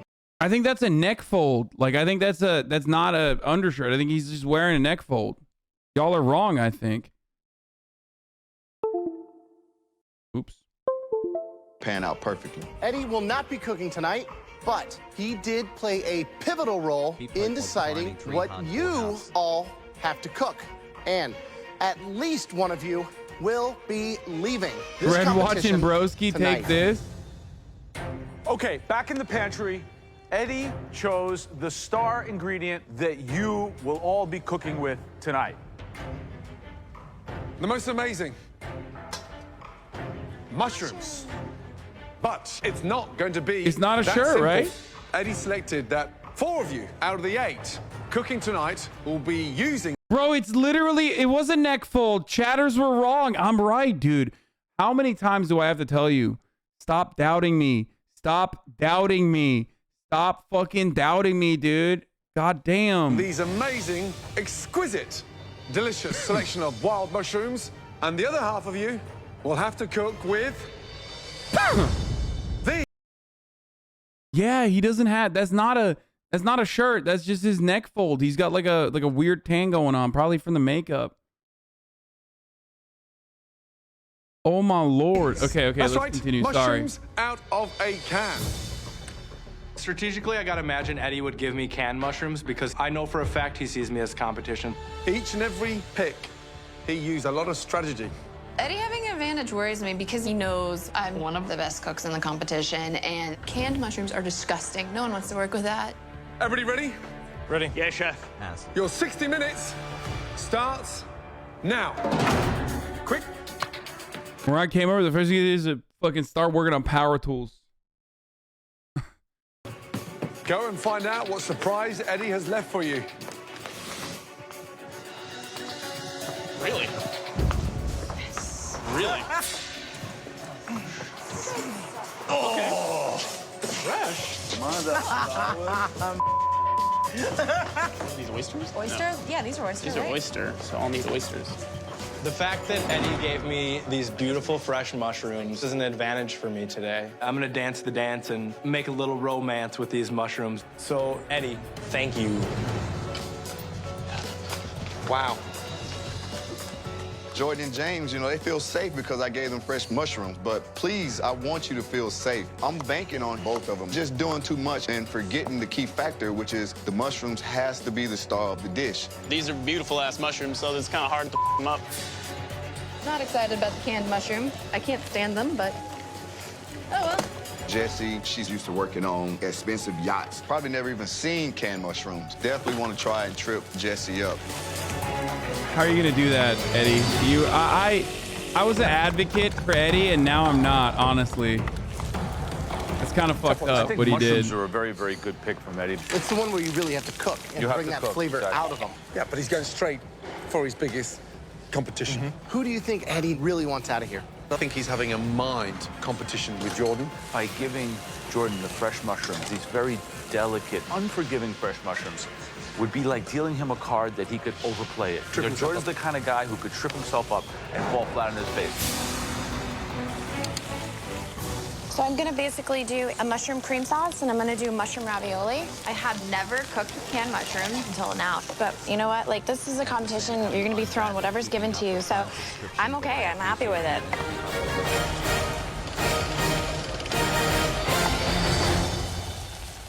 Bethy, how we doing? Good. What's going on with this? I am making Szechuan. Szechuan with fresh wild mushrooms, homemade noodles, and I really want the mushrooms to start. For the sauce, what are you using? I had Szechuan, lemongrass, ginger, pepper, garlic, and onion. Are you gonna balance it with anything? Do you have like a little maple? Or... In the pantry, I forgot any form of sugar. Really? I forgot to grab sugar from the pantry, and without that element, there is a definite flavor that's missing. That's my one ingredient that it's killing me that I don't have. I really desperately need sugar right now, and I'm hoping that someone will just loan me just even a little. Does anybody have sugar? No, sorry. I would give it to you. Do you have sugar? James, do you have any sugar? Sugar? That's another like side character, Andy. You know what I mean? They're just like bringing her out. They're bringing her out again on this episode just for. Yeah. I'm gonna go ask people. Do you have sugar? I would give it to you if I had it, babe. I'm freaking out here. If nobody gives me sugar, I'm probably going home. Do you have sugar? No sugar. Ay, ay, ay. Do you have sugar? Do you have sugar?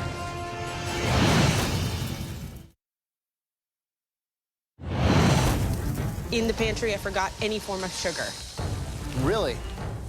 James, do you have any sugar? Sugar? I don't. Does anybody have sugar? I really desperately need sugar right now, and I'm hoping that someone will just loan me just even a little. What? Do you have sugar? No.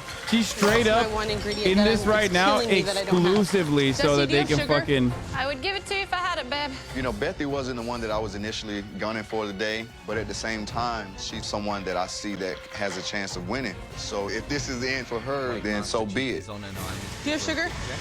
No sugar. Do you have sugar? Sugar? Yeah.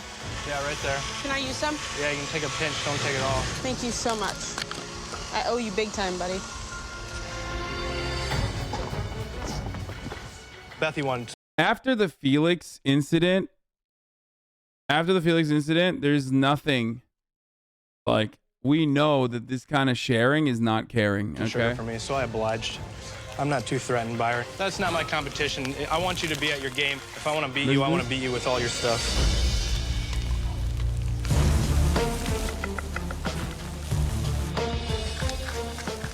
James, how are we doing? I'm doing very well, chef. You have the most amazing wild mushrooms. What are you doing with them? I'm going more of a chowder style with it to keep it thick and hearty. And then I'm slow cooking some in a brown butter with a couple of herbs and some onions. Do that as a topping, and I made a little 3-herb oil to kind of bring some lightness to it. The first thing that went through your mind when he gave you those mushrooms? No, Eddie's a competitor. He's going after some specific people that he's ready for them to be gone. I know what he's doing, so I'm not concerned about it.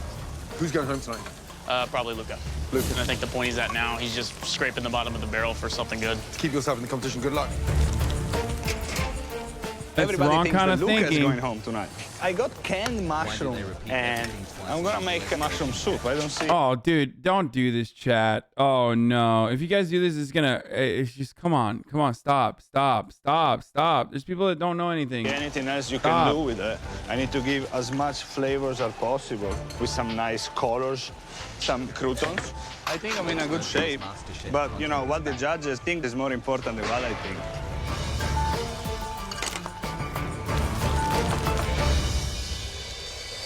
All right, Bree. Hi, Chef. Ah, you lucky girl. I know. So what are you gonna make? I am going to do an onion puree. What if Felix asked you? Mushrooms, Yes, she could have sugar right now with some and walnut rice. oil I and give her goat cheese everything. Salad. Wow. Onion puree? Yeah. A little bit all over the place today, Brie. Once it comes together, then you'll see it like it is in my head. All right, good luck. Thanks, Chef.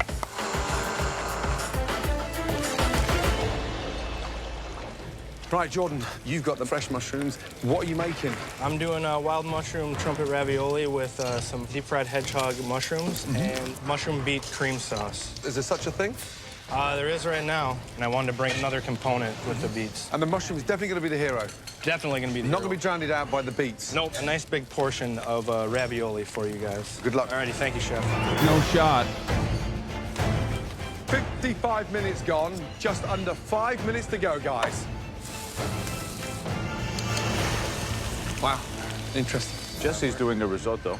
Oh, really? She has the canned mushrooms, right? So she sauteed them with pancetta to give them bacon flavor. Very smart. Then she's going to use them in the risotto. We'll have to see how that plays out. Bethy, on the other hand, is somewhat fragmented. She's doing Szechuan noodles. When you have mushrooms of that quality, would you really need to make a Szechuan infusion? It's chilies and spices. Spicy's gonna, I mean, you've got to kill the mushroom. Right. Bro, that's like they're being ridiculous. That is precisely how you're supposed to do it. Like, what the fuck? It's not like they're making a risotto. Like they're making.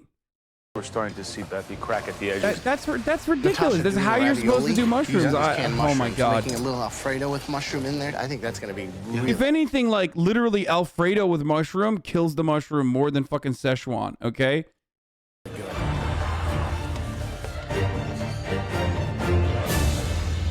90 seconds to go. You've got to start plating, please. The mushrooms have got to be the star of this dish. 45 seconds to go. For one of you, your last 45 seconds in this competition. 10, 9, 8, 7, 6, 5, 4, 3, 2, 1, and stop. Hands in the air. Good job. Eddie, the man with the competition in his hands, please make your way down. That was a very, very tough elimination. We agreed that Eddie made some very smart decisions in positioning canned and wild mushrooms for who you want to put under pressure. Okay, first up, Bethy, please. Tell me first off what you were given I was given the fresh wild mushrooms. and what did you prepare? So I did a Szechuan noodle dish with ginger, garlic, toasted I think it's a Szechuan brilliant way to peppers, utilize and mushrooms. I love mushrooms with Asian flavors. Okay. So I didn't think that would be a common theme tonight, so I wanted to go that route. On a 1 to 10, what do you give this dish? I'm thinking an 8. An 8. All right. Seems like there's a lot of noodle for the amount of mushroom. Uh-oh. Uh-oh. Graham coming in hot with the portions, dude. He doesn't even have a fucking undershirt, First dude. thing He will. that hits me is he will kill this today. overwhelming flavor of sesame and ginger. Unshackled. So anything else after that, I'm missing because that's all I get. Okay. When I heard that you were doing something Asian, I was a little bit surprised, first of all, because I just don't think it's the right kind of mushroom. These mushrooms are definitely scream something Eurocentric, you know, either French or Italian or, you know, something much more refined. What? Dude, that's just straight. Yo, that is just straight racism, okay? Asian food with mushrooms whips, okay? Straight the fuck up.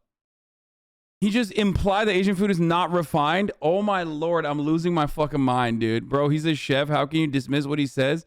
First of all, I've cooked more than Joe Bastianich has, so what the fuck are you talking about? Both on camera and off camera. So, no, he's not a chef. He's a restaurateur. His mother is a chef. He is just a restaurateur. That's why we always joke about how, like, what's Joe going to cook on this episode? And it's like, he never cooks anything. And also, the claim that Asian food, those mushrooms in Asian food is a no-no.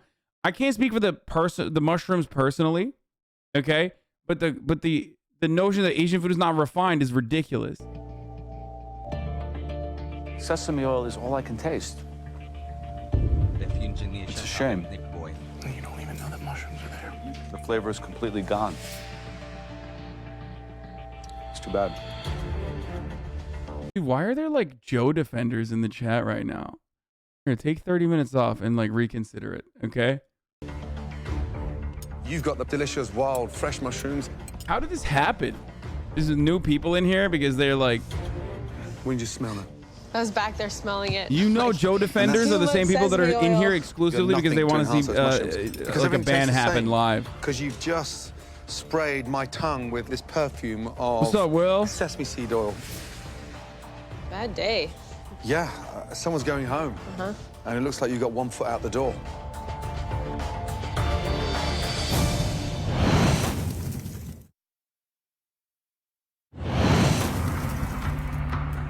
You've done an injustice to those mushrooms. Bad day. Yeah, someone's going home. And it looks like you got 1 foot out the door. Not good.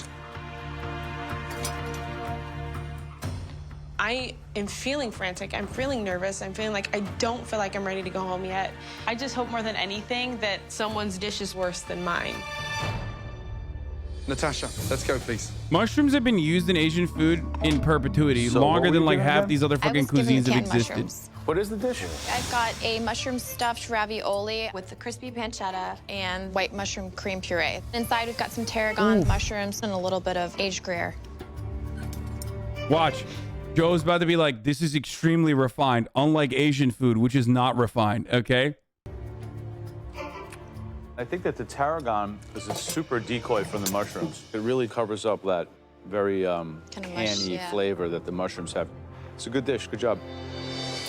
Incredibly refined when it's, you know, mushrooms Pasta's with nice. cheese and Cooked beautifully. pasta. It's hard to believe there's canned mushrooms in the center. So I like the sort of 3 different ways that you've tried to enhance the flavor from a can. Puree, the sauce, and slightly pickled. It's like a $1 can elevated into like a $10 dish. So good job. Thank you. James, let's go, please. When I think of James, I think of a sauce guy. And I think it's gonna be hard for James to make the mushroom the star of his dish because that's not his MO. So what is this? It is a wild mushroom chowder. The wild mushrooms were slow cooked in butter, a little bit of creme fraiche with some fresh arugula in it. It's seasoned well, but... The only reason why they said covering up was good in that one is because that was canned chatters. There's a difference. She did technically have canned mushrooms versus, I think so, right? She didn't have fresh, right? She had canned. That's why they were saying it's good that you covered it. It is just way too heavy, too rich. And this dish is not what we expect from you at this Damn, level. Eddie clapped him, dude. He literally sniped exactly what he was going to do. I think that it's way too salty. It's over extracted. What's unfolding here is incredible because Eddie, by giving you the most luxurious, exotic ingredients, he played to your inability to edit yourself. Amazing. Next up, Jesse. Right, what is that? It's pancetta and canned mushroom risotto. Some julienne leeks and little arugula oil. You've hidden those horrible flavors that come with processed canned food. The pancetta works. I like the arugula oil. There's no doubt about it. The dish tastes of a mushroom risotto. Good job. Thank you so much. Seriously, smart. All right, please, Luca. Hi, Luca. So tell me what we have. Cream of mushroom soup with canned mushrooms. Served with cauliflowers, croutons, carrots, and parsnip. This is the cream of mushroom. So just looking at it, it doesn't look like a soup, you know? Visually, it looks a little thick to me. Is that truffle in there? Yeah. At the end, when the croutons were nice and crispy, I just sprinkled some black truffle oil. So, to me, the soup itself is pretty good. It's pretty tasty. The only thing I would... Truffle oil is like, depending on what how Gordo is feeling on that day, he will literally he will put a hole directly in your chest. Omit would be that truffle oil. I understand. Chrissy. What is the dish? It's my take on a mushroom cassoulet with crispy pancetta on the top. There's a layer of eggplant, cannellini beans. The pancetta was a good idea. Even a little bit will cover up that flavor right away because it's so strong. I mean, considering what the product you had to work with, this is a pretty impressive effort. All right, the vegetarian that was given fresh mushrooms. Let's go, Bree. What do we have? This is a walk through the forest. Nice. It is grilled sage wild mushrooms with a beet and goat cheese salad. Wow, beautiful. Thank you. Fucking A walk pop through the off. forest. Come on, dude. Just stop with this whole save the world, friendly vegan hippie thing you got going on. Shut the it's fuck really up, pissing me Chrissy! off. Just cook and Shut the fuck up! She did a brilliant job, okay? What the fuck kind of bullshit is this? I hope Graham tasted it and goes, yummy. Way better than Chrissy's bullshit. Everything on it's really great. The beet and goat cheese alone would be a great salad with the pepitos here. The peas, delicious. Better than anything is the actual mushroom, which we asked to be the star. This is one of the best things that we've seen you do. Good job. Thank you so much. Thank you. She's mad, bro. She's like big mad. Look at her. Look at her. How did you cook the mushrooms? I sauteed them first with sage, and then I grilled them with walnut oil. Everything is cooked perfectly. Everything speaks of itself. For me, this is a dish that maybe if I went to like Brooklyn or, you know, some sort of hipster neighborhood and I went to a little vegetarian restaurant, Oh, shut I the would definitely expect to get a dish. Dude, the fucking, oh my God, dude. The commentary is so fucking 2014. It hurts my soul, okay? It's like, glad we've moved away from this a little bit, okay? Not to be like big defender of vegans and vegetarians in the chat, because, you know, don't think that this is a safe space for you vegans and vegetarians. But like, that take is so 2014. It's like, oh yeah, the only time where I would ever have vegetarian dishes if I go to a hipster place in, you know, in Brooklyn. Like, like this. This dish is fabulous. I'm impressed. Thank you. Right, next up, Jordan. I'm not a What is vegan, that, Ostenak. Mushroom ravioli with a mushroom beet cream sauce and fried mushrooms stuffed with goat cheese and honey. Oh my God. You are a talented individual, and you completely overshot that one. Here's the problem. If I copied your dish and cooked it with a can, you will not identify the difference in the mushrooms. That's the problem I've got with this. And we're not with 20, 50, 70, 100 cooks anymore. We're down to the final 9. Damn. What were you given? Fresh mushrooms. Looks like canned. You've kind of hidden the beauty of all those mushrooms. Yeah. We'll probably schedule a pasta making meeting with Natasha at your earliest convenience as well. All right. Eddie, what was your strategy giving Jordan the fresh mushrooms? Fresh mushrooms, you don't have to do too much to it. I thought Jordan would overthink it and try to do too much. Well, guess what? You're absolutely right. While you thought maybe he was giving you a bone or giving you a real treat or something that you could shine on, he played to your weaknesses. Eddie has taken the 2 front runners and brought them to their knees. I mean, it's kind of amazing.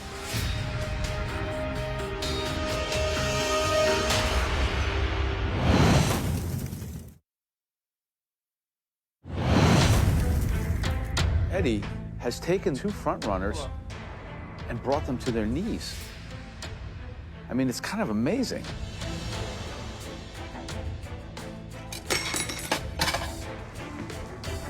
I think Eddie definitely is targeting me to go home. He struck gold today on his little mind game he threw at me. Well played, Eddie. This has been a very difficult challenge. Right now, we've got a very tough decision to make. We need a minute, please. Thank you.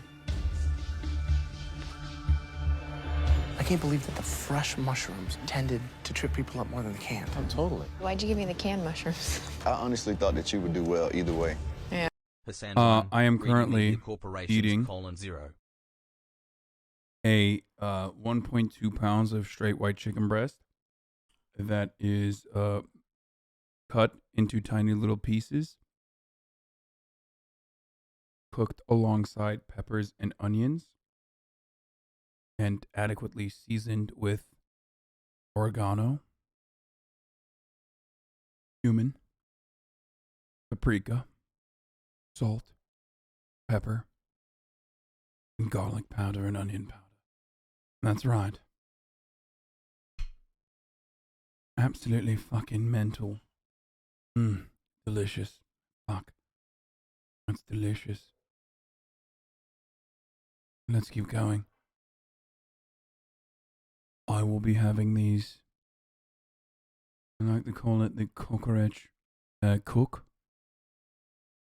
I'll be having these with tortillas that are protein tortillas by Mission, and with a little bit of garlic sauce that I've purchased from one of the restaurants. Joe would never stand for this. That's right. I'll also be putting a little bit of tahini sauce on it as well. Very good. Let's continue. Yeah. I was really trying to get Jordan or James. James was way too rich. It was like a sauce. Chicken is good. No, like I got trashed. Bethy, with a technical error, couldn't see herself going home tonight. Yeah, and that sesame seed, I've still got that taste there now. I knew it was coming. As much Yeah, as I had Becky's to put out. mushrooms on there. Becky's a side character. This is why she's on here. To get eliminated on this episode. Like, that's it. All of you, that was a very tough challenge tonight. 100%. There were two standout dishes. The first dish, Or Bethy, elevated not Becky, that sorry. canned mushroom in a way that we didn't expect, but showed great technical flair. That dish belongs to Natasha. Good job. The winning dish tonight, this individual really made the mushrooms the hero. The dish of the night belongs to Bree. Congratulations. It was a vegetarian dish, and it beat out all the carnivores, and I'm really, really proud of myself. Bree and Natasha, you're both safe from elimination and team captains in the next challenge. Now to the three worst dishes. And at least one of these three home cooks will be leaving this competition. The first of the worst took fresh mushrooms and absolutely obliterated them in a way that was almost an embarrassment. Please step forward, Jordan. The second disastrous dish was muddled, confused, overdone. Please step forward, James. The third and final lackluster dish, step forward, Bethy. Miraculously, Eddie has managed to pull this one off because he's put three of the strongest cooks on their ass. James, step forward. James, you presented us with a bowl of sauce, not a wild mushroom soup that you described. Graham said it tasted good, but it wasn't the hero. It wasn't showing off what we gave you. It's fucking bullshit. It has to be Bethy. Especially because she made the worst out of all of them. It's ridiculous that, like, it's just like they're elevating it for fucking content, I hope. James, you are not going home tonight. Unfortunately for you, Bethy and Jordan's dish was somewhat weaker. Back to you. If they clap Jordan for not putting the mushroom in the fucking highlight, I'm gonna lose my mind. Because he actually made a good dish. Your station. That was horrifying, but I lived to fight another day. And I think that Jordan might be going home today. He's my buddy, but better him than me. Jordan, are you done? Definitely not. I just need to show some more restraint and stay a little more focused. Bethy, have you peaked? No, I had a bad day today, for sure. And, you know, I want to make you guys proud. One of them's gonna get clapped. How talented you both are, and you've wowed all three of us. But sadly, one of your dreams is ending tonight. The person going home is...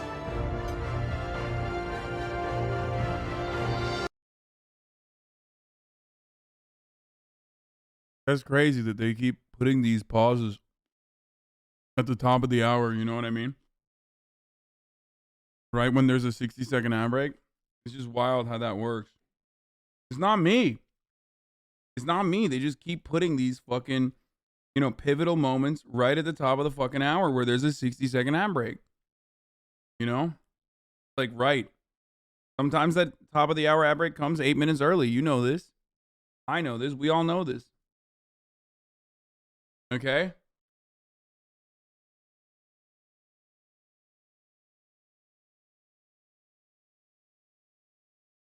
If you no longer want to see those ads,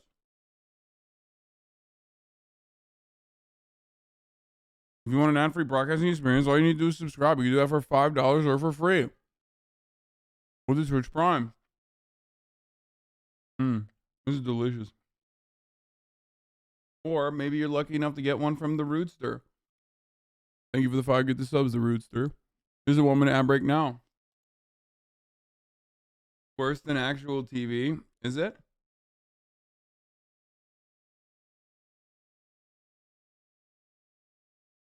In regular television, there's like a million ad breaks, and they're not actually for 60 seconds, so. Thank you, Muck-D7.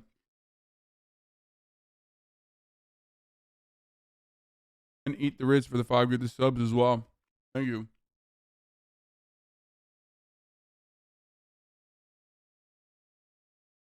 Calling Fox News on you. Yeah, and there's also no methods of avoiding the ad breaks at regular television. You know what I'm saying? When I take a suspenseful moment and place it behind an ad break, fucked up. I know. Fucked up. I'm a bad person.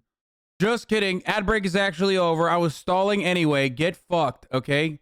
Get fucked. Poors stay on top. They stay winning. Bethy, I'm sorry. That dish was not what we expected at this stage in the competition. Jordan, please make your way back to your station. Young lady, this is not easy for any of us. You're a talented girl, let me tell you. Literally a side character designed for this purpose. Showing us in America that you can cook, you've showed us the work ethic and an ability to perform on a consistent level. If I had to hire one person in this room to work in a restaurant, it would be you. Thank you. But I will not be doing that because you're a woman.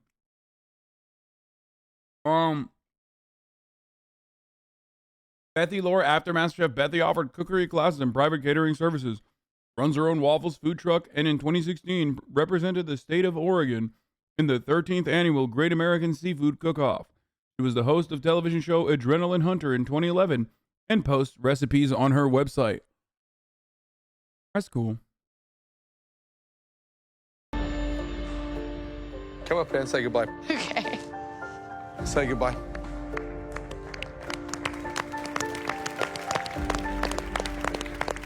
You know what I'm going to ask you now. Yes. So, who's going to win MasterChef? My girl, Jessie. Yes. Good night.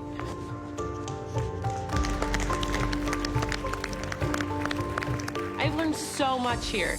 There is no way that you can leave this competition not a better cook. There's something quite inspiring about the amount of effort that you put into it. Great job. Thank you. My passion for cooking has only gotten greater. So I can't wait to continue this journey. And I feel like my dream now does not seem that big. It seems like in reach. Like I can actually do this. Love you guys. Should we watch another one or what? I'm not even gonna bait. Like, we're watching another one. Obviously. Last time. And we're skipping immediately. There's no reason for a recap. Let's go.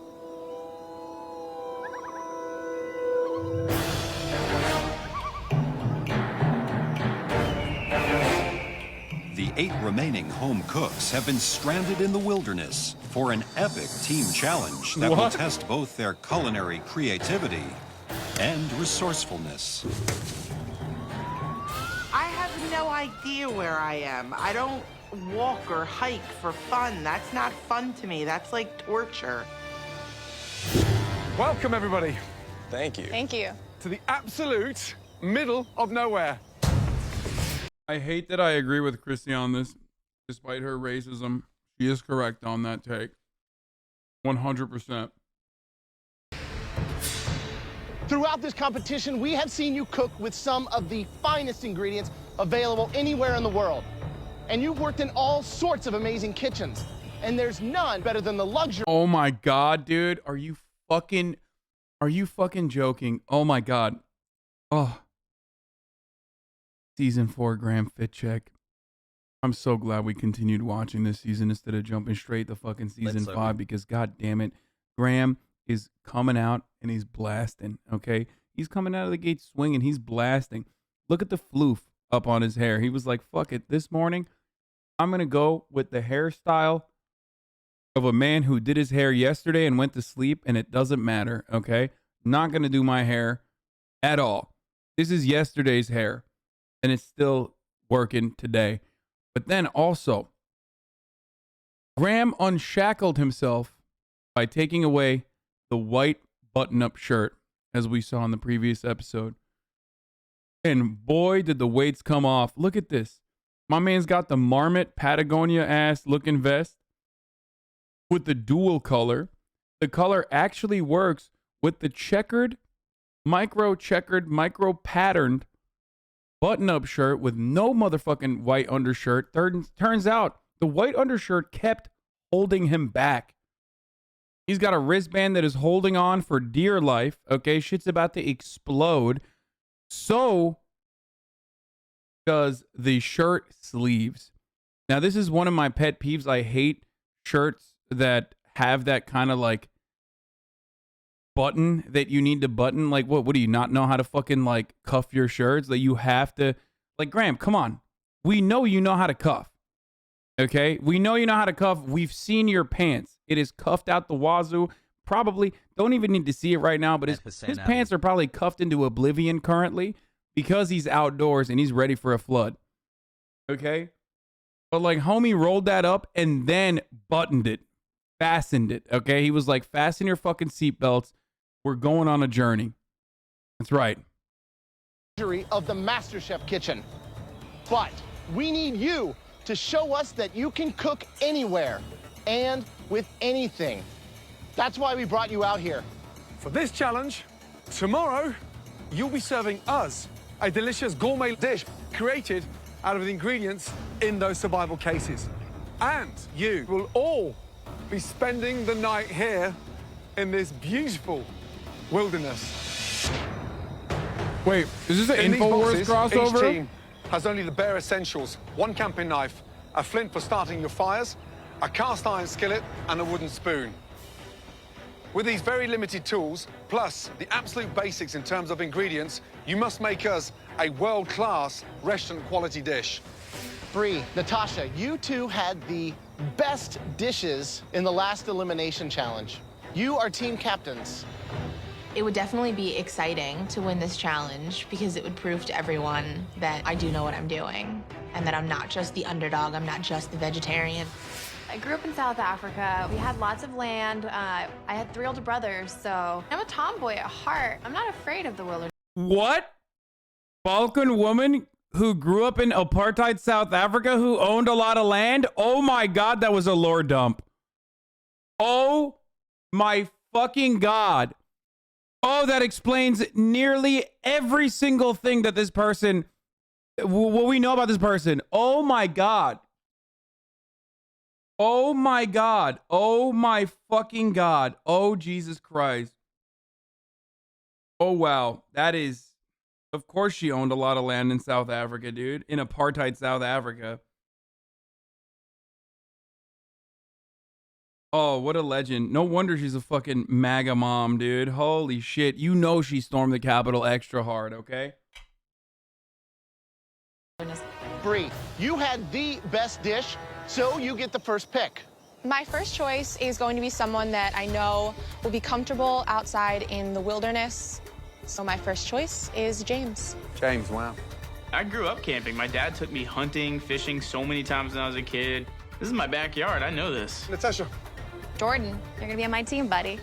Jordan. My second pick is Eddie. Eddie, wow. Eddie, let's go, big boy. I trust this person's palate, so I would like Jesse to be on my team. Wow, Jesse, let's go. Welcome I to the thought blue her team. conservatism came from being a We are Balkan down woman. I was to wrong. the last two picks. This is familiar territory for you again, Chrissy. Are you surprised this It's time? apartheid landowner, white Whatever. parents. Whose team do you want to be on now? Natasha's. Hogger's new And why not Bree? Because I hate Brie. Stop it. Wow. I don't like the idea of having a vegetarian captain my team. I would like to finish my team with Luca. What a shock, huh? Thank you. Two team captains, please go and join your respective teams. Thank you. Hey, guys. Ciao. Everybody happy? Yes, Chef. Unfortunately, the wilderness does have one similarity to the kitchens of a four-star restaurant. Nothing is ever predictable. In the restaurant business, people get fired every day. Head chefs come and go. Bro, vegetarians and vegans are not oppressed. But Chrissy sure is trying, okay? Like she's trying her hardest, okay, to oppress vegetarians. She's like, like she's operating in a way, in a world where like they are. Go. You have to be able to work with everybody. Team switch. So that's why we now are going to change the two team captains and switch teams.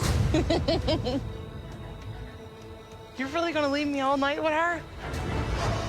We're switching captains after Chrissy announced to America how much she hates me. I have to deal with the beast. Okay, guys, inside those survival cases are two different animal proteins that you could find out here. In one case, you have 3 rabbits, and in the other case, 6 pigeons. Bree, since you had the best dish in the last challenge, you and your team now get the choice of which protein you want to cook with. What? I've cleaned rabbits before. They're a lot easier to clean. Yeah, I'm all for rabbit. Cool. Everyone comfortable? Yeah. All right. We have chosen 3 rabbits. So, Natasha, that means that you and your team will have the pigeons. What Right the now, fuck? it's the survival of the fittest. Good luck. Good luck. Stay safe and stay warm. To the trenches! Let's do this. Pigeons? With limited daylight remaining, the teams must start planning tomorrow's gourmet dishes. Wait, don't people like... I thought pigeon meat was like a joke. In Turkey, we say like pigeon meat is what you eat when you like eat from a street vendor. You know what I mean? I didn't realize people eat fucking literal flying rats, bro.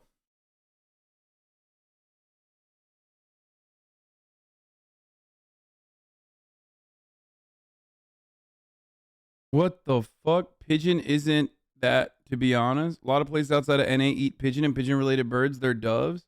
No electricity, no running water, and no kitchen appliances. The home cooks must create a world-class restaurant-quality dish made from the most basic of provisions. Potatoes, quail eggs, we got some carrots. This is all the oil we're working with. That's it? Yep. Check it out. Yeah, they're small, dude. Yeah. They're small. Going through the big metal box, we have some vegetables, we have spices. Just got the bare necessities, actually. All right, guys, we need to figure out what we're gonna do here. Somehow we're gonna have to pull out a Michelin star dish with a pocket knife, and peppercorns. So we got some work cut out for us. We got the innards, too. What do we have to cook with? We have a cast iron pan. We have some empty coffee cans that we can cook in. And that's pretty much it. This is a desperate challenge. We are expecting something incredible tomorrow. They have the most basic of necessities. This is 2014, so they don't know this, but like in about 5 years to 6 years, there is going to be an entire fucking area of the internet with millions and millions of views specifically dedicated to exactly what they're doing right now, just like cooking out in the wild. And I will watch all of those videos, okay, on TikTok. Oh my God. This is straight up like this is my feed. This is my For You page. What they're doing right now is like the guy that fucking you know, teaches you how to make a fire. People that just like bring people that bring like a couple different eggs and like, you know, whip shit up. I watch this shit all the time, dude. A hind quarter would almost be enough. And then we could make stock overnight tonight with the other stuff. Yeah. I'm looking for sausage technique. I want a restaurant quality dish in the wilderness. Split them in half and grill them. Tough one, pigeon, because that is the most unforgiving protein anywhere in the world because it goes rubbery within seconds. Right. How do y'all want to serve it to them? Do you want to do like a split? In the blue team, well, they know how to cook that rabbit as delicate as we would in terms of how unforgiving it is. No fat, very lean, and goes dry instantly. It's really big, so we should definitely section it out. With their camp set up, Blue Team Captain Bree has a radical idea for their gourmet dish. Here's what I was thinking. We could do braised rabbit, and we have flour, right? Mm-hmm. We could make pasta. Do we have eggs? I could definitely make quail eggs. pasta. That shows some balls. Yeah, it does. Making fresh pasta out here in the elements. Hello. While the blue team starts immediately Hey, what's prepping up, vegetables Chrissy? for a stock. By the way, it's really cooked for the fucking judges to do the team swap with Chrissy. Not because like Chrissy hates Bree, but because Chrissy means automatic L. Like she has yet to win a fucking team challenge. Their team is struggling to come up with a high-end concept for their pigeon dish. What were we thinking about the bird? Maybe we can do like a dry rub and let it sit overnight. We could do a yucca puree. Look, we got to keep it light. A yucca puree will be light. Living in the dirt and gourmet does not go hand in hand. Nothing about this area. No, Chrissy's never won a team challenge. The only time Chrissy won a team challenge is when Chrissy's team eliminated her from participating in the team challenge. This entire season, Chrissy is like teamed up with every single person in every single combination. And the one time Chrissy's team won, they kicked her out beforehand. Literally, like she's not. I mean, maybe she'll win this time, but highly unlikely. It's definitely giving us a little trouble. Where's the sauce come into play? Do we even need the sauce anymore? We definitely gonna need a sauce. We definitely don't have the Master Chef kitchen backing us up in this one. We have nothing to work with. You guys, we need to figure it out.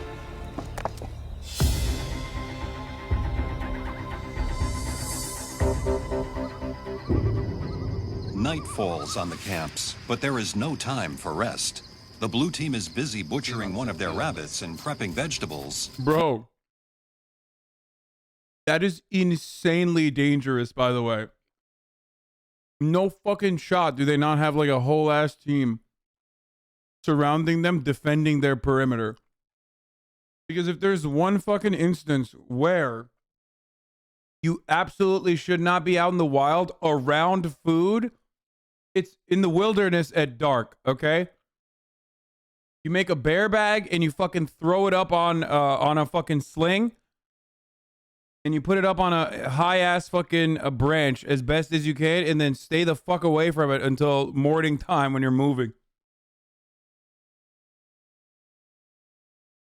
When Gordon arrives to assess their progress. Hi, guys. Hi, Chef. Right, what are we up to?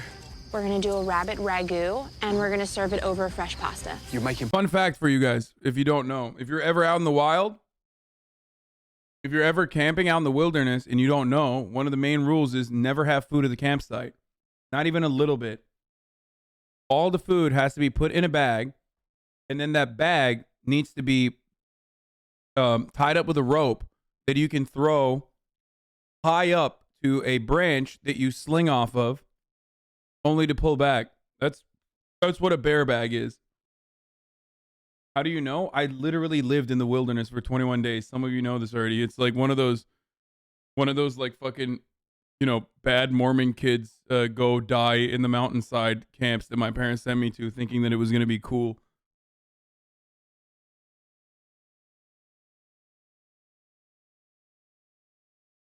No, you don't have fun. It was terrible. Whose idea was the pasta? It was mine. Wow. So, no knives, no boards. How are you improvising? We got wine bottles to roll it out. We're good to go. Yeah. Bloody ambitious. And you pull it off, fantastic. Thanks, Chef. Good night, guys. Enjoy your night. While blue team's rabbit prep is well underway, the red team is test roasting one of their pigeons. Hey, guys. Hey. What's up, brother? What dish are you going to serve us tomorrow?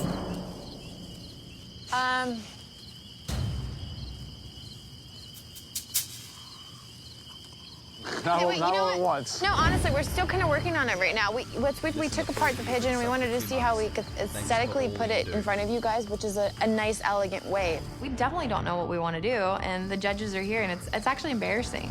The thing that you really need to come up with, I'm sure Joe agrees, is what the hell the dish is. Yep. Good luck. Very much. Thanks, Joe. We're running out of time. We really Incredible. need to put our foot down and think about something solid that we're going to put on Why the did plate. they send me there? Because they thought it would be good, then like we're gonna fun. need a pressure test. My mom would never send me to a camp thinking that it was going to be bad for me. She thought it was like fun. Like it wasn't like a punishment or anything. She didn't realize.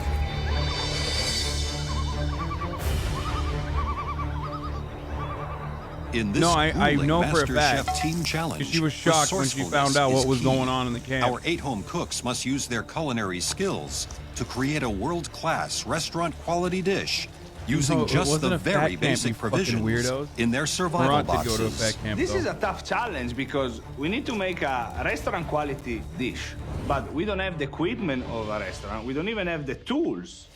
After a night of indecision, Natasha's red team has finally decided on a plan for their pigeon. We're going to do a slow roasted pigeon over the spit. We're going to do a farro with wild mushrooms and baby glazed carrots. How's it taste now? Oh no, it tastes like minerally. James is working on the sauce. Luca is taking apart the pigeons, deboning them and making sure that they're pretty, and Eddie's helping him with that. And I'm kind of just overseeing things that are going on. I mean, it's getting there. Maybe we add a little honey? While the red team is finally on track, the blue team is now beginning to falter. Can you hit the mushrooms with a little bit of the stock Yeah. rather than oil? I wanted to start the braise earlier than we did, but we only have one saute pan, and Bree wants to utilize the saute pan for the mushrooms right now. We gotta get this rabbit on soon. So we'll take the mushrooms out now. I don't know what happened from when we woke up and in the whole next hour what we were doing. Things are getting pushed back further. The emphasis on the rabbit just isn't there. Speak up, Jesse. You're Damn, smart. I hope that we're cutting it close with this rabbit. Christy, do you want to get started on the pasta? I'm gonna have to make it when we're 45 minutes to go. I can't rest it inside anything, so. Well, we could rest it in the tinfoil. No, tinfoil will react with the Really? glutens, yeah. I really try to motivate my team to get everyone moving. There's not much we can do with the rabbit because it's braising. It just needs to cook. I'm a little concerned about the pasta, but I'm still gonna trust Chrissy and hope that she can get it done. Good morning, good morning. With service time quickly approaching, Gordon checks in with the red team to hear how they plan on cooking the pigeon. Are you confident the fact that the way you're cooking them is the best way? Absolutely. Yeah? Yes, We we tried slow two cooked it last night. It was pulling off the bone. And it's definitely a gourmet pigeon Classic dish. Gordo trying to get them to Get going, second guys. guess Good right luck. before. The red team presses ahead with their menu Typical as planned, Gordo move. while on the blue team, Joe and Graham are concerned with the braised rabbit. Wow. Also, trusting Chrissy is the dumbest thing you can do in a team competition. It's been on for. It's close to an hour, on so for yeah, a everything while. will It's be an good. hour now. You could have braised it last night, let it cool, and warmed it up. Like, the longer it has to rest, the better it is with braising. Good luck. Thank you. Chrissy, can you get started on the pasta? Yeah. Making pasta in the wilderness is so hard. We are banging out pasta with quail eggs, which are like the size of a thumbnail. Plus, we're rolling it out with a wine bottle. So I'm just hoping that it's gonna come out okay. I think we're gonna kick some ass today. So the blue team just started braising the rabbit an hour ago. Like, It's going to take 3 hours to braise. Exactly. You can't fast forward the cooking of a rabbit. the pasta was a good idea. Maybe the pasta could help save them. Just Good. keep going. Keep going and get it done. like fly. I'm a little concerned about time. The big worry for me in the red team is they're going to start spit roasting the pigeon. They think it's going to be tender enough to spit roast. Yep. Pigeon wants to be medium rare. Yeah. Can they get it there? How you feeling about the bird? Yeah, right now I'm just making sure that the pigeon is cooked. I don't want to overcook it. What do you think's going to happen? Red team or blue team? Right now, for me, I'm hoping the blue team can pull this back, but we know cooking pigeon is far more difficult than it is cooking rabbit. So right now, I'm going to sit on the fence. It's neck and neck for me.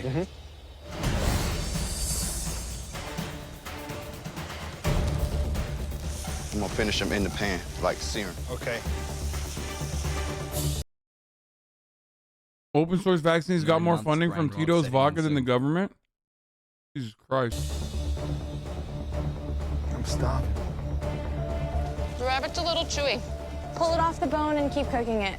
Make sure it's cooked. That is the most important thing over presentation. I think that it's more important to make sure that the rabbit is fully cooked. So I decide that we just need to take the rabbit off, shred it off the bone a little bit. The pasta is simply an accompaniment to the rabbit. As long as the rabbit is money, we're good. The rabbit is going to be cutting it close. 5 minutes, guys. Okay. Beautiful. You hold the pasta back with a fork. Pour. You're good, pour. I thought they were peeing. Keep going, keep going, keep going. I thought the producers got him peeing. Okay. Take this one's done. Go plate it. Be careful, be careful, be careful. Come on, guys. We have like 1 minute. Pick up the pace. Where's the sausage? Inside here. Relax. It's 1 minute. Relax. No, please. Luca's freaking out. We've got 1 minute left. If anything, he's making it worse. 40 Where's the seconds. sauce? Inside that box. Put the mushrooms on. I'm gonna get the flowers. Quickly, really quickly. All 3 plates are done. We're just trying to get mushrooms on the plate and put the flowers on top. They look beautiful. Okay, we're good, we're good. And then I drop one. All over my leg.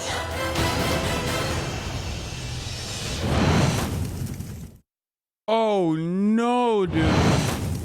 We got this. Her fucking brittle vegetarian bones, dude.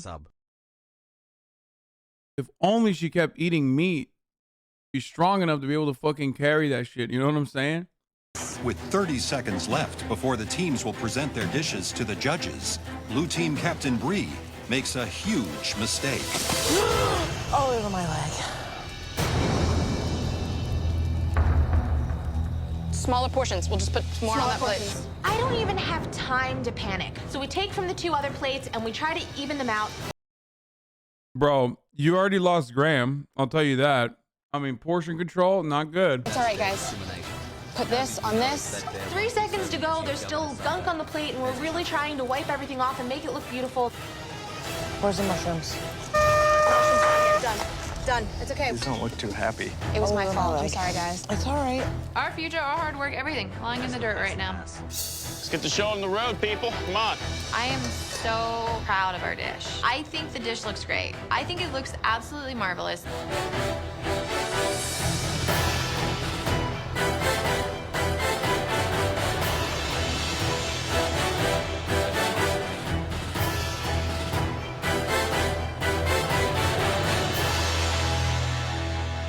Good to see you guys.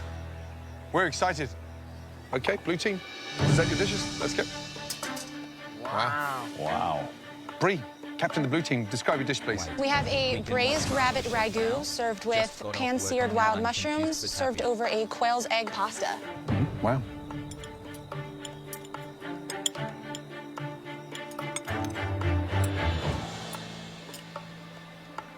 What do you think of the pasta?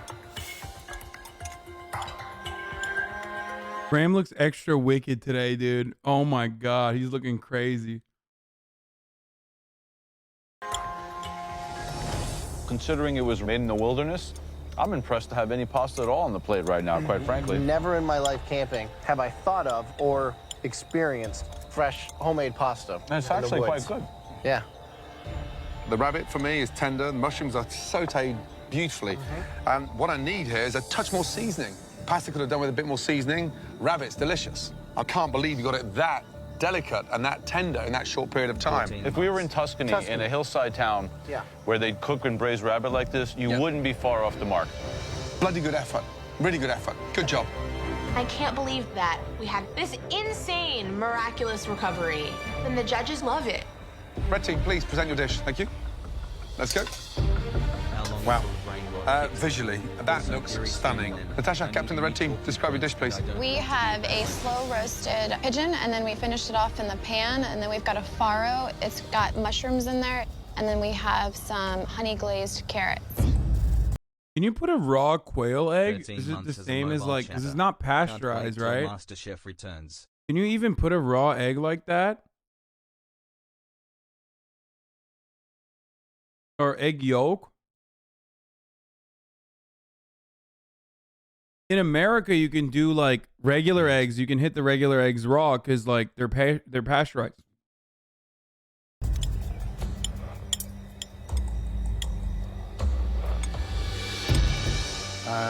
Who cooked the pigeon? I did. Yeah, let me tell you something. Perfect. Absolutely phenomenal. Delicious.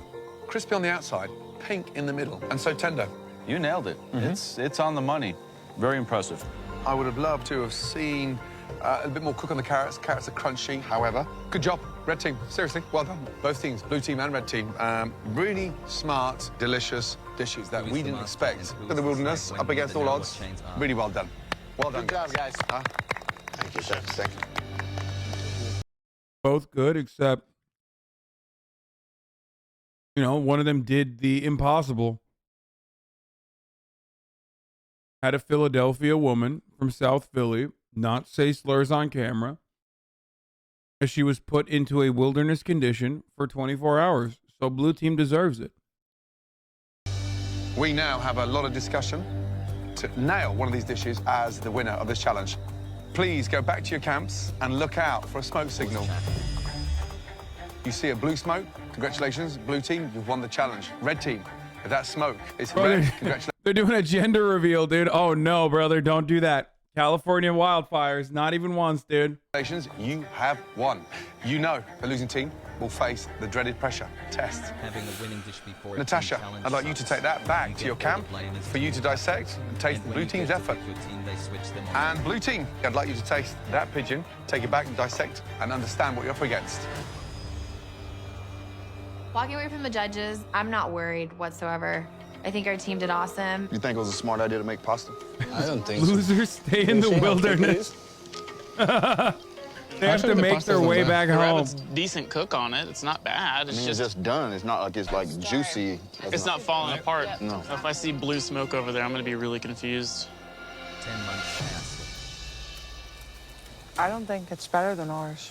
I hate to say that I do. Maybe just their pigeon. Yeah, protein-wise. The dish as a whole, but the dish as a whole. The dish as a whole, ours is way better. But their star is better. They cooked the pigeon perfectly, but what did they do outside the box? Nothing.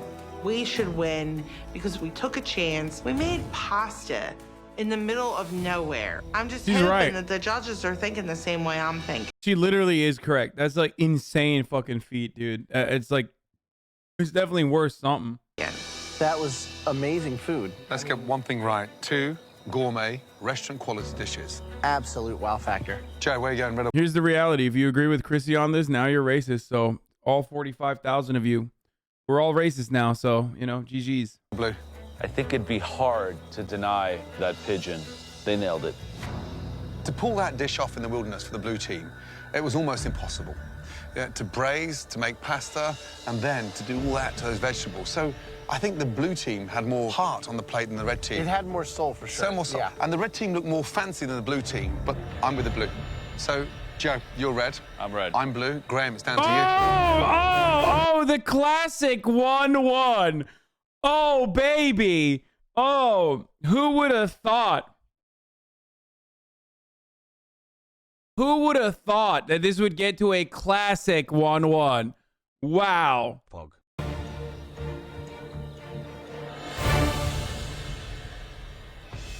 What direction is this smoke signal supposed to come from? I don't know. I want to win so badly. I want to be able to prove to everyone that I can be a good team captain. This would definitely be a painful challenge to lose.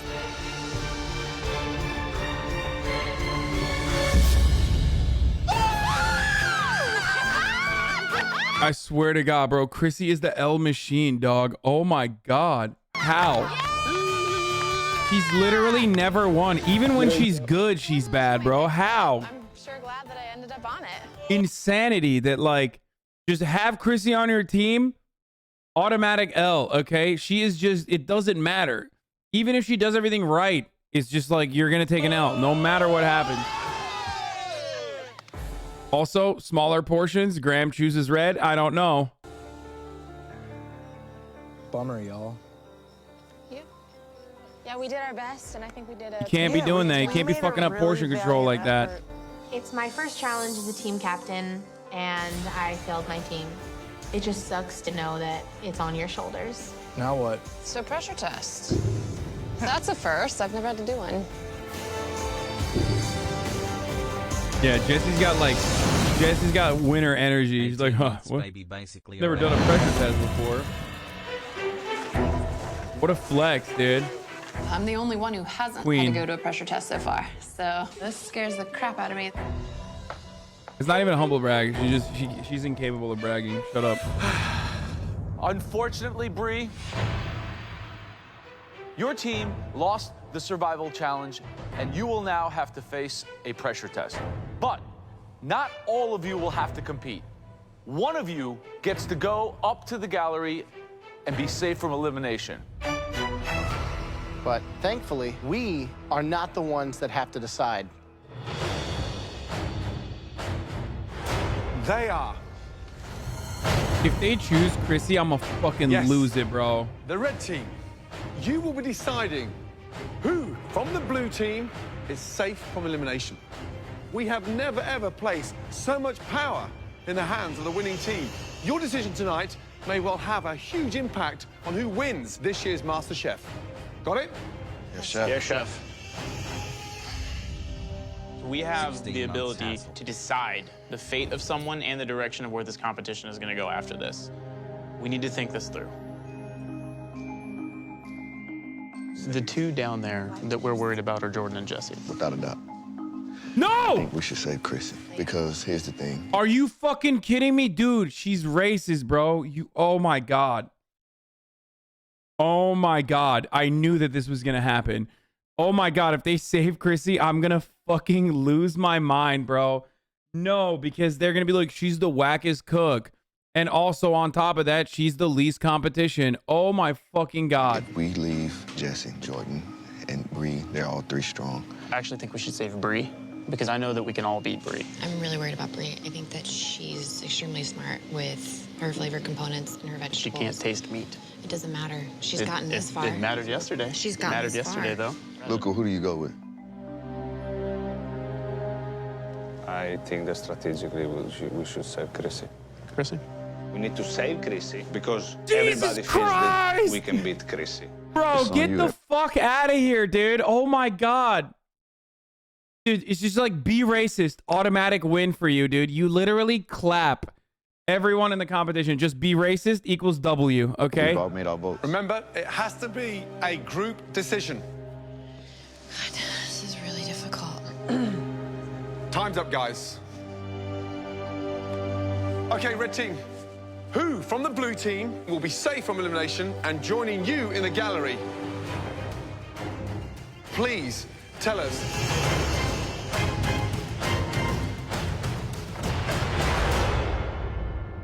It's gonna be Chrissy. Chrissy, how do you feel? I think that the reason that I'm going up there is because they know that I'm going to kick ass either way, and they want those three going before me. They know I'm going to win. Chrissy doesn't get it. She doesn't get that we think that we can all knock her out. We look at her as she's the weakest person. Chrissy, you're now safe. Bro, there's literally something going on in the brain of a person who's like actually overtly racist. You know what I mean? Where like that same kind of delusion manifests in every facet of your life.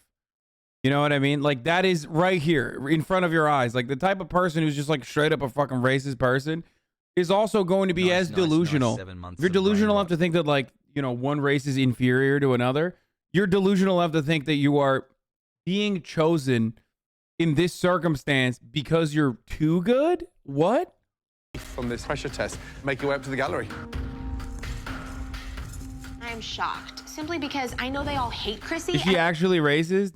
Literally, like, there's no way to describe how racist she is other than she got banned on 2012. Okay, in 2012, she got banned off Twitter for being racist. Before, like, Twitter didn't used to ban people back then, okay? But she was so incredibly racist that Twitter banned her. If you search what she said, you'll understand. It's not like it's not like funny at all. You know what I mean? It's like, oh my God, like that is like, imagine getting banned off Twitter in general for racism. Getting banned off Twitter for racism in 2012.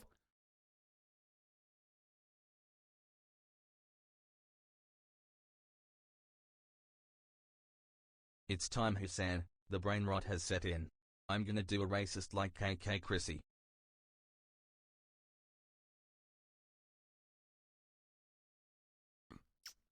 It's not, yeah. She was canceled before cancel culture was a thing. I mean, this is like, I mean, people are writing already what she said. So.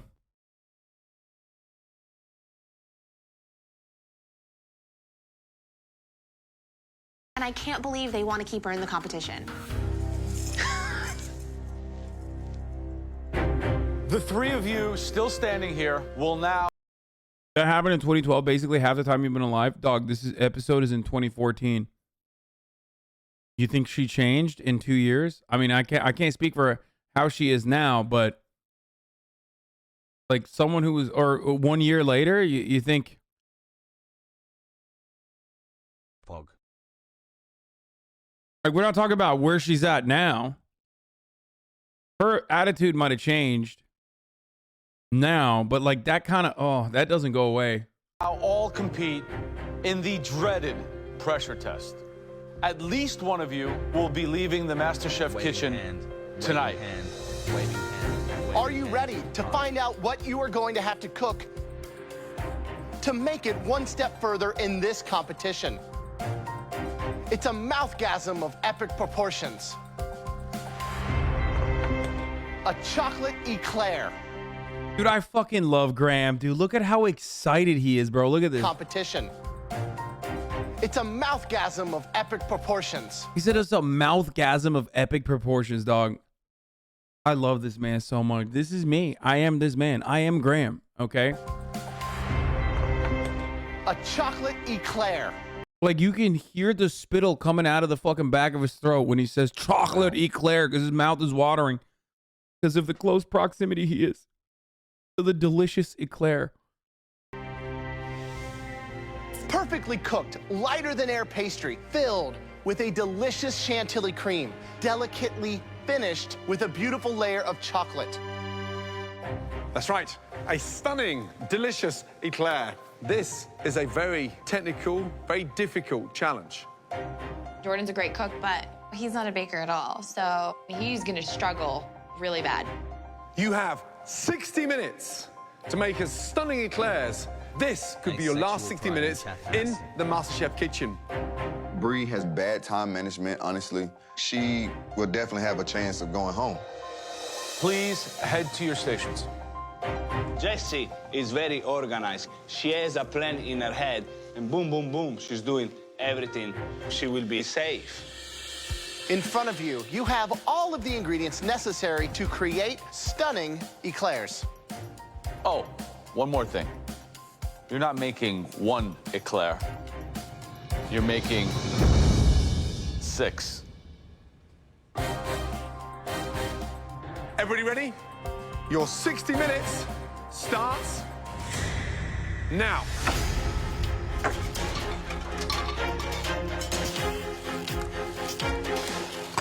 Stage 1, making the pâte à choux, the choux pastry. Right. Once you've made that roux and you've got the milk, the butter, and the flour, you've cooked it out. You've then got to incorporate those. Okay, I gotta call this motherfucker out, okay? Bro. And I predict everyone in the chat is going to say, do it. Bad Emmanuel hasn't stopped saying, do exclamation mark cock in the chat, Peepo D. We need to know cock size. How did you go from the dude who like famously fucking edited entire 60 seconds or 60 minutes footage or PBS footage so that we could watch and then poop socking me to being this guy? And by the way, did I not fucking call it? Everyone in the chat is saying, oh, do it.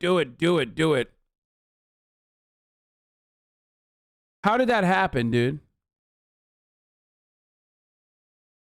Look at this guy.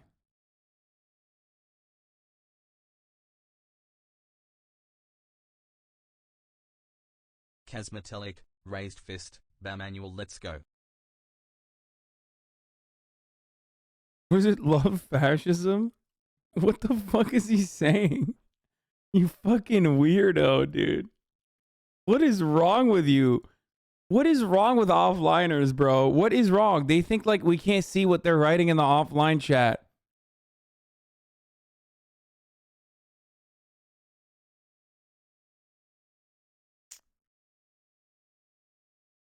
What? No, I'm not going to ban him. Just stop being annoying, dude. Okay?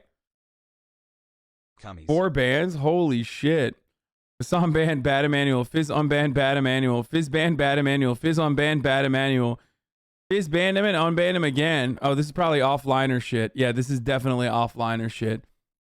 Mods love going offline chat and like banning offliners all the time.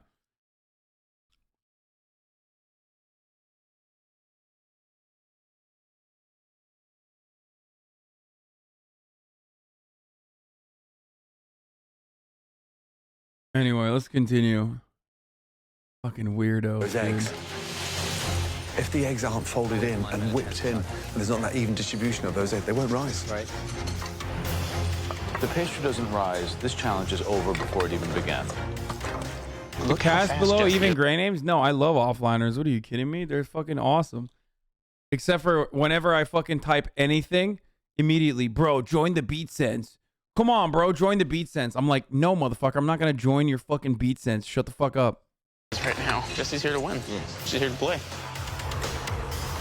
What makes a good chantilly cream? It's got to be slightly creamy, a touch of sugar, but you got to get that balance right because of the chocolate topping. So if the chocolate's obviously sweet, the glaze, and then you got the chantilly too sweet, you've got this mouthful of sugar that's just, you know, unedible. That was me too. I'm so happy right now. Good. You've never been in one of these before. I know, I've avoided it like the plague. What's going to separate you from the two standing in front of you to make sure you don't go home? I hope I just get the technical part right and I've made enough extra that if something goes wrong, I can use one of those. I love that girl to death, but I hope she makes a big mistake and eliminates herself today. Okay, bro, chill. I love that girl to death. Yo, you better fucking cool it, dude. He's taken. Hi, Bree. Hi, Chef. So, have you made eclairs before? I've made them once before. Okay. And they came out great that one time, so as long as I can do them well again, then they'll be fine. Just keep an eye on that clock. I will. Hi, Jordan, how are you feeling? I'm feeling the pressure. How many are you making? I'm doing 6, but I have a little extra. I'm going to throw them in, but I just want to get the first 6 in right now. How long are you cooking them for? 30 minutes, 15 on 400 and 15 on 350. Good luck. They've got to get that pastry in the oven, but they're big eclairs. They need minimum 30 minutes to cook. Come on, please. All your choux pastry should be in that oven. Brie looks very composed. She's very self-aware here, too. Yeah. She knows the time is the issue. Jessie, also a very technical cook. She seems to really be in her element. I'm really looking forward to seeing her eclairs. The one that I'm seriously worried about is Jordan. He had so much air in his piping bag. Jordan sort of looked slightly clumsy. Jordan is looking out of his depth. I mean, I think the girls are nailing it. Bree is moving faster than Jordan. There's a good chance I could be gone today.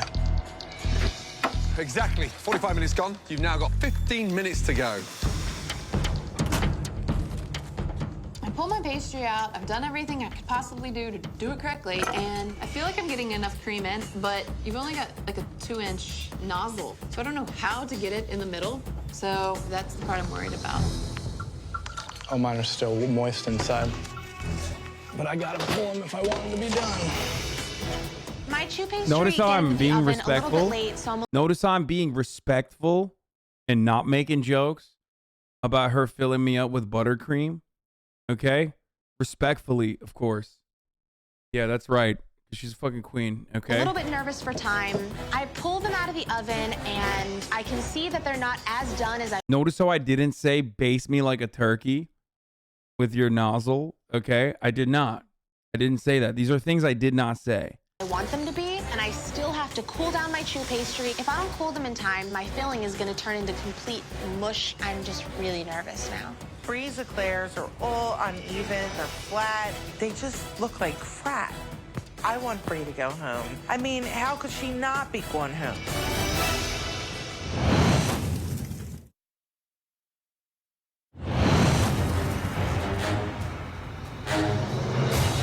In this pressure test, each home cook must make 6 perfect eclairs in 60 minutes or face elimination from the Master Chef I kitchen. want to say, yo, can you fucking relax? I got you on the big screen with my TV, with my family right now. Dude, why do you egg me on? Like, you know I'm going to say worse shit now, okay? Hi, mom and dad. Your son, daughter, NB is watching horrible stuff all day, every day. I'm just letting you know. And he's obviously silly. Silly enough to think that I would not fucking say some dumb shit. Last 5 minutes. Jordan is dipping them in the chocolate before he's filled them with the cream. Well, they'll get all messy when you start filling them. I'm really worried about Bree. She's still filling. Come on, Bree, get some chocolate on those. Bree's probably never moved this fast in her life. Gently, gently, gently. Come on, guys, let's go. Come on. 15 seconds to go, guys. Look at Bree, she's gonna pull it out in the last seconds. 10, 9, 8, 7, 6, 5, 4, 3, 2, 1, and stop. Well done. Seriously, well done. Okay, all of you, very carefully, bring your tray of stunning eclairs down to the front, please. Thank you. I'm very surprised about who's in the bottom because, for me, they're actually in the top of the competition. We are going to lose somebody big today. Right. 3. All 3 of them are the best chefs. Some of the best chefs. So visually, they've looked. And because this one was like random, they could have made it up to the top too. It's anyone's game at this point. Oh my God, I want an eclair so bad.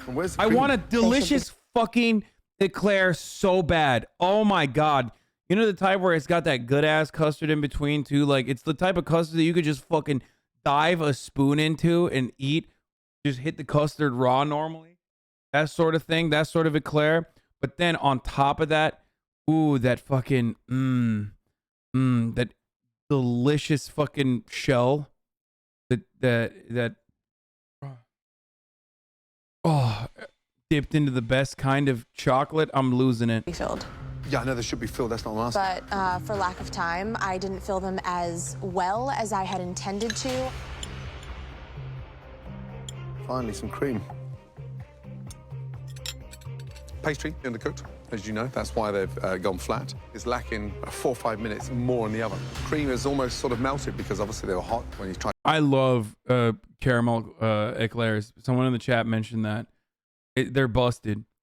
Or like coffee eclairs, I think sometimes they make. Fuck, where was it? There was a place I used to get eclairs from that didn't make like the regular chocolate ones, but like actually the fucking. They made it with like. They made it with like. Salted caramel. Someone made a holographic Grand Pokemon card. Oh my God. Oh my God. What the fuck? Yummy. Moving energy from your opponent's active Pokemon to this Pokemon. Fit check. Flip a coin for each energy attached to this Pokemon. Bro, that's incredible, dude. Dr. Paxmore. Aren't you supposed to be a doctor? What the fuck are you doing? You know, doing dumb shit like this in this chat, bro. Just wasting away. I swear to God. I mean, it's sick.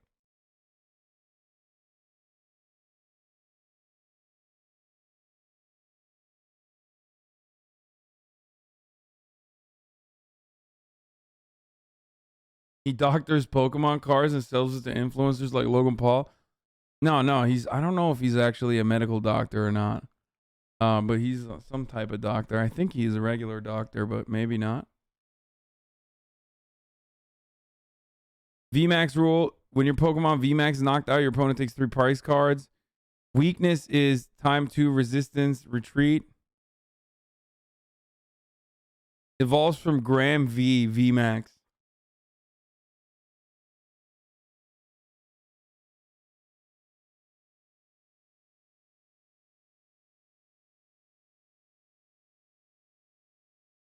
Still have the Camry, thanks. Yes. Okay, come on, let's continue.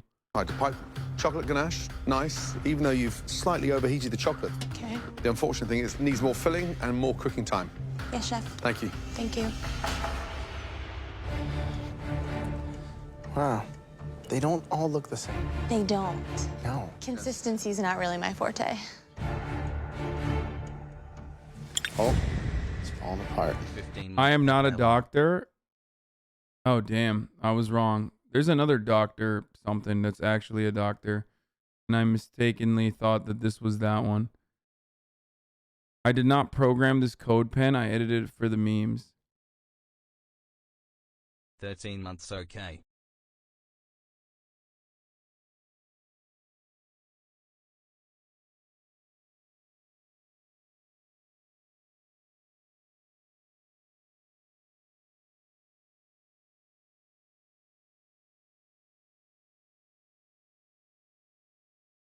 I forget who it was. Anyway, let's continue. Hopefully not a medical doctor, you know what I'm pretty flat, almost flaccid. And there's no filling. At Hasanabi, check out Twitter number 12 trending. We have a meeting with the Chancellor. Chocolate has a nice shine to it, visually lacking, not consistent across the board. So, thank you. Thanks, chef.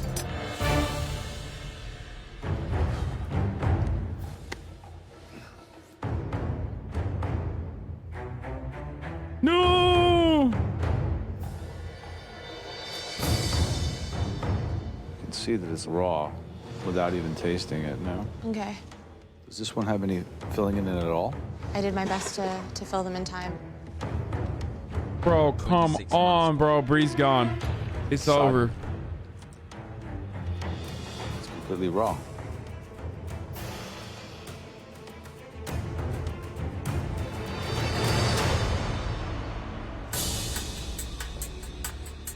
It's over. Jordan.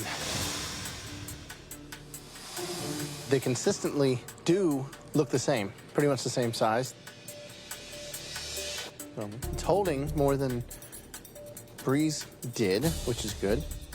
Gonna cut lengthwise so I can see. Bro, Graham is, you know who is a doctor? Motherfucking Graham, bro. He's cutting that shit up like he is a doctor. He's doing a surgery on a grape over here. It's an eclair, dog. What are you doing? The filling, the consistency, and the cook. Oh! Oh, fuck. That's so good.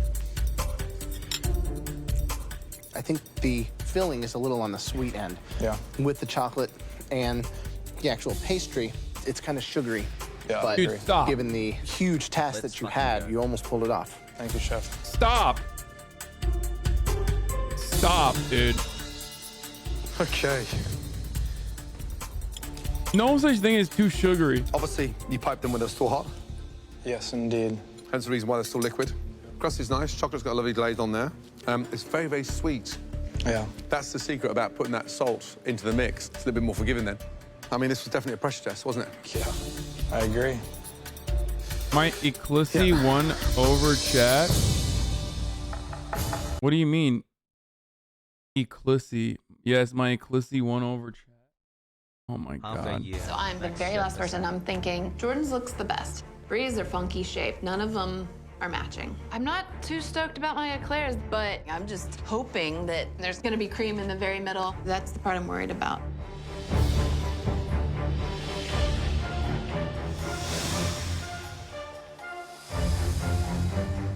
Your first ever pressure test? Yes. You know she fucking killed it. No shot. Jesse has never done anything Kinda wrong. flat. Really wanted to see them more round. Oh, shut the fuck up. Shut up, And you Joe. piped Shut in up. Shut up, the Joe. cream from the sides? Stop. From the two ends. From the ends? Yes, the ends. And you think you got it consistently all the way through? You fucking... I'm hoping. I'm worried about the Hush very your middle. mouth. Did it reach? Oh, no. Not enough cream in there. No, stop. The pastry, at least it's cooked through, which Luckily, is Brie fucked up worse. not what Brie had. Those are still raw. Chocolate's very bitter. Is that a stylistic decision? If I were smart enough to put sugar in it, could have fixed it. I invented the classic.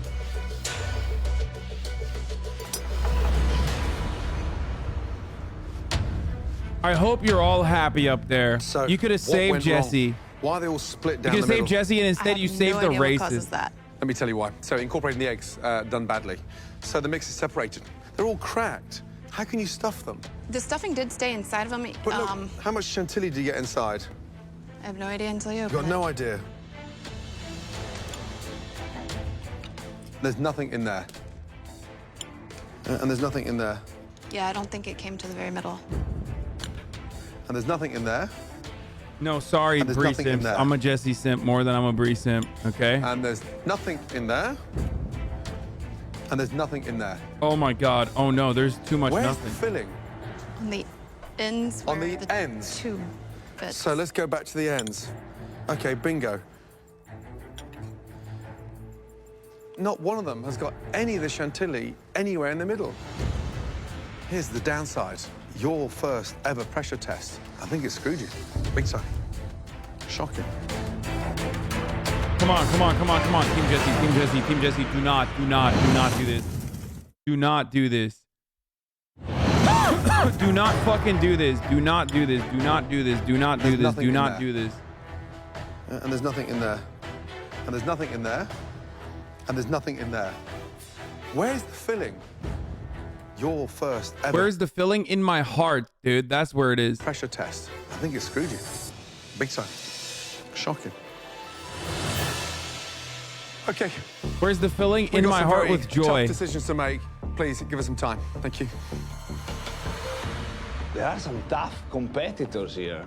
But my hopes is that we lose Jordan, because down there is the strongest one. None of them are perfect, but Jordan's at least have that pastry outside that's a little crisper. Jesse's and Brie's, you know, they both had a lot of defects. If I want to win MasterChef, Jessie has to go home, and she's my biggest competition right now. Brie's flat. Jesse's, I mean, that chocolate was terrible. At least it's cooked through. Brie's, they were raw. Disgusting. I'm tired of Brie. She's not a good cook, so I want that bitch to go home so bad. Oh my God. I cannot believe Chrissy got saved for how racist she This is. is called a pressure test for a reason. That was very difficult for any professional chef, let alone 3 amateurs. All right, they're going to get Jordan out. Step forward. Watch. Thankfully for you, There was 2 found people yours worse than you. to be the best out of the 3. Please take your apron off and join the rest on the gallery. I definitely have 9 lives, and I've expended about 6 of them, so hopefully I don't have to use any more. Jesse, honestly, Joe, Graham, and myself thought that you were a strong contender for the top 3 in MasterChef, as did much of your competition. No fucking shot, dude. No shot. It's another top of the hour ad break right before the fucking final decision. 7 Are months you pop. kidding me? Has high Why do they acid do chat this cat like kiss. this? Why? At the top of the hour, there's a 60-second ad break. Right before the decision comes. That's crazy, dude. If you no longer want to see those ads, if you want an ad-free broadcasting experience, like, all you need to do is subscribe, but it's kind of fucked up.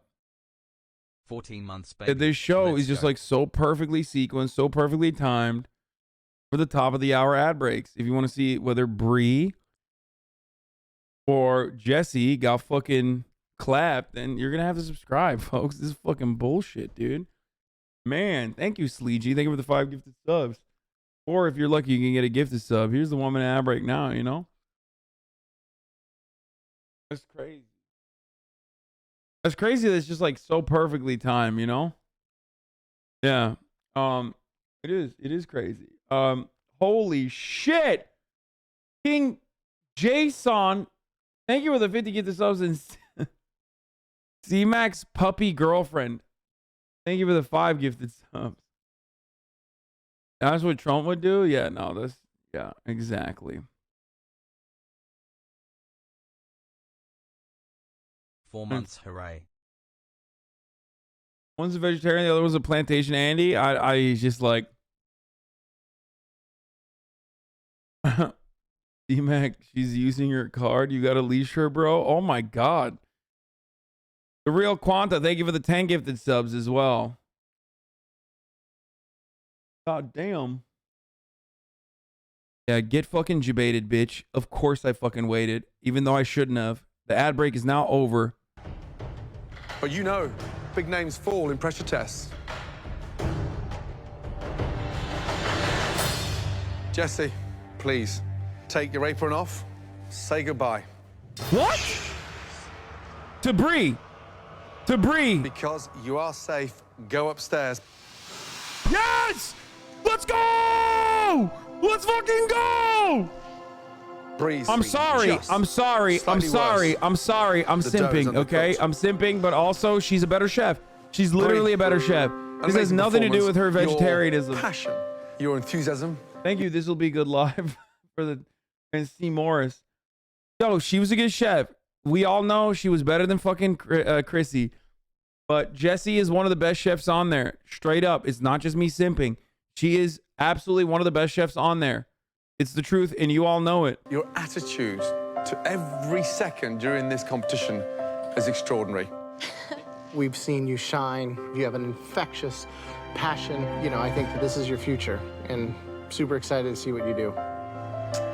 My mom told me not to cry, so I'm trying not to. Come and say goodbye. Thank you very much. It's been a pleasure knowing you. Thank you. Good luck. Thank you. We're gonna miss you. Thank you. Vegans truly are the most persecuted in America in 2013. Yeah. I never thought I'd say that to a vegetarian. Oh my god. Last All words right, for lore Chrissy. masters. Good luck, dude. Well done, Danny. Thank you. Take care. Thanks. Love you, Bree. Bye, Bree. Fuck this. I hate my life. I hate the show. I wish you had gotten DMCA'd. Oh no, dude. Oh, Bree stands fucking losing it. Okay, here's the thing. I liked Bree a lot. I cannot believe KK Chrissy stayed on top. Okay, lore masters. After MasterChef, Bree became a private chef at her catering company, Hashtag Kitchen, and a gym instructor.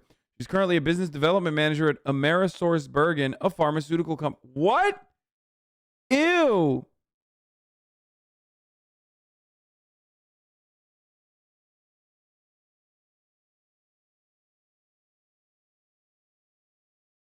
That's, oh God, get fucked. Get fucked, vegetarians and vegans, bro. She's literally a big pharma lady now. Oh my God. Yeah, vegan ending. LOL.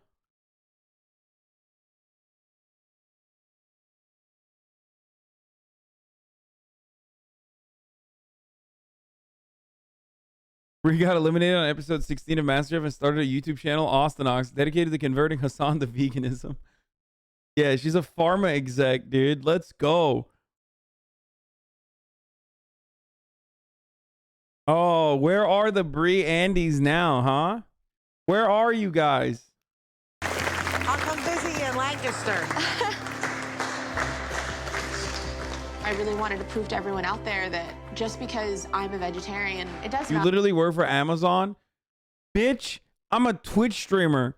I'm not a pharmaceutical sales executive, okay? There's a difference between someone who's like, I don't know, cleaning the fucking toilets at a pharma place and an executive, okay? The executives are the ones who are making the bad decisions. The only thing that is like bad about pharma is the exec decisions. I'm not the one who's like fucking, you know, pushing people into working at fucking $15 an hour in a factory where there's no goddamn air conditioning.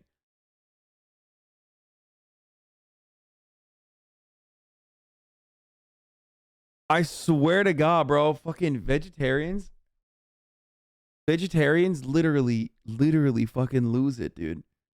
In order to defend another vegetarian that is like a big pharma exec now, you literally will go ahead and be like Twitch streamer, same as big pharma. not and will not stop me from becoming a chef. MasterChef has changed my life completely. And they became friends. Yo, white women, what? Oh my God. Oh, vegetarians in fucking shambles, dude. Get fucked. Oh, get fucked. Oh my Lord, get fucked. Oh, wow. Oh, how do you like me now? How do you like me now, dude? Huh? Huh? Yeah, keep defending her. Defend this too. That's a double bad ending. That's not even a singular bad ending. I just fucking destroyed every vegan vegetarian that was like rooting for Brie.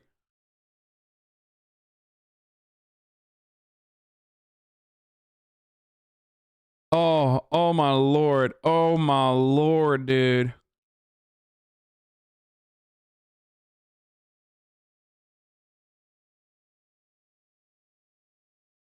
Oh fuck, dude. Vegetarians, like, they can't stop themselves. They just gotta be like, well done. I feel like I learned so much. Good dish, Brie. I'm impressed. Thank you. It's wonderful. Congratulations. Great job. she's a Bill Cosby fan? Okay, well, she didn't fucking know. Like, it's 2014. Calm the fuck down, weirdo. Like, she's not like saying at Bill Cosby, you're the GOAT. Like, recently, I think. The hardest part is definitely realizing that you have to say goodbye.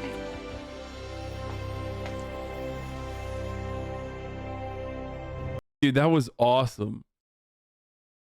That actually was awesome. That literally. And she's not a vegetarian anymore. She eats meat. Stop. Stop. First course from last night's 5-course meal. White asparagus burrata. Oh my God. Bro. Oh, that is funny, dude. Yo. Oh my God.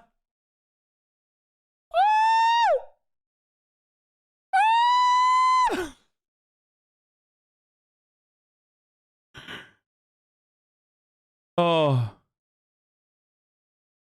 I am silly. Oh, never mind. It says I am silly. I was serving meat eaters. Okay, never mind. Okay, at least that's still fine.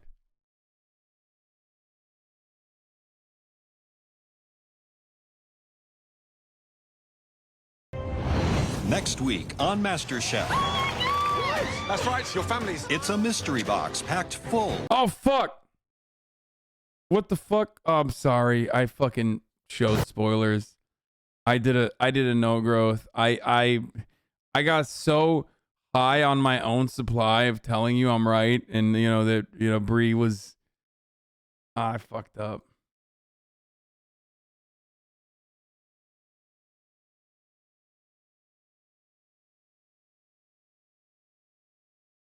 Can we take a 10-minute break? I need to process Brie lore. Thanks. Fuck no, dude. We're going into another one. Since 7, it's definitely a humbling experience to see so few people around me.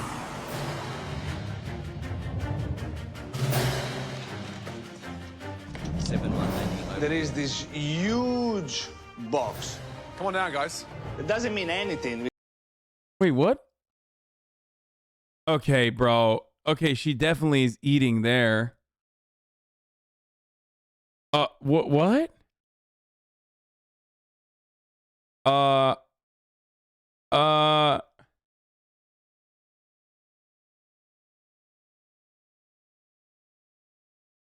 This is not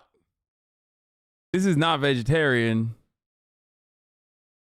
I'm pretty sure she's eating this. Okay, that's not.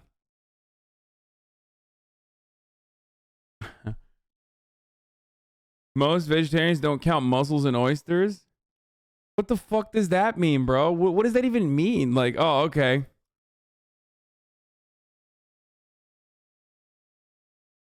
She might just be a pescatarian, by the way. Mussels are actually vegan.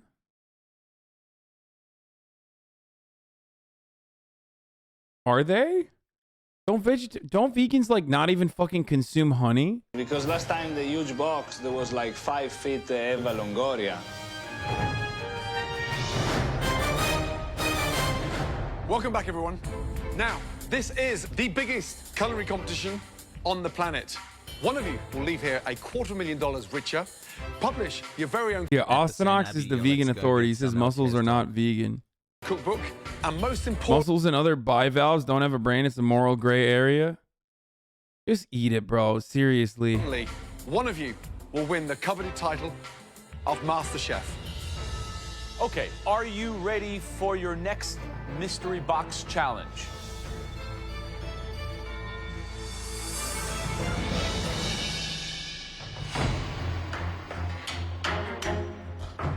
So the box starts going up, and I see a bunch of feet.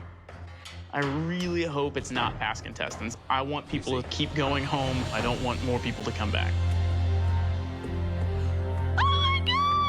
What? Are you kidding me? It's my wife. Holy shit, they're gonna make them cook their family? That's crazy, bro. What won't MasterChef do? That's insane. That's right. Your families have flown in from all across America.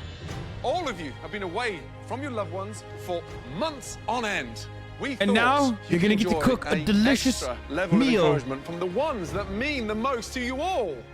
All these people standing in front of you are so proud of each and every one of you getting this far.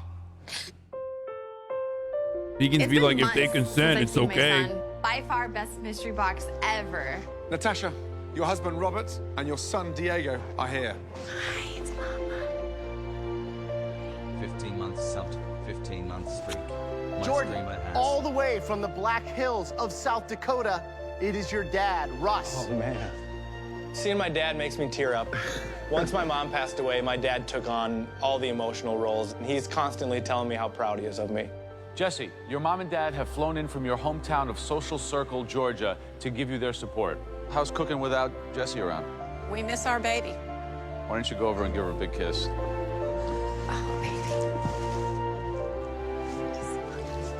Luca, it's your gorgeous wife, Kate. Kate, how did you guys meet?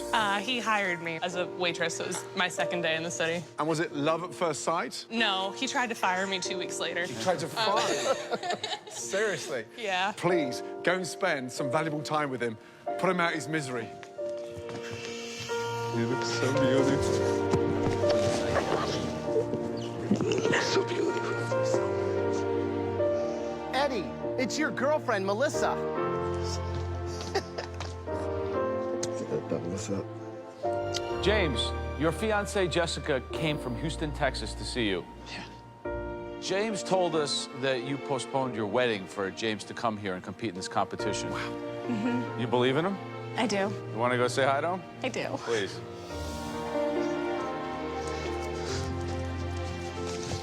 I've missed you so much.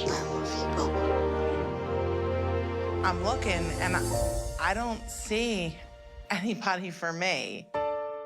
Aww. Why is everybody's family here except for mine? Oh my Chrissy, God. the one person you would want to be here right now, your son couldn't make it. Because he couldn't be here, he recorded you a very special message. God damn, dude, I'm such a fucking sucker. Okay, now I feel so bad.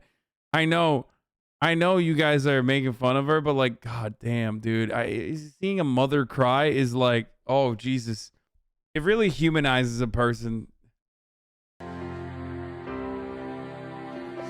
Now, you okay? Hey, Mom, I love and miss you.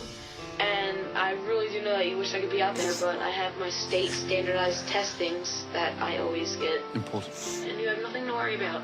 See? Uncle Cos has the whole place pretty much intact. Nothing's burnt down, nobody's dead. Bless him. I'm gonna see you at the finale. I miss your food too much. I love you. How cool is that? Huh? He wants to see you in the finale. My heart's definitely hurting for Chrissy at this point when she, you know, doesn't have her son, because I can understand that hurt. So it was hard to watch it. Okay. Oh my God, Joe Bastianich is crying. That hurt. So it was hard to watch it. Stop. Oh my God. Okay, now I'm back in it, dude. That's pretty funny. That's some real empath shit, dude. Joe Bastianich is an empath, by the way, for those of you who don't know, but only for racists. Like, it's very unique.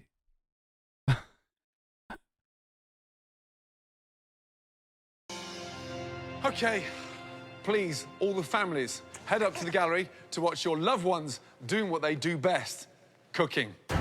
Watching a mother cry humanizes them. Watching Joe Bastianich cry makes me laugh. Of course, dude. Are you kidding me? We've brought you a taste of home for a reason. For this mystery box challenge, we want you to cook a dish inspired by your loved ones. Something that just reminds you of them. You will each go into the pantry with your empty mystery box and can bring back up to 15 items. Using those items along with the staple pantry box, you'll have just 1 hour to cook an amazing dish. Right, you've all got 60 minutes to cook us something amazing inspired by all of them. Your 60 minutes starts now. Today is blank canvas. We get to go in the pantry and grab whatever we want. My mom died 5 years ago, and I've grown so close to my dad, and seeing my dad like this, it's that extra kick in the ass to keep humming along and keep fighting for your apron. It's been extremely challenging to put aside my family and focus on something other than them. So I'm ready. Why are we gonna skip season 4 of the Shit's Heat? It straight up is. I'm glad we stayed on it. Cook from the heart on this one. Yeah, I can't wait for the box swap though. At this point, we're basically fucking producers for the show. Box swap incoming for sure. She actually entered me into this competition, so you know, if it wasn't for her, I wouldn't be here right now. Got all our fingers crossed today here at Chrissy's station, me and Mikey. Right, Natasha, how you feeling? I'm good, chef. Unfortunately, I forgot my chicken stock for my curry, so I'm making a vegetable stock just Natasha, to kind of get that going. You had 15 ingredients to pick up, Yep. and you forgot the stock? I think that in the end, the result is going to be phenomenal. I mean, I'm incorporating a lot of flavors. Good luck. Thanks.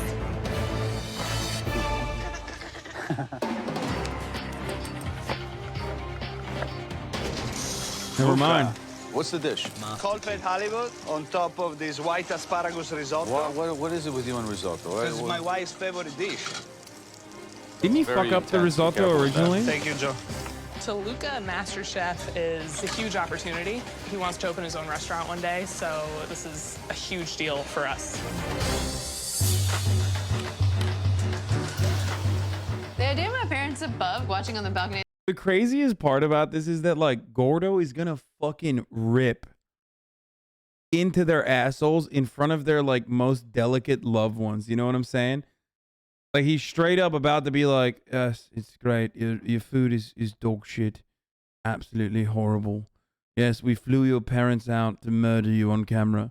It's a little nerve-wracking because my mom and dad are kind of my biggest critics, so I can just picture them, yeah, do this, add more of this. What about the green stuff? What about the green stuff? Like, just nitpicking me to death. Just put more of that. Stop. See, because it's so sour. Stop. I know what that is. What about your puree? Do you want to do your puree? She must not like it. Oh my God, her mom, bro. Now we know who owns the plantation home, okay? It's the mom. It's her. The dad, I said, had, like, chill vibes, okay? I've said this already. Like, dad has chill vibes. Mom 100% is backseating harder than my chat, okay, on a Sunday afternoon. She's looking good. It looks like she's making duck, which is one of our favorite things to have. She is a tough and determined girl, and I think she's really focused on this, and she wants to do this for a full time the rest of her life and fulfill her passion.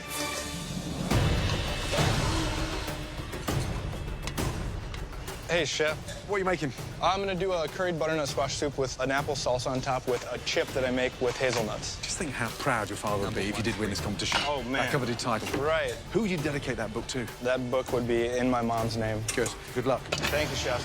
All right, guys, less than 10 minutes to go. Some good smells out there. Yeah, it's amazing. I mean, I just love the energy.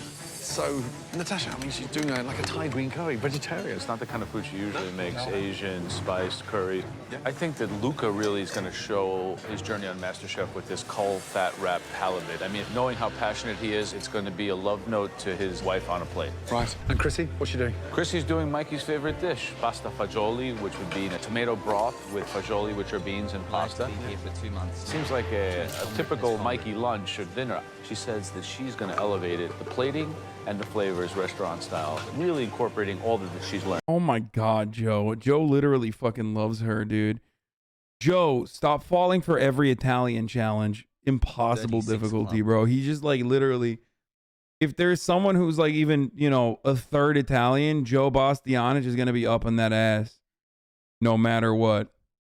Last 60 seconds. Come on. Perhaps one of the most emotional mystery box challenges ever. 4 months, let's go. It's time to shine. 10, 9, 8, 7, 6, 5, 4, 3, 2, 1, and stop. Hi, my sweet froggy friends. It's my 7th.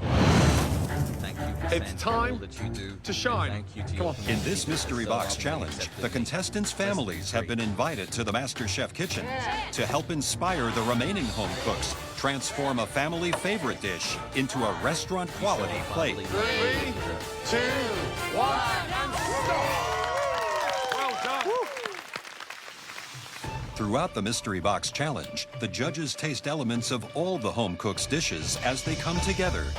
They now take one last look to choose the top 3 standouts, and the winner will receive a major advantage in the next round. There were 3 dishes in particular that really stood out. The first dish we want to bring forward is a dish made with a lot of love. Please, step forward. Natasha. The same you should do. I need to get rid of Natasha. She wants this more than anybody else. Beside Luca. Tell me what the dish is. So basically, I've got long grain rice that's infused with a little bit of shredded coconut, and then I did a homemade green curry sauce. And the corn is underneath the rice. Tell me about the corn. It's roasted, and then I've got a little bit of shrimp paste in it, a little bit of olive oil, some garlic, some ginger, and just kind of let it marinate a little bit in there. Could Diego eat something this spicy? He definitely does eat his vegetables. He's a big boy. Great flavor. So judiciously spiced. Yo, you're not a baby. Just because you have a bald head like one doesn't mean that you're a baby. Light, assertive, the rice is fluffy, the corn is like a non-traditional addition, but one that's intelligent. It adds a texture and a sweetness. I think it's really good. Congratulations. Thanks so much. So what's in the rice? Is it jasmine? This is or sick. It's long grain rice, long grain? Okay. and then it. This is sick, man. This is awesome. Was trying out a different style while watching amazing Eamon Hawk's Punish Bernie video. Wanted to give Hassan the Hun his proper dues and make that concept art style. Fucking sick. Thank you for also not making my head tiny and making it the real size that my head is actually in reality, which is a normal size head, not a small one. It's got just a little bit of unsweetened coconut in there, and a little bit of coconut milk and a little bit of water. Yeah, I gotta pee. I'll be back in 1 second. Balanced. I think it's one of your best yet. You won 1 mystery box, and you might be on your way to winning another. Good job. Thank you so much.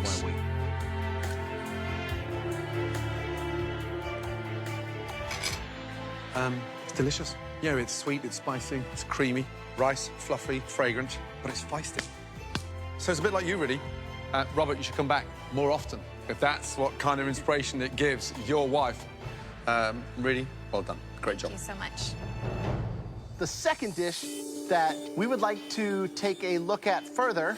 This dish might be a family favorite, but this home cook elevated it to a completely new world. Step forward. What episode are we on? Jesse. Yes. Yes. Wow. Look at that. Explain the dish to me, please. All right, we love duck in our family, so I seared the duck breast. We also have blackberries in Georgia, so I made a blackberry red wine reduction. Underneath that, we've got a layer of roasted Brussels sprouts with a little bit of pancetta. And then gotta use the pecans from Georgia. Wow, good. Flavor of the duck, it's delicious. The acidity from the blackberry completely complements that richness. Mom, Dad, what do you think? She's got a lot of tricks up her sleeve. So she's improved since she's come here?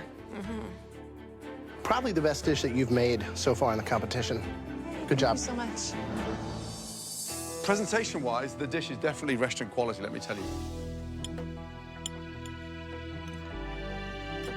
Yeah, it's cooked beautifully. It's pink, the fat's rendered down beautiful. That flavor of the sort of gaminess that's become mellow. The acidity of the fruit that's made it work. And then that charm with the sprouts and the rice. Lol, it's on going to check his head size in the mirror. Yeah, that's why I left. Not to pee, but instead to check my head size in the mirror, dude.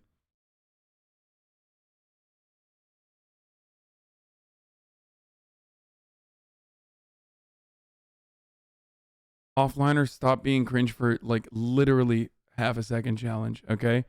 Impossible difficulty. You've done your parents proud, and yeah, great job. Thank you so much.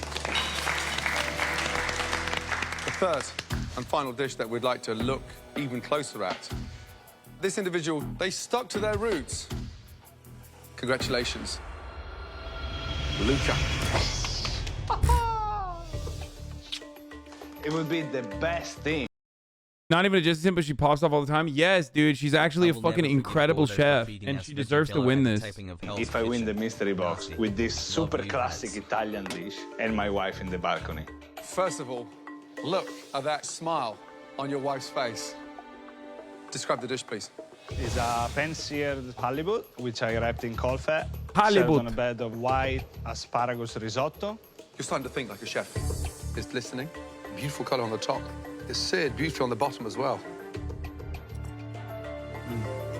Two highly skilled bits there. The risotto, nailed beautifully, without going crazy. Asparagus, lovely garnish. But the freshness, that mint, you know, only a crazy Italian could think of that. And that's you. Well done. Halibut. So this is very typical from where you come from, yeah. No? The risotto is perfectly cooked, delicious. Thank you. We asked for a restaurant. His original risotto fucking sucked. So grading on a curve, Andes are gonna absolutely. They're absolutely gonna be like, oh, very good. Dish that was inspired by the love of your life. You delivered it. Awesome. Thank you. Thank you. Half a year of worms. I can feel the war. Three outstanding dishes. Thanks, but as you know, only one dish tonight can be the winner for that huge advantage. One. The stuff Chatter posted about Bree is wrong. She does not work at a pharmaceutical. Her parents worked at the company. She's the chef at the restaurant mentioned earlier. In 2019, she ran for state senator in Kansas on the Communist Party USA ticket. After losing, she adopted an ANCOM ideology and is withdrawn from electoral politics entirely in order to pursue labor militancy among chefs. Yeah, okay, bro. Dish. Dude. Leftist vegetarians are just so delusional that they have to write like entirely separate lore for people. Just had the edge. Headcanon. Showing great finesse. Amazing restraint. This dish was paying tribute to the loved ones. The person who cooked the best dish. Congratulations.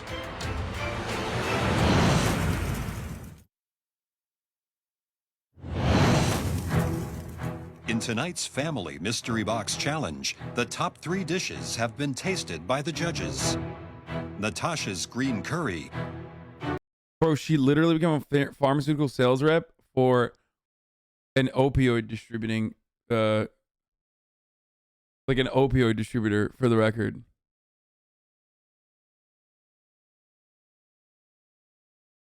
Like, don't make me fucking... She's a business development manager at Amerisource Bergen, dude. Like, it's not even like y'all are fucking bananas, dude. If you want to try to salvage this one.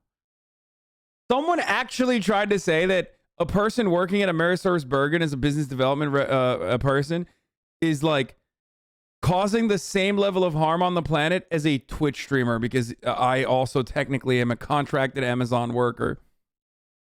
That is Let's go. That level of simping is like I don't know where to go with that. Like, that's just like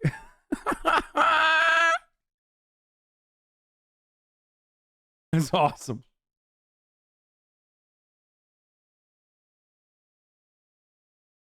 Maybe opioids are okay then? Jesse's duck, and Luca's halibut risotto. As you know, only one dish tonight can be the winner.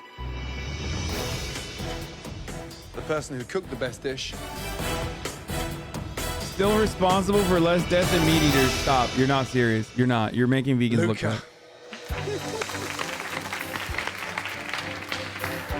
Well done.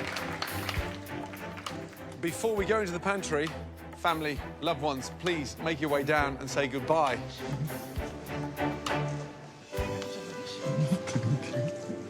Sexy. Kills me to see him win. Yeah.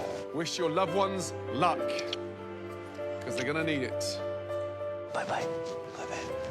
Wow. Let's go. Good job. Really well done. Bravo. Damn, I can't believe Luca got the W. He's gonna try to me over bad. I know it. He wants me gone. along on your last thing? Yeah, but he still wants me gone. It doesn't mean that we like each other or whatever. It's going to be one of those where it's like, Luca, here's the katana. You can kill one of the contestants' family members. You won't be choosing what everyone is cooking in the upcoming challenge. We've already done that. But don't worry, you will still have some very, very important decisions to make. Are you ready to see what everybody out there will be cooking in tonight's elimination challenge? Ready. It is one of the most composed, beautiful, elegant cuisines on the planet. The cuisine of sushi. Oh, Japan. Jesus. Look at this beautiful plate of Japanese favorites. Shrimp and vegetable tempura, Alaskan king crab California roll, ebi sushi, uni sushi, ahi sushi, salmon roe sushi, and mackerel sushi. Because you won the Mystery Box Challenge, you will not have to compete. Bro, people spamming ayaya when they see sushi just goes to show that, like, weebs are just racist, okay? Like, all right, bro. Like, what does sushi have to do with anime? Like, just because it's, like, something that's Japanese, you have to fucking spam ayaya? You fucking weirdos. It's like the same energy as, like, fucking posting try hard every single time you see, like, a black person or something related to black people. Calm it, dude. For this elimination. Congratulations. You are now one of the final 6 in this competition. You're about to make a decision that could change the game big time. In tonight's elimination challenge, your competitors will be split into 3 teams of 2. You get to decide which home cooks will have to work together to replicate this stunning plate of Japanese delicacies. You have some... Am I crazy, or every time they've shown sushi on my MasterChef, it just, like, looks kind of mid? Obviously, I don't eat seafood, so, like, I'm not the best judge of this. Of 2. But, like, every time they show sushi on this show, it literally has the energy of, like, gas station sushi. Every time. What's up, bro? Oh, okay. Can you please put the fucking AC back on? I feel like my dad lowered it or something. It's very, very hot in here. You get to decide which home cooks will have to know how work the AC together works? to replicate this stunning plate of Japanese delicacies. You have some very big decisions to make, Luca.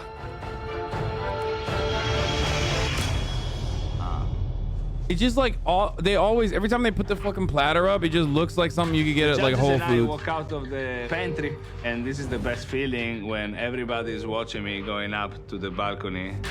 Is he safe? My best friend blocked me because I said you're a good person, arguing that you made a 9/11 joke. How to make him calm the fuck down? Help me. Probably good that you guys are no longer friends. If that's the case, you know what I'm saying? Luca is safe from elimination. Congratulations. Top 6, therefore, Top 6. automatically. You want to say congratulations to him? No. All right. Get better friends, bro. Luca doesn't like me, but also I think he's a little bit worried about my ability. I 100% think that Luca is totally gunning to get me out today. Tonight, you will all have to cook.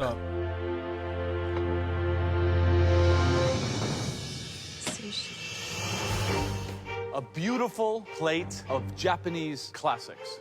Take a good look at it. We want you to match that perfectly. So, Chrissy, what are you thinking? Sushi is disgusting. Now I have to work with something that makes me sick. It's going to be rough. I might be going. I told Murat to turn up the AC because it's incredibly hot in here. He literally said, I don't know how to do that. Not funny. Stop laughing. Home today. I know that plate looks very daunting. Murat, someone said, but here's Murat, the I good want to news. suck your candy cane. You are not cooking alone tonight. There's 6 of you. You'll be in 3 teams of 2. And the bad news is that Luca got to choose the teams. Oh my God, dude. This is the most goated ass fucking... This is the most goated ass advantage he could have gotten. That's crazy. A huge advantage. Okay, GG's. We know already. Whichever team with Chrissy is going to lose. I can really focus on somebody and knock them out of the competition. Depending on who my partner is, I think I would rather do this by myself. Luca has chosen the teams that he thinks could send his biggest competitor home. Let's start on the right. James. Tonight, who is going to be cooking and preparing sushi with James? I'm giving him someone very strong. Jordan. Jordan, please go stand with James, your teammate. Are you kidding me? I'm with James today? Booyah, I'm feeling good. This is a cakewalk. This is exciting. What do you think? We'll see you in the next round, Luca. Wow, you're that confident, Jordan? I think he put them together because they're both overachievers and they're going to fucking fight against one another. And also on top of that, like, they try to pop off too hard, both of them. Something that Eddie has also noticed and has used to his advantage tactically in the past. I'm not too sure why I gave us a free pass. There's got to be an ulterior motive. The one individual you want to see go home tonight is who? Natasha. So, who are you pairing Natasha with? Chrissy. Chrissy, L. please stand with Natasha. There is not another person. That is the worst. That is the worst combo. If you want to eliminate Chrissy, that's the worst combo you'd put her in. Okay? I know that he was just like, you know, saying here's an L because Chrissy fucking ends teams. But if there's one team where Chrissy could pull it off, it's with Natasha because they're on the same, like, white MAGA mom frequency. You know what I mean? So this is actually a combination that could allow Chrissy to win one time in a team sport. But of course, it's Chrissy, so she is the team killer. Wow. Natasha, how do you feel? We are the top 7, and I'm pretty sure Chrissy knows how to make rice and she knows how to make tempura batter. So he made himself a stupid decision, but Doesn't that make you stronger? absolutely. Just makes me want to win this. Natasha eats sushi. I know she knows how to make sushi. Whatever she tells me to do, I'm going to do it. I'm seeing myself as a direct extension of Natasha. The only asset that I'm going to bring is cutting up vegetables and filleting that fish. So that obviously leaves Jesse. This is literally the MAGA set bonus that she needed to pop off. I suspect they're going to do a fucking fusion dance, and all of a sudden it's going to be the most racist sushi you've ever had that somehow works, okay? Jesse, how do you feel? I'm excited. I think we've got a great team. Eddie? I feel good. Okay, you may be Straight working up. as a team, but Master you will Chef, not MAGA Chef. be working together. This is a tag team challenge. One of you will cook first. Then, when we shout, switch, you'll trade positions. Each team will have 60 minutes to replicate that stunning plate of Japanese classics. Please, head to your stations. Your 60 minutes starts now.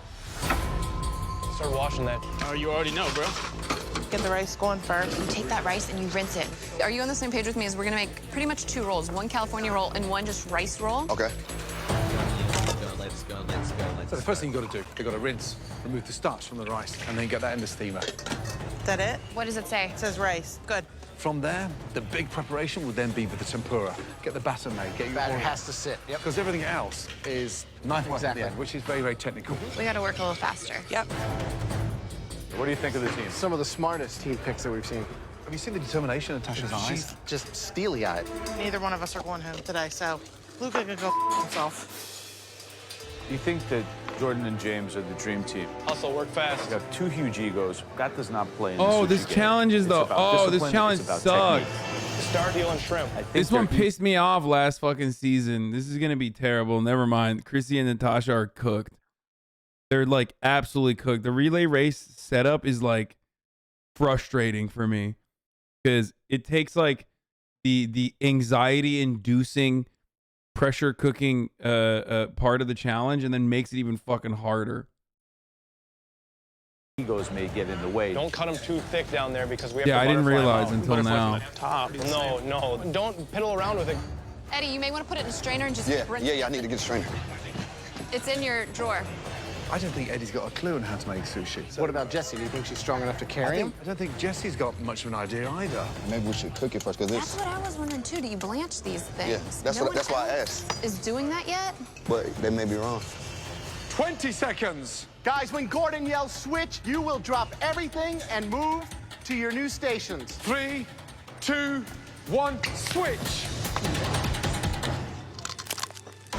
The big elephant in the room tonight is the live sea urchins. You've got to be so delicate. You start washing those things, they destroy the flavour. And you don't want to wash any of that off. Can't. There you go. Get that beautiful bastard out of there. Oh, there's a few in here. Hell yeah. I got a nice piece right here. A beautiful piece? Yeah. Great. You should be using the back of a spoon. Okay. So it doesn't break down with your fingernails. Chef, what's the white stuff in this? Never wash, Uni. Never. No, come on. Jordan. Right. My bad. Yeah, it is live. Live kind of fucked up, bro. What are you trying to get upset at? It's literally like, it's like not even an animal, dog. How are you gonna get mad at like vegetation? Okay, it's like the closest thing to a vegetable, bro. Chill the fuck out. Are you actually gonna sit here and make 150K a month watching fucking MasterChef? Oh wait, I don't give a shit. Keep the content coming, my fucking king. Let the meta live. Switch. In tonight's elimination test, Luca has selected the 3 teams that must each create a platter of Japanese cuisine. You should be using the back of a spoon. Okay. So it doesn't break down with your fingernails. It's proving to be their most difficult challenge yet. Chef, what's the white stuff in this? Never wash, Uni. Never. No, come on. Jordan. Right. My bad. You've only got 2. I have some of this beautiful juice still. Never wash. Sea urchin. You got it, Chef. Come on, guys. Lift it. Let's go. It's like barely a fucking animal, dog. It's like, I know it's not a plant, but like it's barely a fucking animal. It doesn't even look like an animal. Get out of here. 10 seconds before we switch. You can't even anthropomorphize a fucking sea urchin. 5, 4, Clean 3, up that mackerel. 2, 1, switch. Okay. 20 minutes left. Speed up, guys. Come on. Is it up to temp? Yeah, it's ready to rock. Okay. No skin on the tuna, correct? No. No? Okay. How about the tempura? You're not worried about that? The batter's done. We need to get that fish going. Don't you think Chrissy would be the best one to fry the tempura? I'm confident with her level on fish. Right. I mean, if I have to take over, I will as well, but I think she's gonna be okay. To cut the fish? Yep. Chrissy, you gotta make sure that you get just a nice, clean cut through that. I just need to see where the grains are going. Good luck. Thanks. Real thin, more bias. Real thin, more bias. How's it coming, guys? Going all right. Yeah? All right or good? All right. 5, 4. This is a tough Were you challenge. as far ahead as you thought you would be? I mean, No. Switch. Come on. Let's go. Go. Let's go. Joe, what do you think? I think that Natasha is really commanding her team. She's very well organized, and I think that Chrissy is being very subservient and taking direction very well. Watching Natasha in this situation, I have a newfound respect for her desire to win this competition. I fucking called it, bro. I literally called it. It's just like, I'm telling you, it's the fucking MAGA mom. It's the MAGA mom energy coming from both of them, dude. They're out there to defeat everyone else, okay? Stir faster. I'm so surprised. I thought James and Jordan would have been so much further ahead of the pack, and they're not so far ahead of everybody else. These still are gonna be a little funky. I don't know how they did it. The big jeopardy for me tonight is Eddie. He looks like, you know, a deer in the headlights. And I don't think Jesse's going to be that strong to coach him. I agree. It's something she doesn't know fully either. Right. 90 seconds to go before the switch. I got the roll, don't worry. I will assemble, don't you Well, that's the thing, I know how to make. We need how many of these? 4 total? Yeah. Preparing to switch, guys. In 5, Serving tray. 4, 3, 2, 1, switch. You gotta go. Get the tempura going. As soon as you're done with that rice, drop the veggies. Okay. I need you to cut the avocado. It's right there in front of you. Okay. We forgot the tuna. All right. No, you don't do the tuna. I'll do it. All right. You finish the vegetables. Awesome. Awesome? Salt them. Over here. Salt's right by the sink. Please, just cut the avocado now. I am. Oh, the shrimp is right behind you. Hold on. I told him what I'm doing. Pull those and put them on the tray. Your next switch is your last switch. Put extra in there. You need a safety net. Jordan, Jesse, Natasha, make sure you're talking to them, telling them what they need to get done. If you can get the shrimp done too, you gotta fly, buddy. You gotta fly. I'm flying as fast as I can. A little too much rice. We might see platters that are half done, maybe not even half done. It's not looking good. Good. Wait a minute. Good. Yes, it's perfect. Take it off. Just take it off. Don't ask me. Just do it. Okay, it's fine. We'll get it. Don't worry. Natasha. This shrimp looks like... That's fine. That doesn't matter about looks. We just need to It get does it on matter. the It plate. does matter. Kind of a little bit. 2, 1, switch. This absolutely fucking ruined everybody, dude. Remember they couldn't even fucking put this shit together. It should be done. The vegetables should be done. Final time. Come on. Final round, final 5 minutes. Let's go. 5 minutes. Come on, babe. Come on. You're doing good. Be easy with it. There you go. You can do it, brother. Where's the shrimp? Both here? There's both. Yeah, that's what I'm saying, dude. They're falling apart on us. Put them up anyway. Move on to the roll. Oh my gosh. Butchered. Go, brother, go. Keep going. Come on. Push. Put those things on the plate, Natasha. Honey, hold on. Neither of us are going home today, right? No way. Make it happen. You've got 90 seconds, brother. Come on.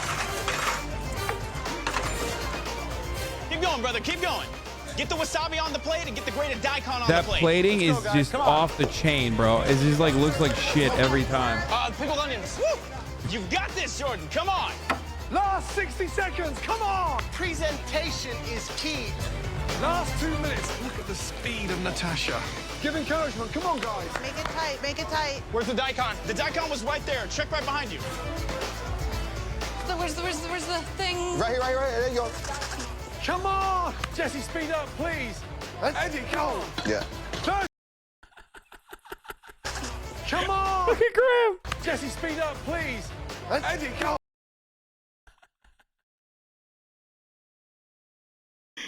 Bro, I'm literally... Dude, Graham is me, okay? I am Graham. That's like... I don't like sushi, so I never get that way about sushi. But that is precisely how I get if I'm about to eat some delicious, yummy food that I'm excited for, okay? Yeah. 30 seconds to go. Let's go. Come on. Sushi, a California roll, tempura, sausage, garnishes. 20 seconds to go. Come on. Get that. Come on. Oh my God. Keep going. Come on, Jesse, get it on the plate. Oh my gosh. 15 seconds to go. One more, Natasha. Do one more. Wake up, Jordan. Come on. James, push him. You can do this, brother. Come on. Make sure it's neat.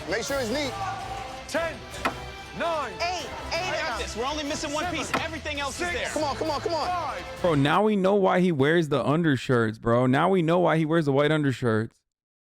Because, like, that when he's getting excited for the yummy treats, he's jumping up and down and shit. Like, that's a lot of physicality there. That's a lot of action. You'd be sweating. 4, 3, 2, 1, and stop.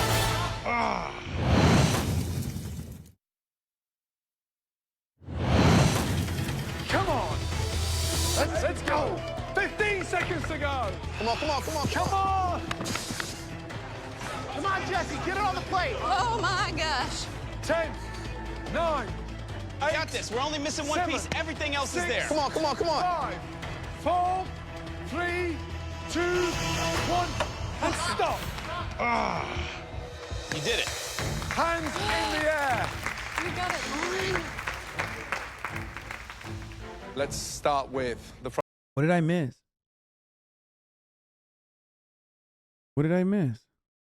Come on. I saw that.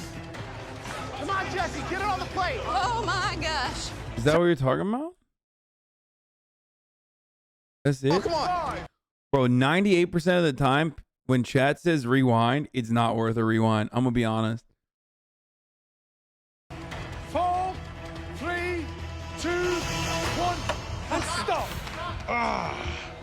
You did it. Hands in the air. You got it. Let's start with... Oh my God. What was that, bro?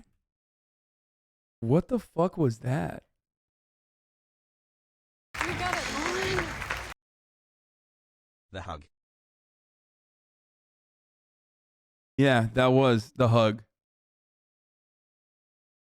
The hug that shocked the world. Wait, was this what you guys wanted me to rewind for? Okay, maybe it was worth it. Let's start with the front row, please. Natasha, Chrissy, let's go. Natasha made that roll in less than a minute and a half. Maybe we don't have all of the components Holy on the fuck, plate. I'm literally an incel. I just like, I'm Summer behaving bodies like are an made in the incel. winter. It's cutting season, boys. Some incel ass shit, dude. But everything looks good, and I'm trusting her. Who plated that? Natasha. I did. Visually, it looks beautiful. The roll, who made the roll? I did. A nice balance of color. Who seasoned the rice? I made the seasoning for the rice. Yes. The rice is cooked perfectly. Right, who made the batter? I did, chef. The secret, really, is to take out the basket, get the vegetables. I forgot I'm dust literally them, wearing a put them shirt that all says in, so your incel. batter, drain off the batter and literally throw them all in at the same time. Stir them around so they don't stick. I'm amazed you actually got it together with literally 3 minutes to go, because with 2 minutes and 50 seconds, there was nothing on your platter. I've always said it's not how you start these challenges, it's how you finish, and I didn't expect you to bring that together the way you did, so it's not perfect, but it's a bloody good effort. Well done. Thanks. Thank you. Well done. Oh my God. Everything that you have on the plate looks like it's done the way that it should be done. There I you just go. need to know, Chrissy though, got are you fucking guys taking saved 50-50 again, by ownership the of this way. plate? Chrissy is this season's like, how does Thank she you. keep getting away with it person? So, Luca, did you sync Natasha with the Chrissy anchor? Is that what happened? Yeah, maybe not. I don't think so. Can you see the cut on the fish? Yeah, the cut on the fish is beautiful. I certainly gained a new respect for Natasha and how much she wants to win this competition. Anything you want to say to Luca? I'm coming for you. You're my next target. Thanks. She got everything on the plate, and it looks good, and honestly, She's she just saved like- me. Okay, James and Jordan, come on Every down. season, there's one. And this season, it's Chrissy, okay? There's just like a person where you're like, how?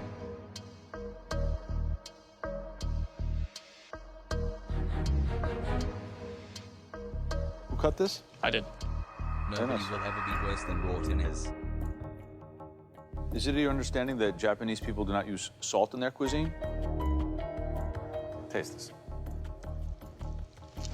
If that has a grain of salt on it, I'm a monkey's uncle. That one we did second and didn't salt. And it's the same reason you didn't put any salt in the rice? Definitely not enough. Not even close. What happened to these shrimps? They look like... They've seen better days. There was some debate between us on how to cook the shrimp. So you decided just to step on them? Yeah, right. They're raw. It's just, I'm amazed they're laughing, because honestly, I mean, if anybody remotely respectful to Japanese cuisine, giggling, laughing like two stupid teenagers, get a grip, guys. Oh no. Oh no, dude. They fucking changed up real quick, bro. You can't do that. You can't laugh. Except, like, you know what's disrespectful to the fucking Japanese cuisine? Making them do this shit. Like, putting them in a situation where they are forced to make gas station sushi under 5 minutes. I would be embarrassed. I'm disappointed, even in what I know of you guys as cooks. Certainly the two of you could have done better than this.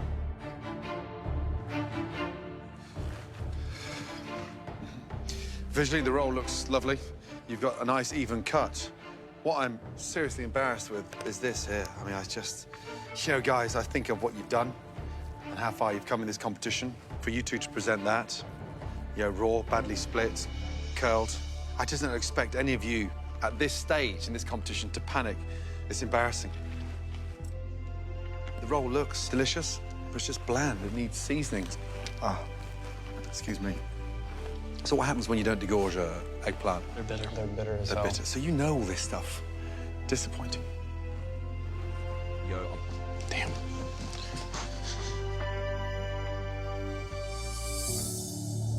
Do you salt Next up, sushi? I didn't please. know that. Jesse and Eddie. This is by far the hardest challenge, and walking up, I knew we were gonna get chewed out. So who, between the two of you, had the most experience with sushi?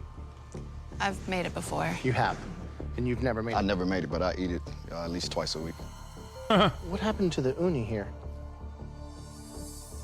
It's about getting it out, but also making sure that it's cleaned the right way. To have this coming out, that's kind of like part of the inside tract of the actual sea urchin. Okay, what's the difference? Like, you're literally eating its gonads, homie. I don't understand. Like, is there actually a difference? I don't know. People are saying, like, ew, but, like, okay, you're eating its fucking testicles. Like, what's the problem with its poop? That was a poopy. You will taste shit. Wait, it tastes like shit? Eating that can kill you? Eat the shit, Graham. What the fuck, bro? Come on. If Jesse served you shit on a platter, what, are you not going to eat it? Shut up. It's not what you're looking for to eat. Who did the fish butchery? I did. You did. It's kind of torn apart. And the rice, who cooked it? I cooked the rice.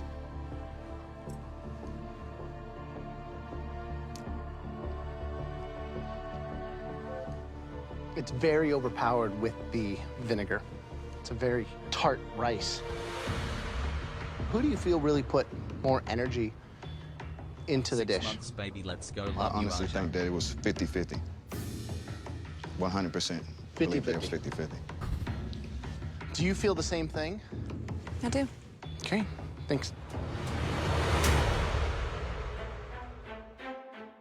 So you're saying that you guys are equally responsible for the success or failure of this play? Yes, sir. And that's what you believe? 100%. I don't agree. This is gross. You gave this uni for us three to eat. If I hand this to you right now, will you eat it? Oh my God. I'm asking you, will you eat this? Eat it. Say yes and eat it, bro. Look him dead in the eye, eat it, and go, yummy. You gave this uni for us three to eat. If I hand this to you right now, will you eat it? I'm asking you, will you eat this? No. That's interesting. Oh my God. Okay, it's spicy. Also, they literally just Chrissy won again, for the record. Just so for all those keeping tabs, like, Chrissy got elevated again, for the record. I just want to remind everybody that Chrissy once again. I go home, I ain't got nothing to hold my head down about. When I know something, I had no idea how to make it. It comes down to the disrespect. But no one was communicating. Guess we shouldn't have been high-fiving. How can you miss all the wasabi and all that rice? If you don't make the rice right, it's like the foundation of the whole platter. Everything was wrong. Yeah. Back when there was 20 of us, you know there's like a good 8 that don't even deserve to be here, so you had leeway to mess up. But now, there's no room for error. This is a very tough decision. The first pair that are safe. Congratulations. Stop. Chrissy and Natasha. Yeah, we know already. We know that already. It's fucking bullshit. Luca tried to take Natasha out and me along with her, and watch out for the moms. We're fierce. Natasha, you just put in an extraordinary 60 minutes of work. Chrissy, for the first time in this competition, that's the most humble and the most dedicated you've ever been. Both of you, well done. Please. Fucking called it, dude. You hate to see it, but absolutely called it, dude. Join Luca on the gallery. Congratulations. God damn it, Luca. Thanks. Luca's my #1 target right now, #1. And now, it comes down to you two teams, Eddie, Jesse, James, and Jordan. The next safe team is James and Jordan. The technical ability on the way you filleted the fish, that's what's got you through. Please, make your way up to the balcony. It could have gone either way. I think they saved them because they're better chefs. It could have gone either way in this one because they fucked up equally. One had doo-doo in the uni, and then the other one had like raw shrimp. How do you fuck up raw shrimp? And they laughed too. And I think the reason why they saved them is because... Jesse and Eddie, please make your way down to the front. It can't be a double limb, right? It's not a double limb. The person who will be leaving us really failed to identify with the fundamentals of what we were looking for in this challenge. The flavors, the respect for product was disregarded. It cannot be a double limb, dude. The person leaving MasterChef tonight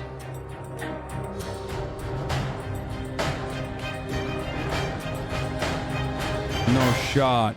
Eddie. No! Jesse. I also missed the top of the hour ad break. I was going to wait to pause to do a top of the hour ad break. And I thought there was going to be a fucking, I thought that there was going to be like a, like a fucking actual pause before the commercial break. And I got fucked, dude. I got absolutely fucked. At least Jesse's safe though. You know what I mean? Here, top of the hour, every hour. It's time for a 60-second ad break. You no longer want to see those ads. All you need to do is subscribe. You know, uninterrupted broadcasting experience, yada, yada. You can subscribe for $5. You can subscribe for free. Here's the 1 minute ad break now. Make your way up to the balcony. More back. Oh, what's up? What was that? Your way up to the balcony. That was a wet kiss, bro.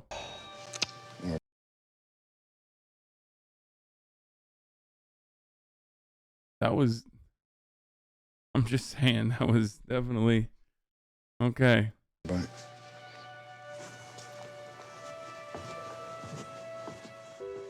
Eddie, tenacious, ex-NFLer, personal trainer, but a serious foodie. Tonight, the sushi got the better of you. And for the first time in this competition, you looked completely lost. However, you found your calling. Food. How many times have you guys seen contestants kiss each other on this show? You continue that dream for that gastropub because you are a phenomenal cook. It's been an absolute pleasure. All right, what do we got? After his appearance, Eddie won Food Network Star Season 11 and owns Rose Hill Beer Garden and Food Truck and Fit Chef Studio Gym. He hosted Eddie Jackson's Game Day Playbook and Eddie Jackson's Fitness Playbook on FoodNetwork.com. Good for him. I mean, he's very telegenic. So... I'm gonna say goodbye.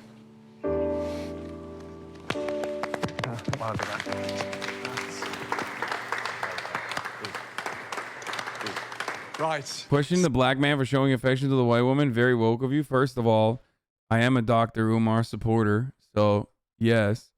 And secondly, I'm just, you know. 6 left up there. I've Eddie, never really seen... in your mind, who is going to win MasterChef? I wasn't thinking about it on racial boundaries like you are, you fucking weirdo. And they're starting to show it, so I think Natasha is going to win. Take care, man. All right, brother. Good to see you. I came to MasterChef to... Jackson also appeared on Chopped as a judge. Oh, Fiona. Hi, Fiona. Doesn't want to be here because I'm streaming. Don't worry about it. Doesn't like being here when I'm streaming because, you know, I don't pay her enough attention. Jackson has also appeared on Chopped as a judge in 2021. He's the captain of Barbecue Brawl, competing against Bobby Flay and Michael Simon. Jackson also serves as a judge on the 11th season of Halloween Wars. Oh, dude, yeah, that's great. That's a good...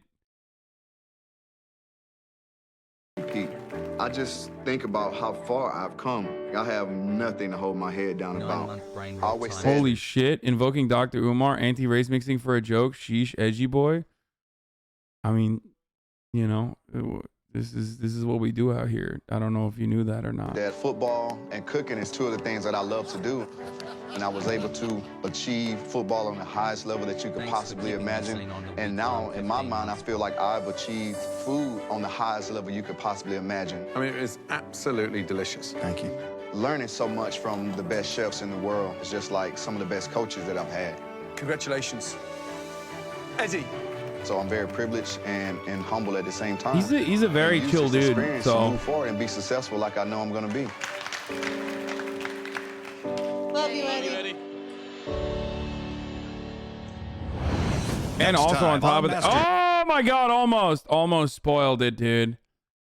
Almost fucking spoiled it, dude. Are you kidding me? Should we watch one more? Should we watch one more, dude?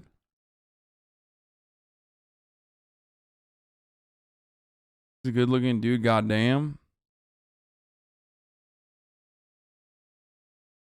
Eddie dapped Graham and Gordo and gave Joe a half hug. Socialism. You're the best, Hassan. Never stop, never stopping. Should we watch one more, dude?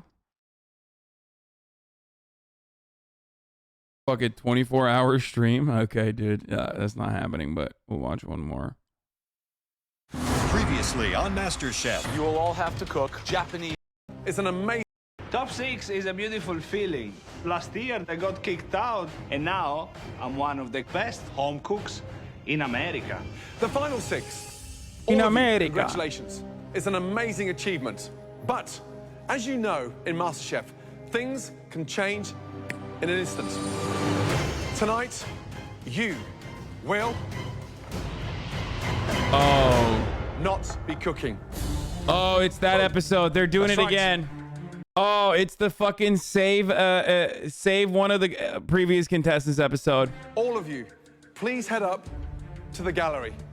Gordon says you're not cooking today. Love this well, little community, what the pals. hell are we doing then? I don't know if this is going to be good or bad. Let's go. You 6 may not be cooking tonight, but there will be some people cooking, people with very familiar faces. Lovely. That's right. Each of us has invited back one of the home cooks. Oh, they shot this season. They shot this episode in unison with the previous one because Graham Fitcheck is the exact same, except we missed on the Graham Fitcheck last time anyway. That's right. Each of us. Because I think he's wearing the exact same outfit that he was wearing last episode. Also, Graham has brought the vest back. Okay, he's brought the vest back in a big way. You know, he's hitting the raw patterns over here. You got the checkered vest. And on top of that, plaid checkered blue shirt. However, one thing you have to recognize here is that this is a changed Graham. This is a new Graham. This is not the type of Graham that you're used to. Why? That's right, because he's no longer wearing the undershirt. Graham has evolved beyond the need for an undershirt. Okay? He's bare-chested. He's hitting that shirt raw. His nipples are chafing. They are touching the shirt. And perhaps even the vest, actually, as a matter of fact. So. Has invited back one of the home cooks that has already left the competition. This is bad. There were some really good people that were eliminated too early, so there are a lot of people that I do not want to walk through those doors. Those 3 will then do battle for a white apron and a spot back in this competition. Gordon, who are you giving a second chance to? The home cook that I decided to bring back has a very strong mind and an even stronger palate. Welcome back. My favorite vegetarian, Reese. Where you at, vegans? Where you at, vegetarians? What's up? Your girl's back. Are you excited? Are you excited now that you know what she's like? Welcome back, my darling. I only got eliminated just recently, and I definitely feel like I went too soon. So I'm absolutely honored that Gordon wanted to bring me back. Did you miss me? No. Of all people, Bree, seriously? Ugh. I will take her on any day, head to head, and I will cook her little vegan ass under the table. Not even vegan, Now, she's for my vegetarian. choice, She's cheese. I thought this home cook went home way too. One chatter said, vegans call vegetarians cheese breathers, and I love that. That's a funny ass diss. She's a cheese breather. Early. Got He's cheese the breath. real deal in real competition, guys. Welcome back.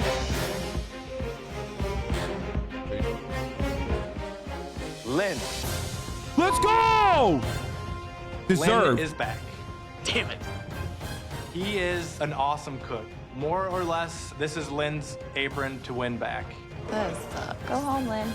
When I was eliminated, you can almost hear people give that sigh of relief. And now that I'm back, I can't wait to show them what I'm going to do. Let's go. The He got final clapped home on the cook, worst one. Like me, I feel they put emotion into every dish that they plate.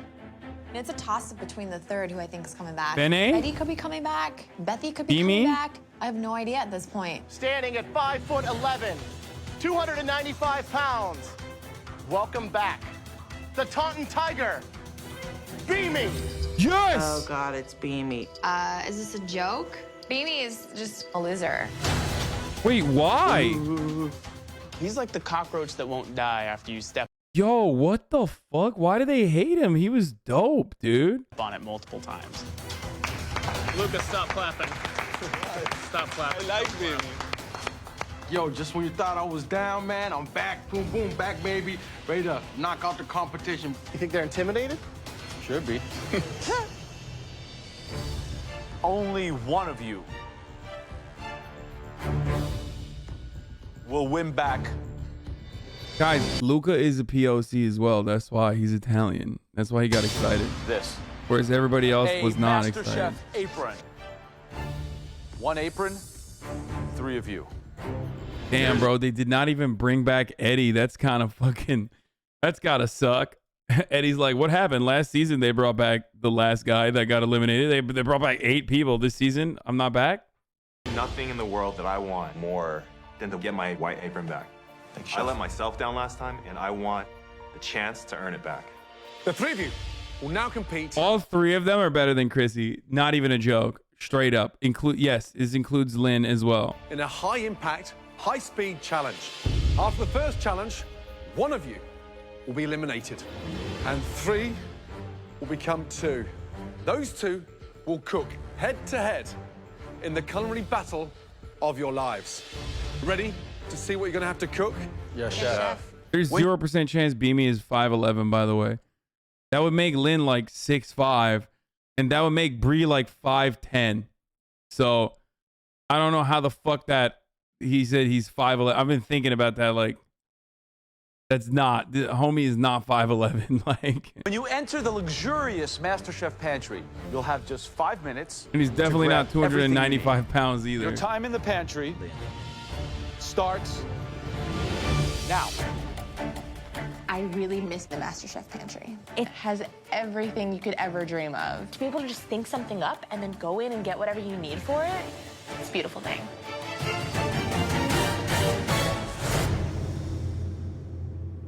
Oh my gosh. What the? Oh, classic. What the cluck is this? It's just like eggs everywhere. Oh, No way. classic, bro. Look at this. I don't know what you're cooking, but I think I'm cooking eggs. I think I got enough eggs. This is Master Chef. You never have enough, man. Oops. Do not trip. You look like a chicken. If you haven't guessed it, you will be cooking us eggs. We're looking for a perfect egg, sunny side up. No burned edges, no hard yolks. Beautifully set white with a yolk that's cooked from the bottom up. But we're not just looking for one. You have 15 minutes to cook us as many perfectly fried, sunny side up eggs as you can. What? Wow.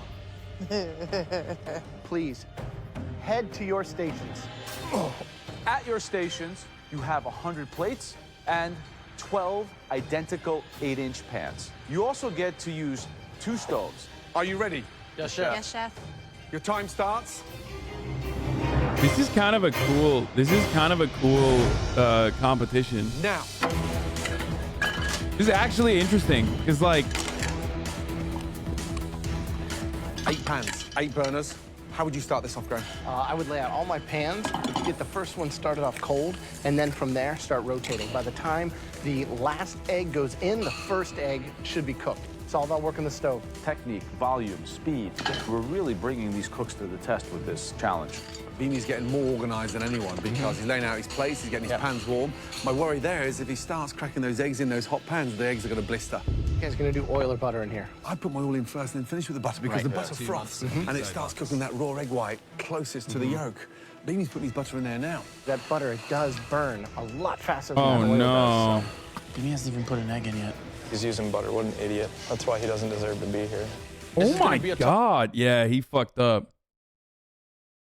If you put butter, that's automatically the sides are going to be crusty, bro. No shot. Fight, getting a second chance. I'm going up against some top dogs. But, you know, I'm looking to get past this, get head-to-head with whoever it is, Lynn or Bree. I'm ready. Come on, let's go. Bree, you got a little bubbling going on over here. Drop your heat on some of them. Thank you. Look at Lynn's. Lynn's doing it right, man. This is the most stressful MasterChef challenges I can even remember, but these eggs determine my future in MasterChef. I'm gonna give it everything I have, take no prisoners, and get my apron back. Oh, look how good Lynn's already doing. I don't. B-Mate has the most potential out of all of them, straight up. Oh my God, Lynn's sweating again, bro. Lynn sanity, homie. What the fuck? He just like, he can't stop sweating. It's crazy. What? It's just, he's so good if he just stops sweating. Like if he sweat just a little bit less, he's straight up. He's like Marco Rubio out there, dude. Jesus Christ. I don't want Lynn back in this competition. I don't want to face Lynn. I don't want to watch Lynn cook because Lynn's the top dog down there and I don't want to see him back. Lynn's already plating up. Damn, he's flying.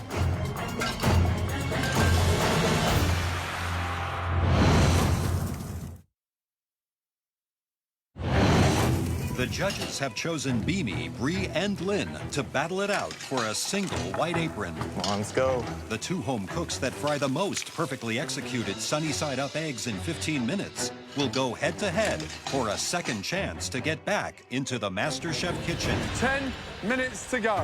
Come on, guys. You've got to speed up. Get your pans working for you guys. There should never be an empty pan. You know, I got 2 preheated ovens. I might as well use them because they're a heat source and see if that gives me a leg up. So what? Speed those up.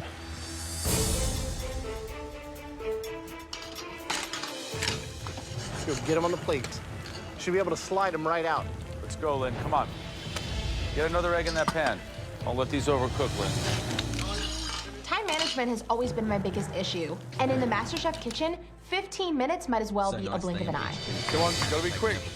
Closest Bro, plate to Lynn you, literally. Bree. Always the way. Lynn made enough eggs for the whole crew, bro. That's crazy. Lynn actually. he made enough. He made too much. Good. There you go. You got to put everything you got. Get them on a plate. Think of cooking for your daughters. Breakfast time.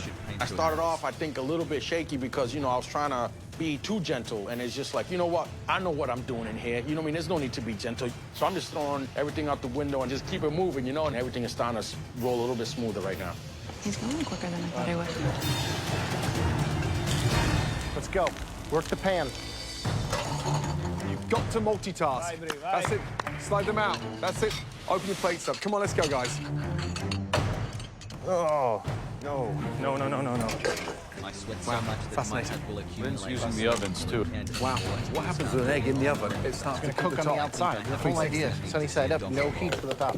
Lynn is the kind of guy that could take me out of the competition, but I've experienced firsthand that Lynn definitely cracks under pressure.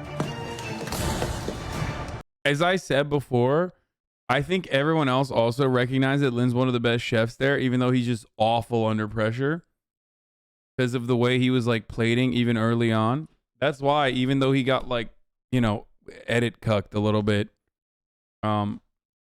he was pretty good.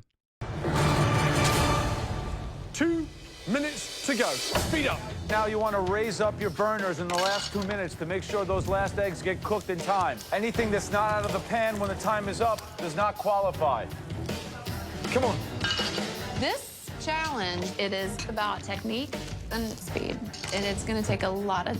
All Lynn needed to do was fight in the Queen's Royal Navy in the Falkland Wars so he could stop his sweat glands. For this particular moment, all he needed was Prince Andrew's type of PTSD in order not to ever sweat again. Simple as. And there's also a lot of pressure. Oh. Come on, guys. 10, 9, 8, 7. Come on, guys. 6, 5, 4, 3, 2, 1, and stop. Put it down, baby. Hands in the air. Well done. I see how many plates I put out, and I'm pretty happy with the number. I just hope that I have enough perfectly cooked sunny side up eggs. You have 27 plated. Me, Gordon, and Graham will now take a look at these eggs and see how many are perfect. Yo, that one has got... What is happening, bro? How did that even happen? Do you guys see the fucking crusties flying off? What the fuck? Sunny side up eggs. How many do you think? I think most of them will pass. Let's take a look, shall we? This one's raw. That's definitely under. And this one's Under. definitely raw. These two. I mean, literally raw. You can just see with your eyes.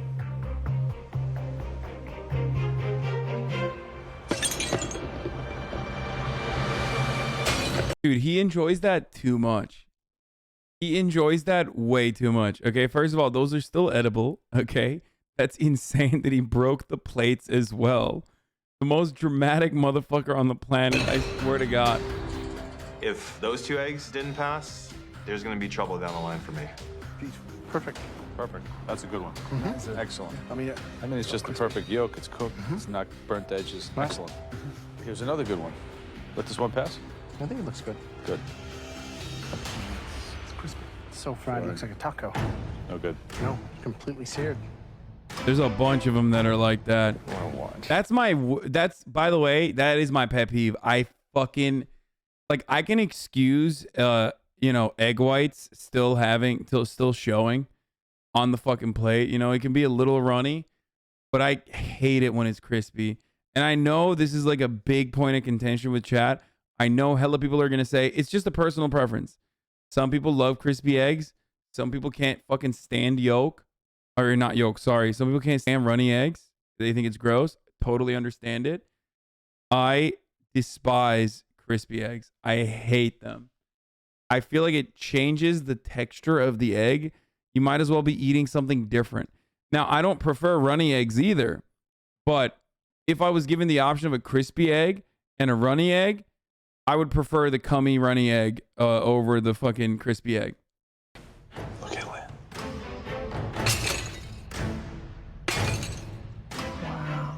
started off Too hot. Do you know what I mean? So Crispy. Seared the bottom. It's tough. That's not even a fried egg. Pan too hot. It's gonna be a heavy trash. I am rooting for more smashing. Oh my Yeah, get God. him out of here, Joe. Keep smashing. This one. Yeah, gone. Every time I hear the crash, it's almost as if there's no other sound except my dreams dying, one plate at a time. You sure you can't pass this? Guy who eats the same chicken every day has a bad food take. Okay, run a poll. Let's do it. Let's run a poll.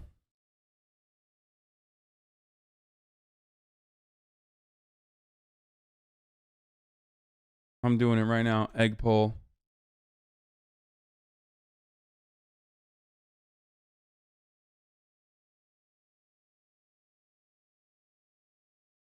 Okay, boom. Crispy or somewhat runny?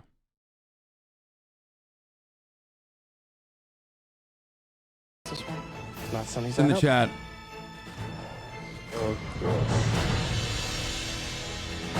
Oh my God, I knew it. I knew it. I knew I was in a fucking community full of crispers, dude. Like, I knew it. I am not protected here. Like, I am constantly a threat. I might as well get fucking unbanned off of LSF. I bet they wouldn't have such bad fucking egg takes, okay? It's not even an egg at that point. It's like something entirely different. Oh my God. Do you guys remember the omelet saga when I talked about like my favorite preferences for omelets? Jesus Christ. This is the most participation that's ever happened in a poll, by the way. The poll just started and we're already at fucking like 12,000 votes. Holy shit. Runny Boys has flex. It's just like not even a fucking, when it's like, when it's crispy, it's like not even an egg. It's like something different, dude. Why? Crispers. Why?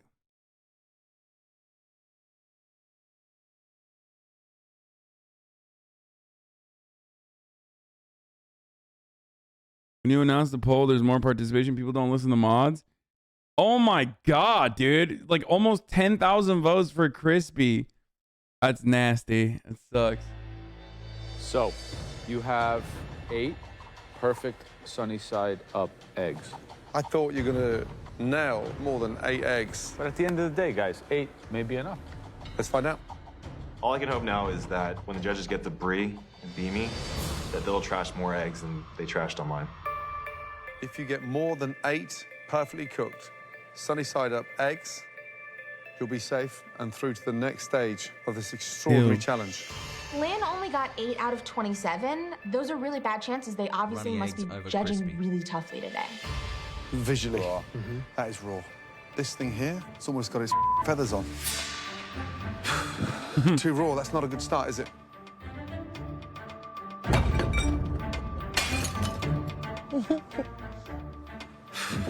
Eggs. Nice. That's good. That looks good. One. Nice. That's a good one. Wow. That's perfect. I almost feel worse for the fucking plates than I do for the eggs. I don't know why. I feel like people waste food all the time, but like they're just unnecessarily breaking plates. More plates have been broken here than a motherfucking Greek wedding, dude. Okay, there you go. Crispy won with 10,000 votes, dude. Insanity. 66% of the fucking voters that participated voted crispy. Ugh. Yikes, dude. Crispy boys to the moon MFO. 4 already. Textbook. This one, split yolk, crispy. Trash.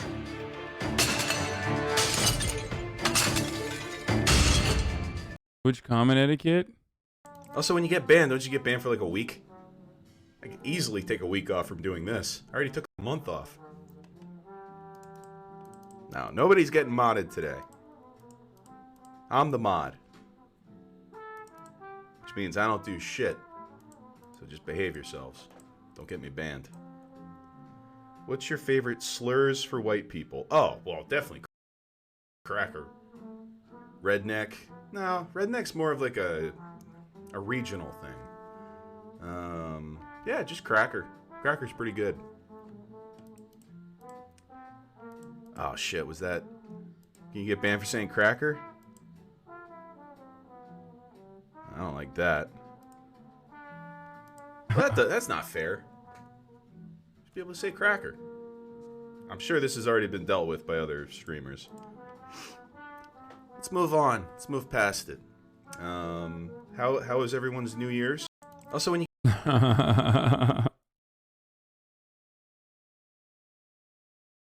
He knows. He's fucking...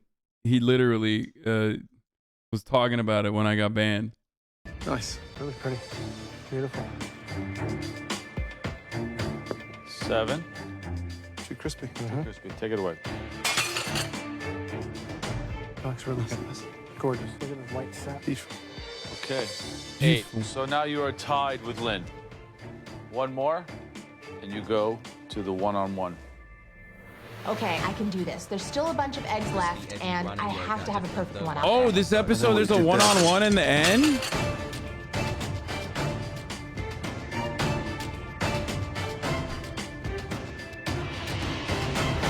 I think she has one for sure. That's perfect.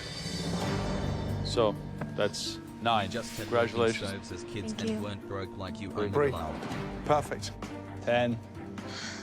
Stunning. 11. Stunning. 13. These are too crispy. Lucky 13. No matter what happens with Beamy's eggs, you are through to the next round. Yeah, this sucks. Now I just have to hope that Beamy messed up worse than I did. Bro, there is no shot. He only got 4? Oh my God, Lynn is so fucking clapped. That's crazy. Get on the plate. 32. Let's go. So, the question is, can you beat Lynn's total of 8? Oh, he got 8. He didn't get 4. Sorry, he got 8. All right, let's check them out. This isn't gonna work. 2 of these raw already. Happy 5 months. Look at Graham. Dude, I love Graham. He can't even like throw it in. He's just like, like you can tell. Oh God, it's just, I am Graham. Okay, you can tell he has a little bit of sadness, just like throwing out Crisper babies. edible eggs already. Look, like he's just sad. Whereas like Gordo was just like, absolutely fucking bullshit. It's raw. 66% of the chat is in the Waffle House game. Seared with raw in the middle. I've never seen an egg like that. Crispy on the bottom, overcooked, and raw on top. That's the worst start This one, that's the worst of both worlds, bro. He made it crispy and runny. This is embarrassing. Hey, Lynn, things might be looking up for you. Damn, bro, they're really gonna make my man Graham walk back and forth over and over again. Fucked up. For a second chance at a white apron, Lynn, Bree, and Beamy cooked as many perfect sunny side up eggs as possible in 15 minutes. Looks fine. Nice shot. Mm-hmm. Bree has moved on to the next round. They're literally letting him get away with it with like a little bit of crispy outer edges. That's not a good look for Beamy. With 13, leaving Beamy to see if he can beat Lynn's 8. You gotta be kidding me. This is good. It's 3. 4, intact. Mm-hmm. Another beautiful one. Uh-huh. So far we have 5, and 9 is the magic number. Yes. Graham, that's burnt. This is gone. Crispy. Oh, that's really bad.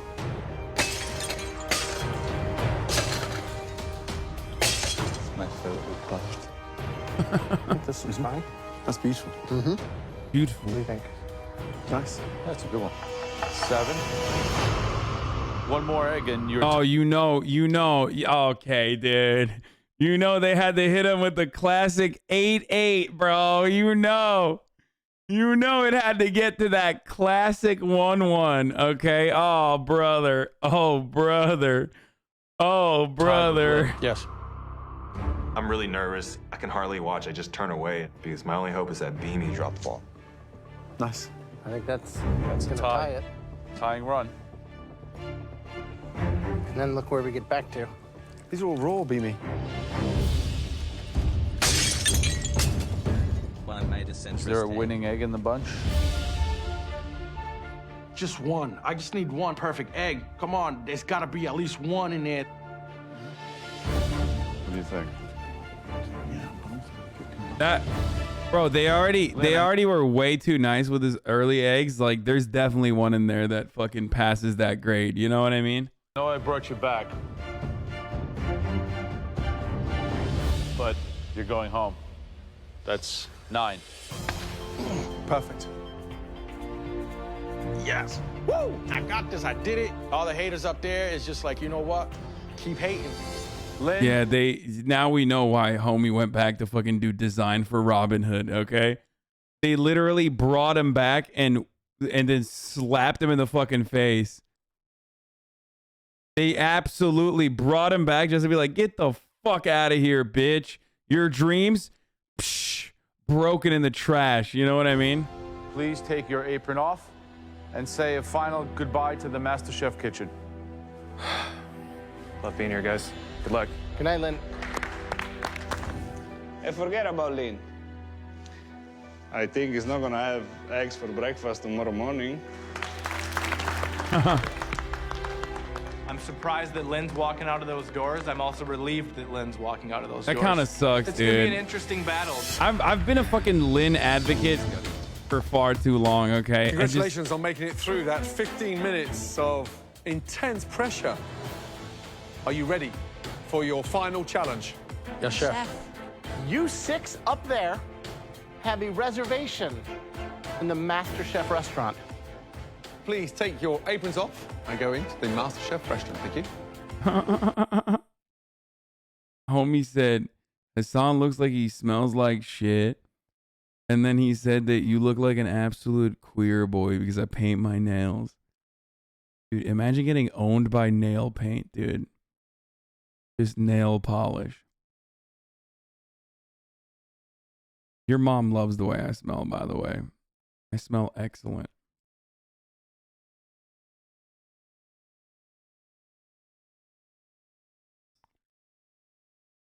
Beam and Bree, please come with us.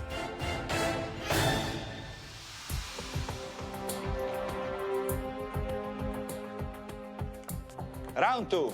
Last hopes are in this challenge. They're 2 strong cooks in their own each individual ways, but it really depends on what these 2 have to cook. I'm not sure who's gonna come out on top. Beamy and Bree, welcome to the most amazing MasterChef restaurant, where tonight, in this room, your fate will be decided. Chrissy, Luca, Jesse, James, Natasha, Jordan, you will be judging this head-to-head challenge alongside Mr. Joe Bastianich. You know what's funny is when this all started, I would have been so uncomfortable with judging food, but after having it done so many times to me and everyone else, like I feel like I could do a decent job at it. You low key, that's how I feel just by watching MasterChef. Like, there's something about watching MasterChef that makes you feel like you could judge food. That's what I was trying to describe earlier today when I was like, my dad makes food and I'm just like, very good. It's a little undercooked on the sides, but ultimately delicious. Very good lamb. Like, I find myself thinking I'm Gordon Ramsay randomly throughout the day. It was pretty exciting. Their decision will come down to one thing: the dish. This is going to be a blind taste test.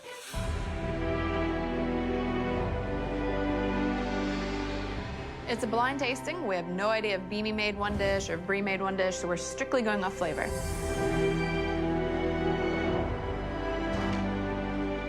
I'm coming in here, I definitely didn't feel no love, so I'm glad that they're gonna be tasting blind because they're gonna find out Beamy's not a fake. The eliminated contestant who receives more votes will regain their apron. Right now, Bree and Beamy's hopes of getting another chance in this competition are literally in your hands. Please, all of you, take a seat. This blind tasting levels the playing field. We're just going to vote for what we think is the best dish. Are you two ready to find out what you have to cook? Yes. Sure. Come this way.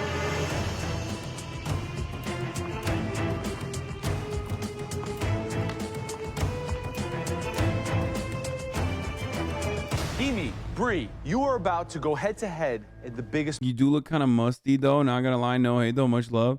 Brother, every morning you see my wet hair.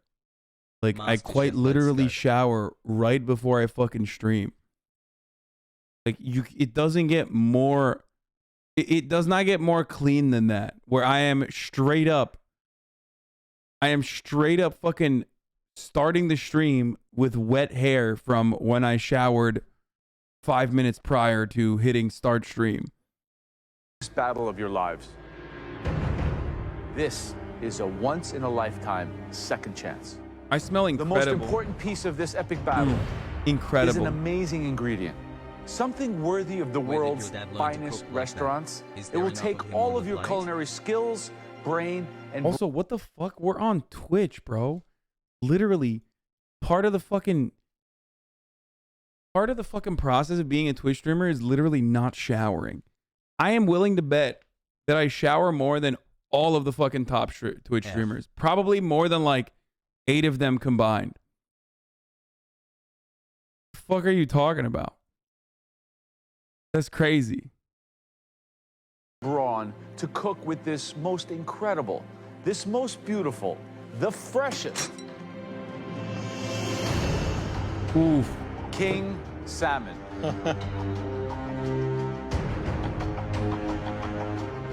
These beauties are caught while trolling off the coast of Alaska. Undoubtedly, the greatest salmon in the world. These fish in front of you cost over $500 a piece. Wow. You'll need to break down one of these amazing salmon each and then make 7 perfect salmon dishes using those fillets. We want a pan-seared, crispy skin side up with a perfect hollandaise. Pretty weird to be tracking random streamers' shower habits in general. You're talking to me because I know them personally and I'm friends with them. So if you're talking about chatters, then yeah. Also, streamers are pretty open with how little they shower. You know what I mean? XQC is very open with how little he showers.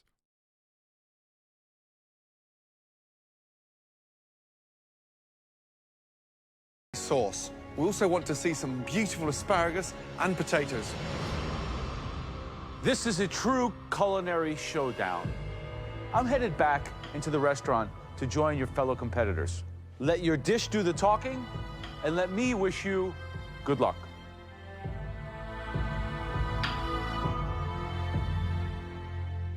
Please, take off your aprons. Bimi, you're blue. Yes.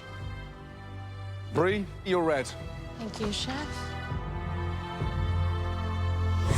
You'll have just 60 minutes to cut your fillets and cook 7 perfect. Wait, okay, this is the last comment before the shower stunlock's over. Somebody said XQC has ADHD, so showering is difficult for him. Someone actually said this. First of all, so do I. Okay. There's nothing that like stops you from showering if you like having ADHD does not prevent you from showering. The fuck do you mean, dude?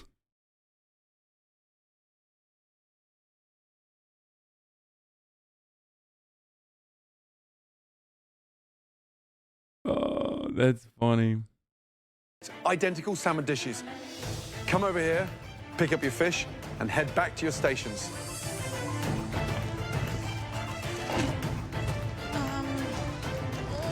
Okay, we know she's a pescatarian now, so she needs to chill. I have Maybe to this is the episode. fillet this fish, cook it, prepare all my sides, make a hollandaise sauce, and plate 7 portions of it in 1 hour. This is the ultimate pressure test, and I'm feeling a little nervous. Bree, Beanie, are Dude, you... you're being ableist. People with ADHD struggle with executive function and time management, which cause them to forget body hygiene. No shot is this a real person. Okay, this person is joking. They're joking. They're joking. I can't take that. I can't take that seriously. Stop. Stop. Stop trying to say showering. People not showering is ableist.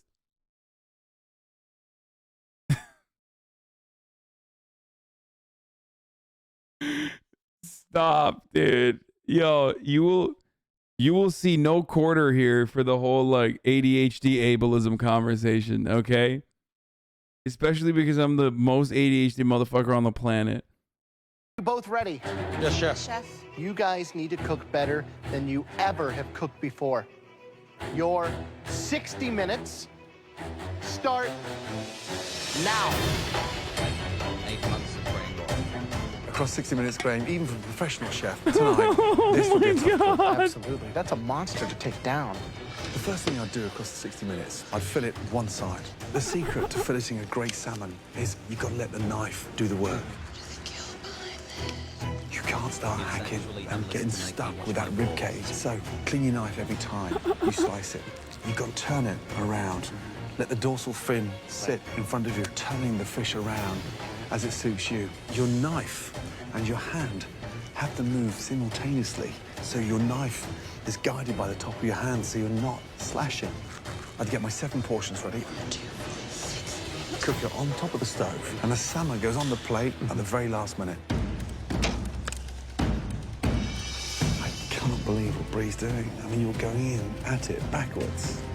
I mean, she's upside down. Almost like she's slicing a cake as opposed to filleting. Exactly. It looks just like a cake. Whereby Beamy, look, he's coming off with one big, beautiful fillet. And just how much easier do you think his world's gonna be? Slicing through this fish like butter, and it's just like, you know what? Right now, this is going smoothly for me, you know? So I'm excited about this. I think I got the edge. We need to clean and fillet this giant Alaskan king salmon. Still has its eyes, and then I have to stare at it. It is gross. I feel like I'm completely screwed right now.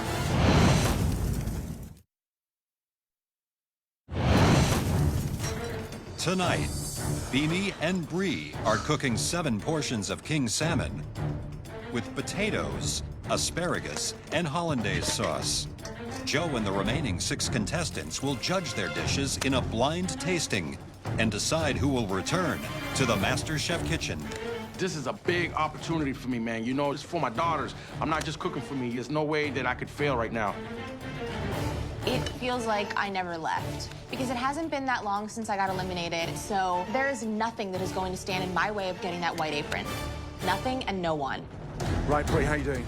I'm doing okay, Chef. Good. How many portions you got there now? So you got So 2, now- 4, 6, 8. 8, Good. correct? Yeah, I want to be able to have a backup. Look at the size of those salmon. Understand how long they take to cook. Skin side down, nice and crispy. And then, Flip it and kiss it. exactly. How are you cooking the potatoes? I am roasting them in the oven, and then I'm going to finish them off in the pan with a little bit of rosemary and thyme. How are you cooking the asparagus? I am going to quickly blanch and then grill the asparagus. Hollandaise? I'm going to start that, Sure. you know, after I get the veggies and everything else on. This is a very tough, extreme challenge. How confident are you? I'm not the most confident, but, you know, I'm not stopping at anything in order to get this apron. Bree, good luck. Thank you. Beamy, how are we doing? I'm all right, Chef. Salmon, asparagus, potatoes, hollandaise. Yes. What are you doing to make yours stand out? I'm gonna roast my asparagus in the oven. I'm doing a garlic mashed potato with sour cream, a little bit of cheese, and you know. Cheese with salmon? Well, that's like a steak side. Uh-oh. Think of what the star of the dish is, right? Yeah, it's salmon. these salmon. They look beautiful, but it's gonna come down to you guys cooking that salmon. Yes, Are Chef. you gonna throw it in the oven first? Are you gonna get it in a saute pan first? I'm gonna cook it all on the pan. Remember how thick those are. Yeah. Okay? Yep. This is like that second chance that never comes. You know I believe in you, right? Thank you, Chef. Right? Yeah. Find a way to make this happen. Yep. Thank you, Chef. Bree is composed. Love the sound of what she's doing with the potatoes. Roasted fingerlings with garlic, rosemary, and thyme. It's fragrant. Yeah, absolutely. What's Beamy doing for the potatoes? Mashed potatoes. The worst thing you'd ever want to do now with that hollandaise and that asparagus is a mash. Okay, everybody shut the fuck up. Okay? Shut the fuck up and take a fucking shower every day. Okay? You don't have to wash your hair with shampoo every day, but definitely shower every day. At maximum, shower every 2 days. Okay? Shut up. You will never be able to justify executive function or ableism or, you know, classist or whatever the fuck. Just take a shower. Okay? You are not outside. You are not homeless. You are not watching outside as a homeless person on your phone. Other than that, you have the capacity to shower every day. Shut the fuck up and shower. Okay? It's very difficult for me not to fucking... It's very, very difficult for me not to fucking keep looking at chat and not getting stun locked. There's a hell of people that are literally in here being like, you're fucking being gross. Oh my God. How many times do you reuse a towel? Oh, dude, that's until it smells. For sure. No. That's bad. I know. But I definitely reuse towels like 3-4 times before, maybe 5 before before it's gone. Actually, not even till it smells, but like As high. probably more than that.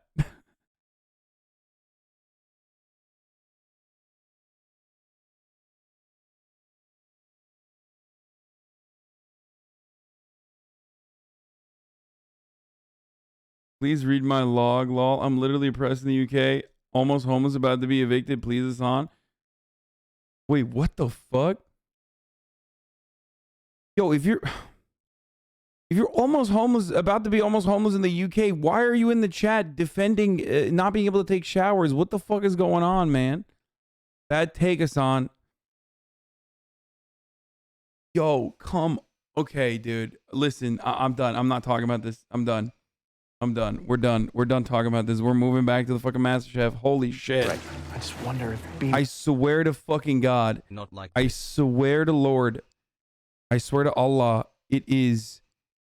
I think it's just like when we don't have fucking stun locks, chat loses their mind. Also, stop gifting subs, please.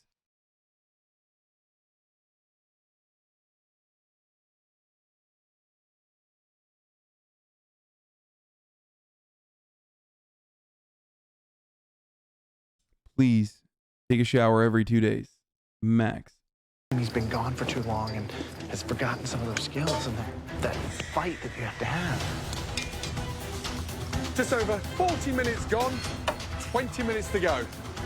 Bree's asparagus is already blanched. Potatoes in the oven, pretty much ready to go. She's got her hollandaise going. All she has to do is sear that salmon and then start getting everything in its place to go. She seems very cool and collected right now. She wants back. Beanie is cutting his fish beautifully. I mean, they look regimental. Which means that they'll cook evenly. Yeah, if you can get them in the pan soon enough. Yeah, exactly that. But they're a thick piece of salmon, so if he hasn't got his salmon in there now within the next 5 minutes, he's going to be screwed. In life, you don't get too many second chances, man. In this competition, I got a second chance, and it's just like, I got to make the most of it, you know? I'm doing 6 things at once. My feet are cramping up, I'm sweating, but I am not thinking about anything except perfect plates and a white apron. Both of you have got just over 10 minutes to go.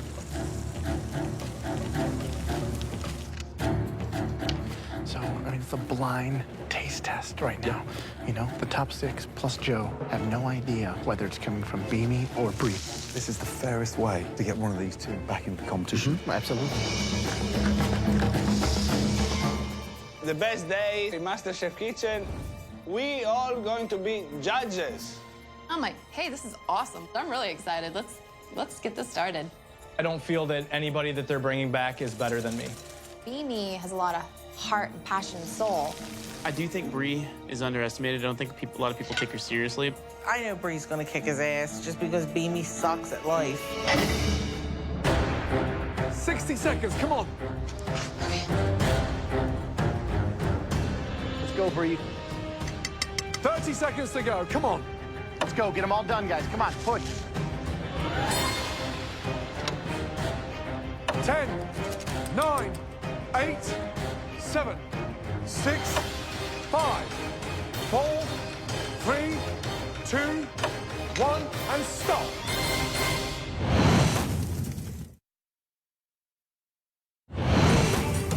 Let's go. Come on. For a chance to return to the MasterChef competition, Let's go, get them all done, guys. Push. Bree and Beanie battle it out to feed Joe and the current contestants in a blind taste test. 5, 4, 3, 2, 1, and stop. Well done. Good job. Thank you, Chef. Here come the waiters, guys. I'm looking down at my 7 dishes, feeling a little bit nervous about my sides, thinking that they could be a little bit underseasoned, but I'm feeling really confident about my salmon, and knowing that that's the hero of the dish, I'm feeling good. This was not easy, man. I put some amazing flavors in here. I'm tasting my potatoes, they taste great. My asparagus, they taste great. But hollandaise sauce is on the money, man. The salmon are seasoned very well, too. They're gonna love these flavors, man. Bree, Beanie, well done. Right now, the fate of your future in this competition rests in your fellow competitors' hands. Please, both of you, take a seat in the lounge and relax. Great job.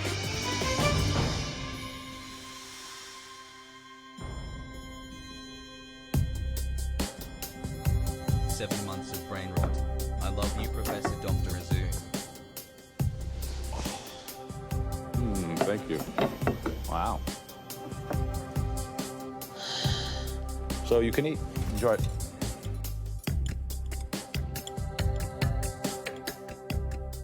So how do you think you did?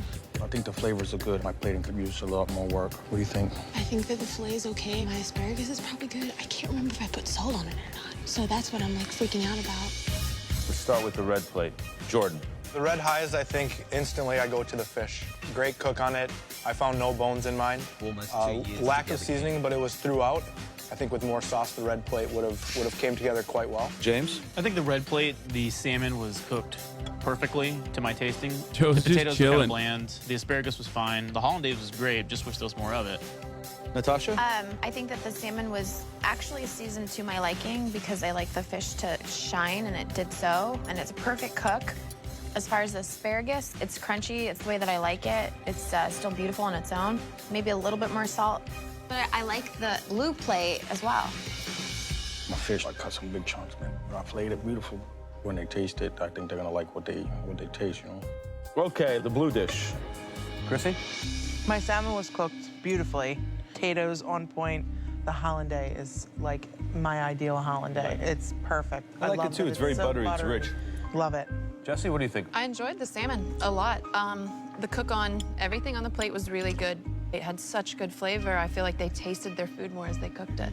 Okay, Luca? I want my salmon rare. The salmon is very overcooked, but the potatoes, I think they're cooked just perfectly, as much as the asparagus, because they still have this crunch.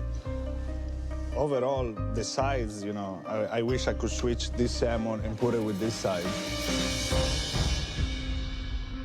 Whichever one of us gets in here, they did not make it easy for us, man. With the blue dish salmon, the salmon itself is seasoned well, and the skin is crispy, and it's quite delicious. Obviously, the quality of the fish shows through. It's a very delicious, rich, buttery salmon. I think the hollandaise sauce is good. The asparagus, they seem to be maybe Seriously, thank you for a changing tad how I see the world for the better. And the red plate salmon is very, very good. All things considered, it's very moist. The asparagus have excellent seasoning. They're cooked very, very well. They still have a nice crunch to them, but they're not raw. Whoever cooked those asparagus really knew what they were doing. The potatoes, very well cooked, but they're kind of plain Jane. And the hollandaise sauce has excellent flavor. I just wish there was more of it. So I thank you for your insightful, interesting assessments of each dish. Chrissy, why don't you go and vote first?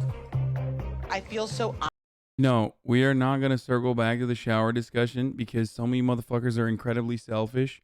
And also, we're not talking about clinical depression or being locked in a fucking psychiatric facility. Stop centering yourself around this fucking conversation. We're moving on. There's 45,450 people in here that are all here to fucking watch MasterChef. A lot of them are also neurodivergent just like you, but somehow figure out a way to recognize that I'm not talking directly to them or whatever kind of problems that they personally have. This conversation started off with ADHD, and I made a fucking joke about people trying to use ADHD to be like, oh, it's like stopping me from showering and that you should feel bad for me.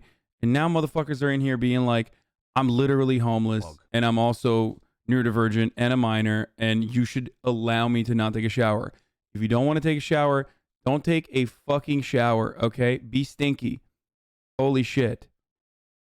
We're done. I will ban every single one of you motherfuckers going forward, okay? Stop. It's really selfish and it's really annoying. It doesn't matter if you have a disability. I'm just straight up being honest.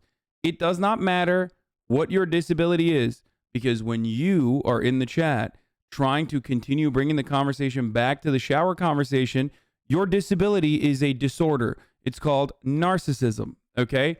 That's it. That's what this is. Fucking Jesus Christ. honored judging these dishes, and I feel like I've grown so much as a cook, that I've learned so much. I feel like my palate has gotten a lot stronger. The destiny of these two cooks is in our hands.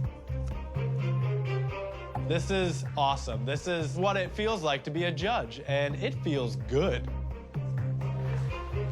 This is agonizing right now. Did I do enough? Did I make a strong enough argument for me to get back in the kitchen? I don't think I've ever been given a second chance in my life. And I am feeling the pressure. My heart is racing so fast. I'm just praying, please, please, please. All right, guys, results are in.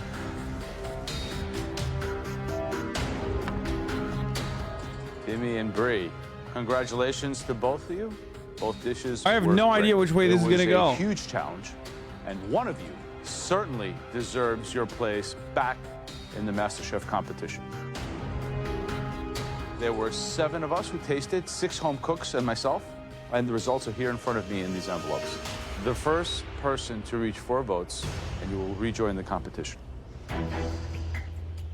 The first vote. Blue. The second vote? Red. Oh, Third vote. okay. 1-1. Classic. Blue. 2 blue, 1 red. Fourth vote. Red. This is close. Yay, I'm Fifth like a real vote. socialist now. Wow. Look at that, dude. Red.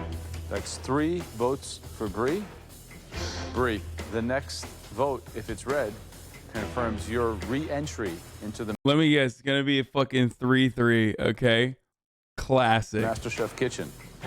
And Bimmy, if it's red, you'll be leaving. The 6th vote. Yeah, that's crazy. What will the 6th vote be? I don't know. Find out after this commercial break, bitch. That's right, because at the top of the hour, that's the real fucking condition, okay? Y'all can fucking gaslight. Y'all can fucking center yourselves around the conversation, even though we've moved on, because you want to fucking duke it out with other chatters, okay? Doesn't matter, because the top of the hour is the great equalizer, unless you are subscribed for $5 or for fucking free with a fucking Twitch Prime, okay? That's right. Yeah, get fucked, chatters. Or if you are lucky enough to get gifted a sub. And that's how you avoid the top of the hour 60-second ad breaks. Yeah. How about that? Only in this fucking goddamn community. Here's the woman ad break now. Only in this goddamn community can this conversation go from like us watching MasterChef and someone saying, I'm musty, to me saying, I shower every day. The motherfuckers being like, you're literally ableist. I'm depressed and about to go to jail. I'm in jail right now. And you're directly talking to me and no one else. And that, like, how dare you say I'm stinky? Also, Ed the Reply Guy, thank you for the 5 give the subs. Kami called, thank you for the 5 give the subs. I just want to let you guys know, like, I'm sorry to report this, but like when you say stuff like that, there are certain places where like shit like that might work, but this is not one of them. Like, I will call you out. Sorry.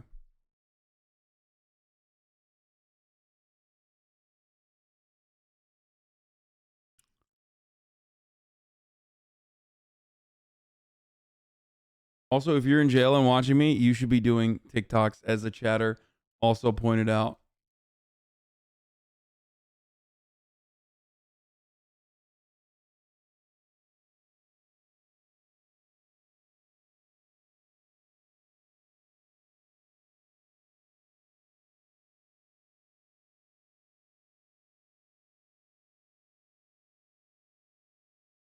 I had this conversation on Twitter once, and I'm a vehement anti-stinky ever since that day. Yeah, it's crazy. Motherfuckers really out here being like, oh, by the way, ad break's over, get fucked. ×2. Wow.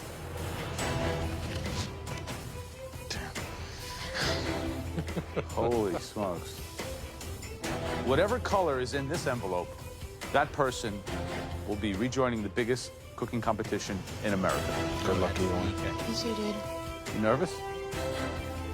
The person rejoining MasterChef. It's crazy, by the way. Classic. Who could have seen that coming, dude? A classic 3-3. Wow. Tonight is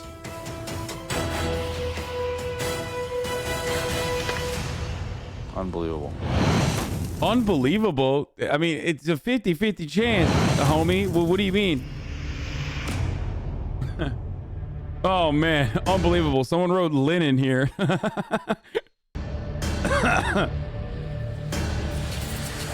Wow.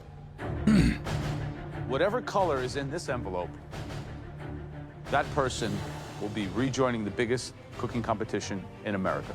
Gordon Ramsay chose to bring me back. He saw a lot of potential and he thought that I went home too soon. I want to win today. I have to win. I have to honor him for choosing me, and I need to make my culinary dream happen. Man, Graham decided to bring me back. That means a lot to me to have someone give me the second chance opportunity. It's really big, and I'm very grateful for it.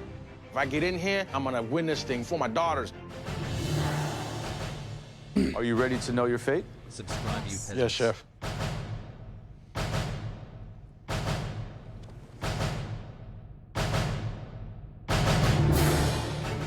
Coming back into the MasterChef Damn, bro, they competition. really juiced up this episode. Like, all right, just tell us, motherfucker. Jesus Christ. Is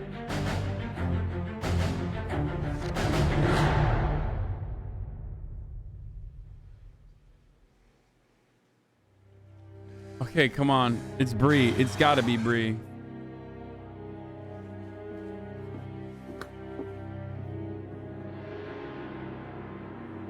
So, the votes are in. And I can tell you all, it could not have been closer. The home cook re-entering the competition won by 4 votes to the losing cook's 3 votes. How was that even possible? After tonight's blind taste test, all of you have brought back one person.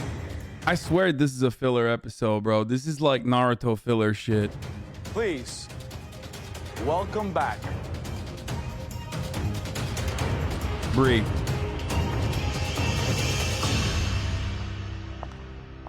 Brie. Did you guys miss me or what? Yeah. It's Brie. You know, I'm can only. not get I don't this even give a girl- shit now that we know Brie's true side. Okay, Brie reveal. But she pisses off Chrissy, so I'm happy. Out of my life. You know, I can see that these people are pissed to have me back and that the competition is on. I'm not feeling defeated. I'm feeling encouraged, motivated to keep going. Bree, you know, she won today. Congratulations to Bree. She deserves it. Congratulations to Bree. My reality is I want to be a great chef, and I leave here feeling like I got this.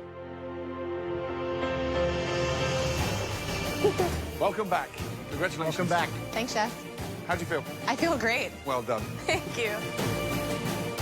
You're joining the Talented Six. If you had one individual right now that you'd love to take down, who would it be? It's always going to be Chrissy. Chrissy. I'll go head-to-head with you anytime, sweetheart. All right. Anytime, any place, all the way back to Philly, I'll kick your ass. All right. Brie literally seven Brie literally is the executive at a pharmaceutical company. Rude of you to judge a woman by her career. Not today, my friend. Okay, not today. Don't try to start a new fucking stunt lock, you idiot. Okay, goddamn. Sometimes I forget when we watch like MasterChef, there's like different communities of people that are fans of mine that come in here and they don't really know the vibes. So they think it's like I'm one of those kinds of leftists who's gonna be like, oh, you're totally right. I'm so sorry. Like, no. She literally works as an executive at a fucking opiates distributor. So, yeah. You're here for a reason. Now, the competition is seriously on. I think that all of the other contestants look really nervous and they realize that, you know, I'm a serious competitor. I'm back and I want this more than ever. Throw me whatever you got. But she girl bossed my medical bill. Next time on Oh! Fuck! There are 6 more episodes left of this fucking season, dude, of this show. Should we do one more or should we not do one more? I can't tell. Have you never been friends with a drug dealer? Of course I have. Except drug dealers and pharmaceutical execs are entirely in a separate category, brother. If we're looking at the pound for pound, like devastation that a pharmaceutical exec who like mass distributes opiates versus like a dude who's selling mids to fucking old people, like one is definitely significantly worse than the other.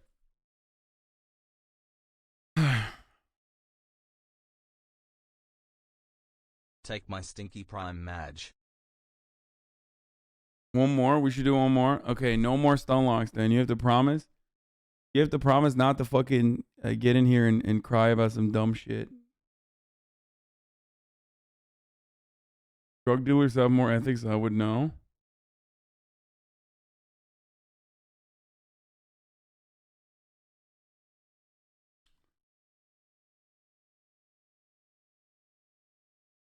Season 5 has more army simping. Oh, it's exciting. Obviously, you would take this position given your hostility towards anarchists and your love for state violence.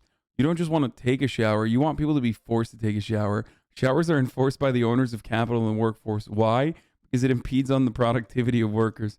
So I guess you just love capitalism now. That's a pretty good one.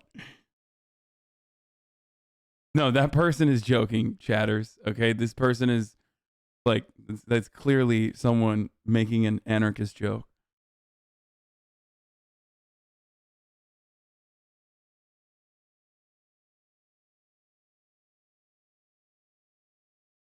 Okay. It was pretty good though.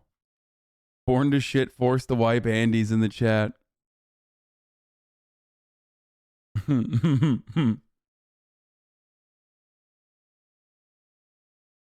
You love when we're crying. It'll make content for you for free stuff. Glad to be your here, 1 hour Marco ad break. Recti.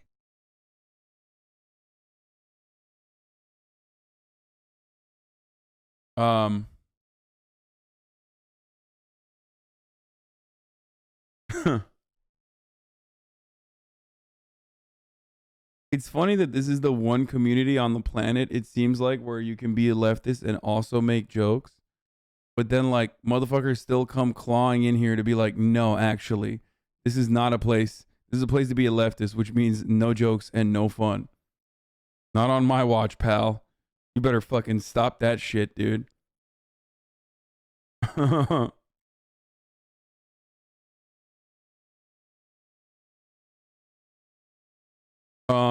Okay. No, I think... Sorry, not going to be active in chat tonight. I'm taking a shower, a real one, in 30 minutes. Wouldn't expect a lot of you to understand anyway. So please don't DM me asking me where I am. I'm taking a shower, okay? I'm actually in a situation that I can't simply explain to some meaningless chat degenerates. This is my life now.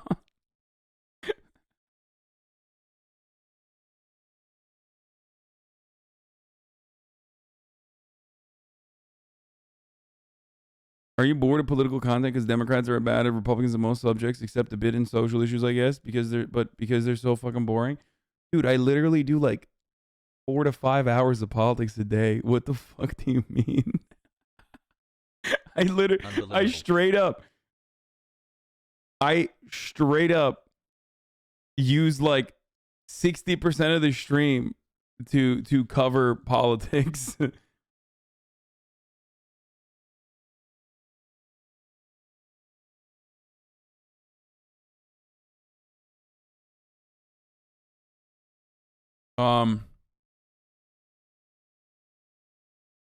But anyway, no, I'm not getting stun locked. I'm still weighing it in my mind if I should do another epi or not. Trying to figure out if I should do another epi or just end it. You know what I mean?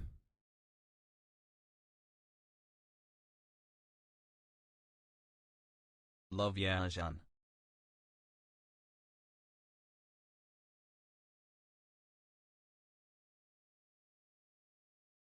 This is my family's here too.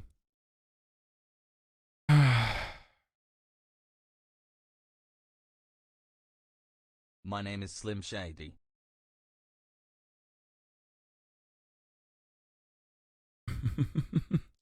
Hello, chatters. Please, we request you apologize for what you said to Hassan. This is very wrong and ridiculous. Why would you spread hate on someone you don't even know so well? Go plant tree instead of barking for no reason.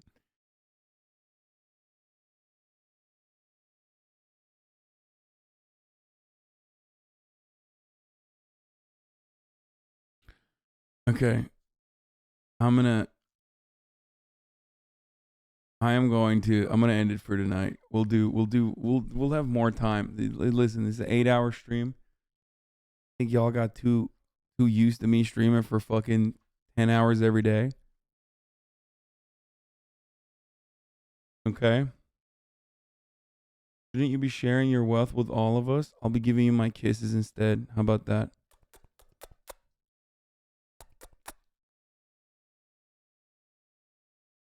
Can't hit on a victory for Big Pharma. Transphobic decision. All right, we'll continue. We'll continue tomorrow. Okay. Love you all. And that's all I got for today. No, it's not chat's fault. No, not at all. Don't blame fucking the neurodivergent shower stunlock. It's not that at all. No, I've been doing this for 8 hours. I'm gonna run a 3-minute ad break here. And I'm gonna hang out with my family. The fucking Righteous Gemstones is back tonight too. So don't blame the neurodivergent minors, okay? It's not their fault. They can't help themselves. And I'm officially putting MasterChef Season 4 back on One more, please, Ty. the bookmarks bar, because it's back, and in a big way. It's back in a way like it's never been before. We're going to do episode 19 tomorrow. I haven't bought the Tay can yet. I'm going to do that this week, hopefully. I gotta text the car guy so I can get the car stream going too.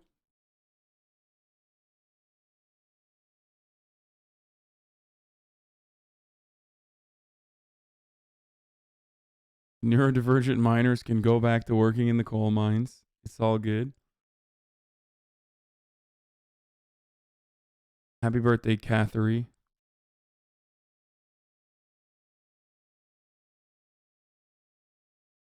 Revisionist Marxism in a 400K car. No, I'm going to get a car that's $1 million, actually. I'm going to get the most expensive car on the planet. Why are your shoulders so wide now? Because I'm wearing a white t-shirt.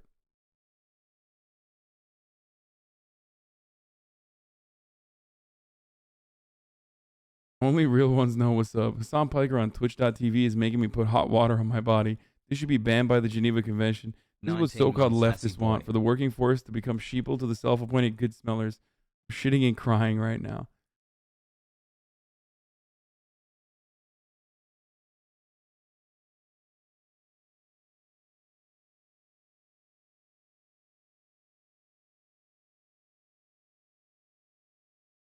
Will I stream the car purchase? Yes.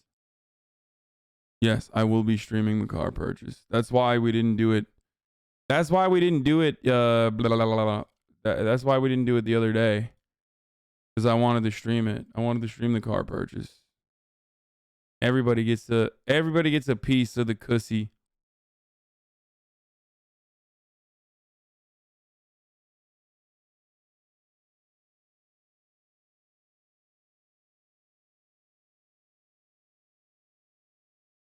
Hasanabi obvious that you will take this position given your hostility towards anarchists and your love Sorry. of state violence. Not gonna. You don't just want people to take a shower. Okay, shut up. Shut up. Stop, please. Sorry, not gonna care about showering. I grew up with an alcoholic, abusive father who was my own showering for 20 years.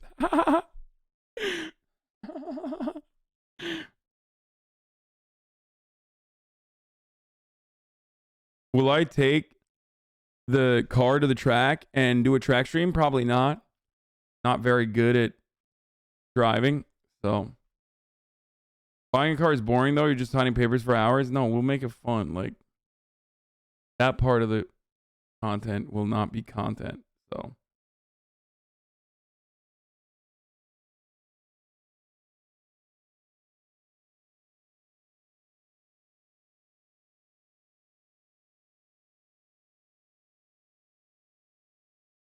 Chloe got COVID, so you're gonna wait for him. He's been looking for a car.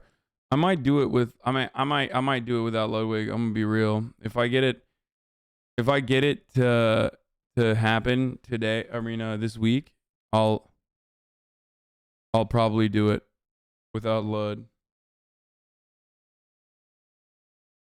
Anyway, okay.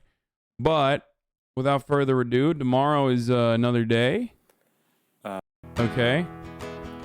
Love you all. And I will see you tomorrow. Okay. Same time, same place, baby. Got a little podcast that I'm gonna do with William Neff.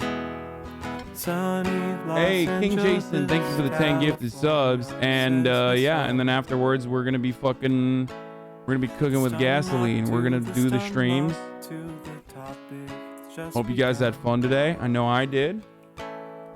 MasterChef is back in a big way, boys, girls, NBs, all my neurodivergent miners,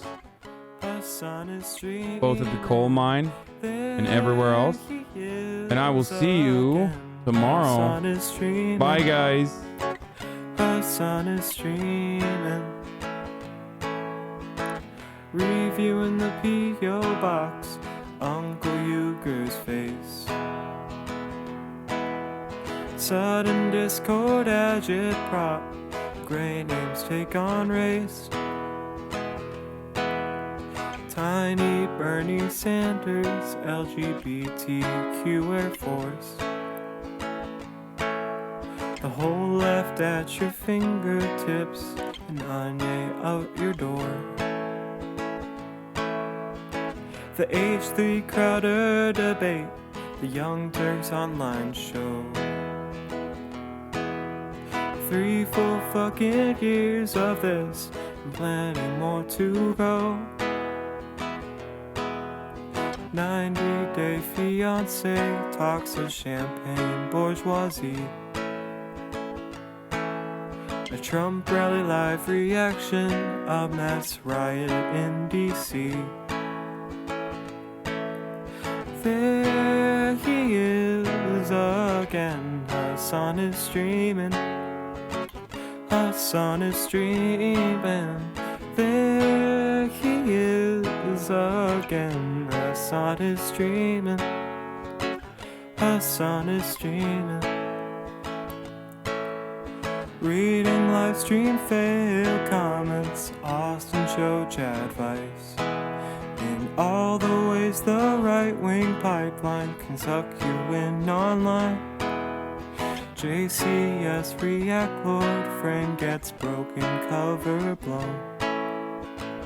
A full-blown mass pandemic, months of streaming in your home.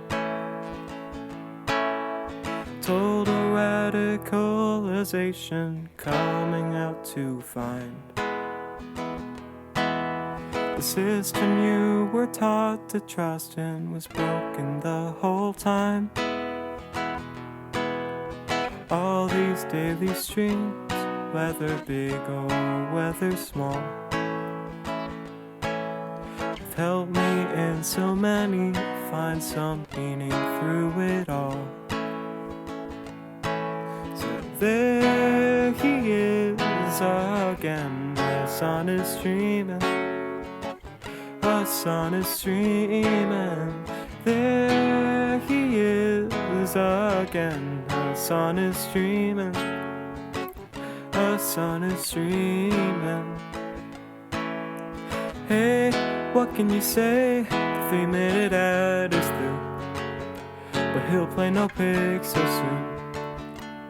You wait. Say, hey, what can you say? Hey, the 3-minute ad is through, but he'll watch 90 Days soon. Just you wait. Ba-da-da, ba-da-da, ba-da-da-da-da-da. Hey, what can you say? The 3-minute ad is through,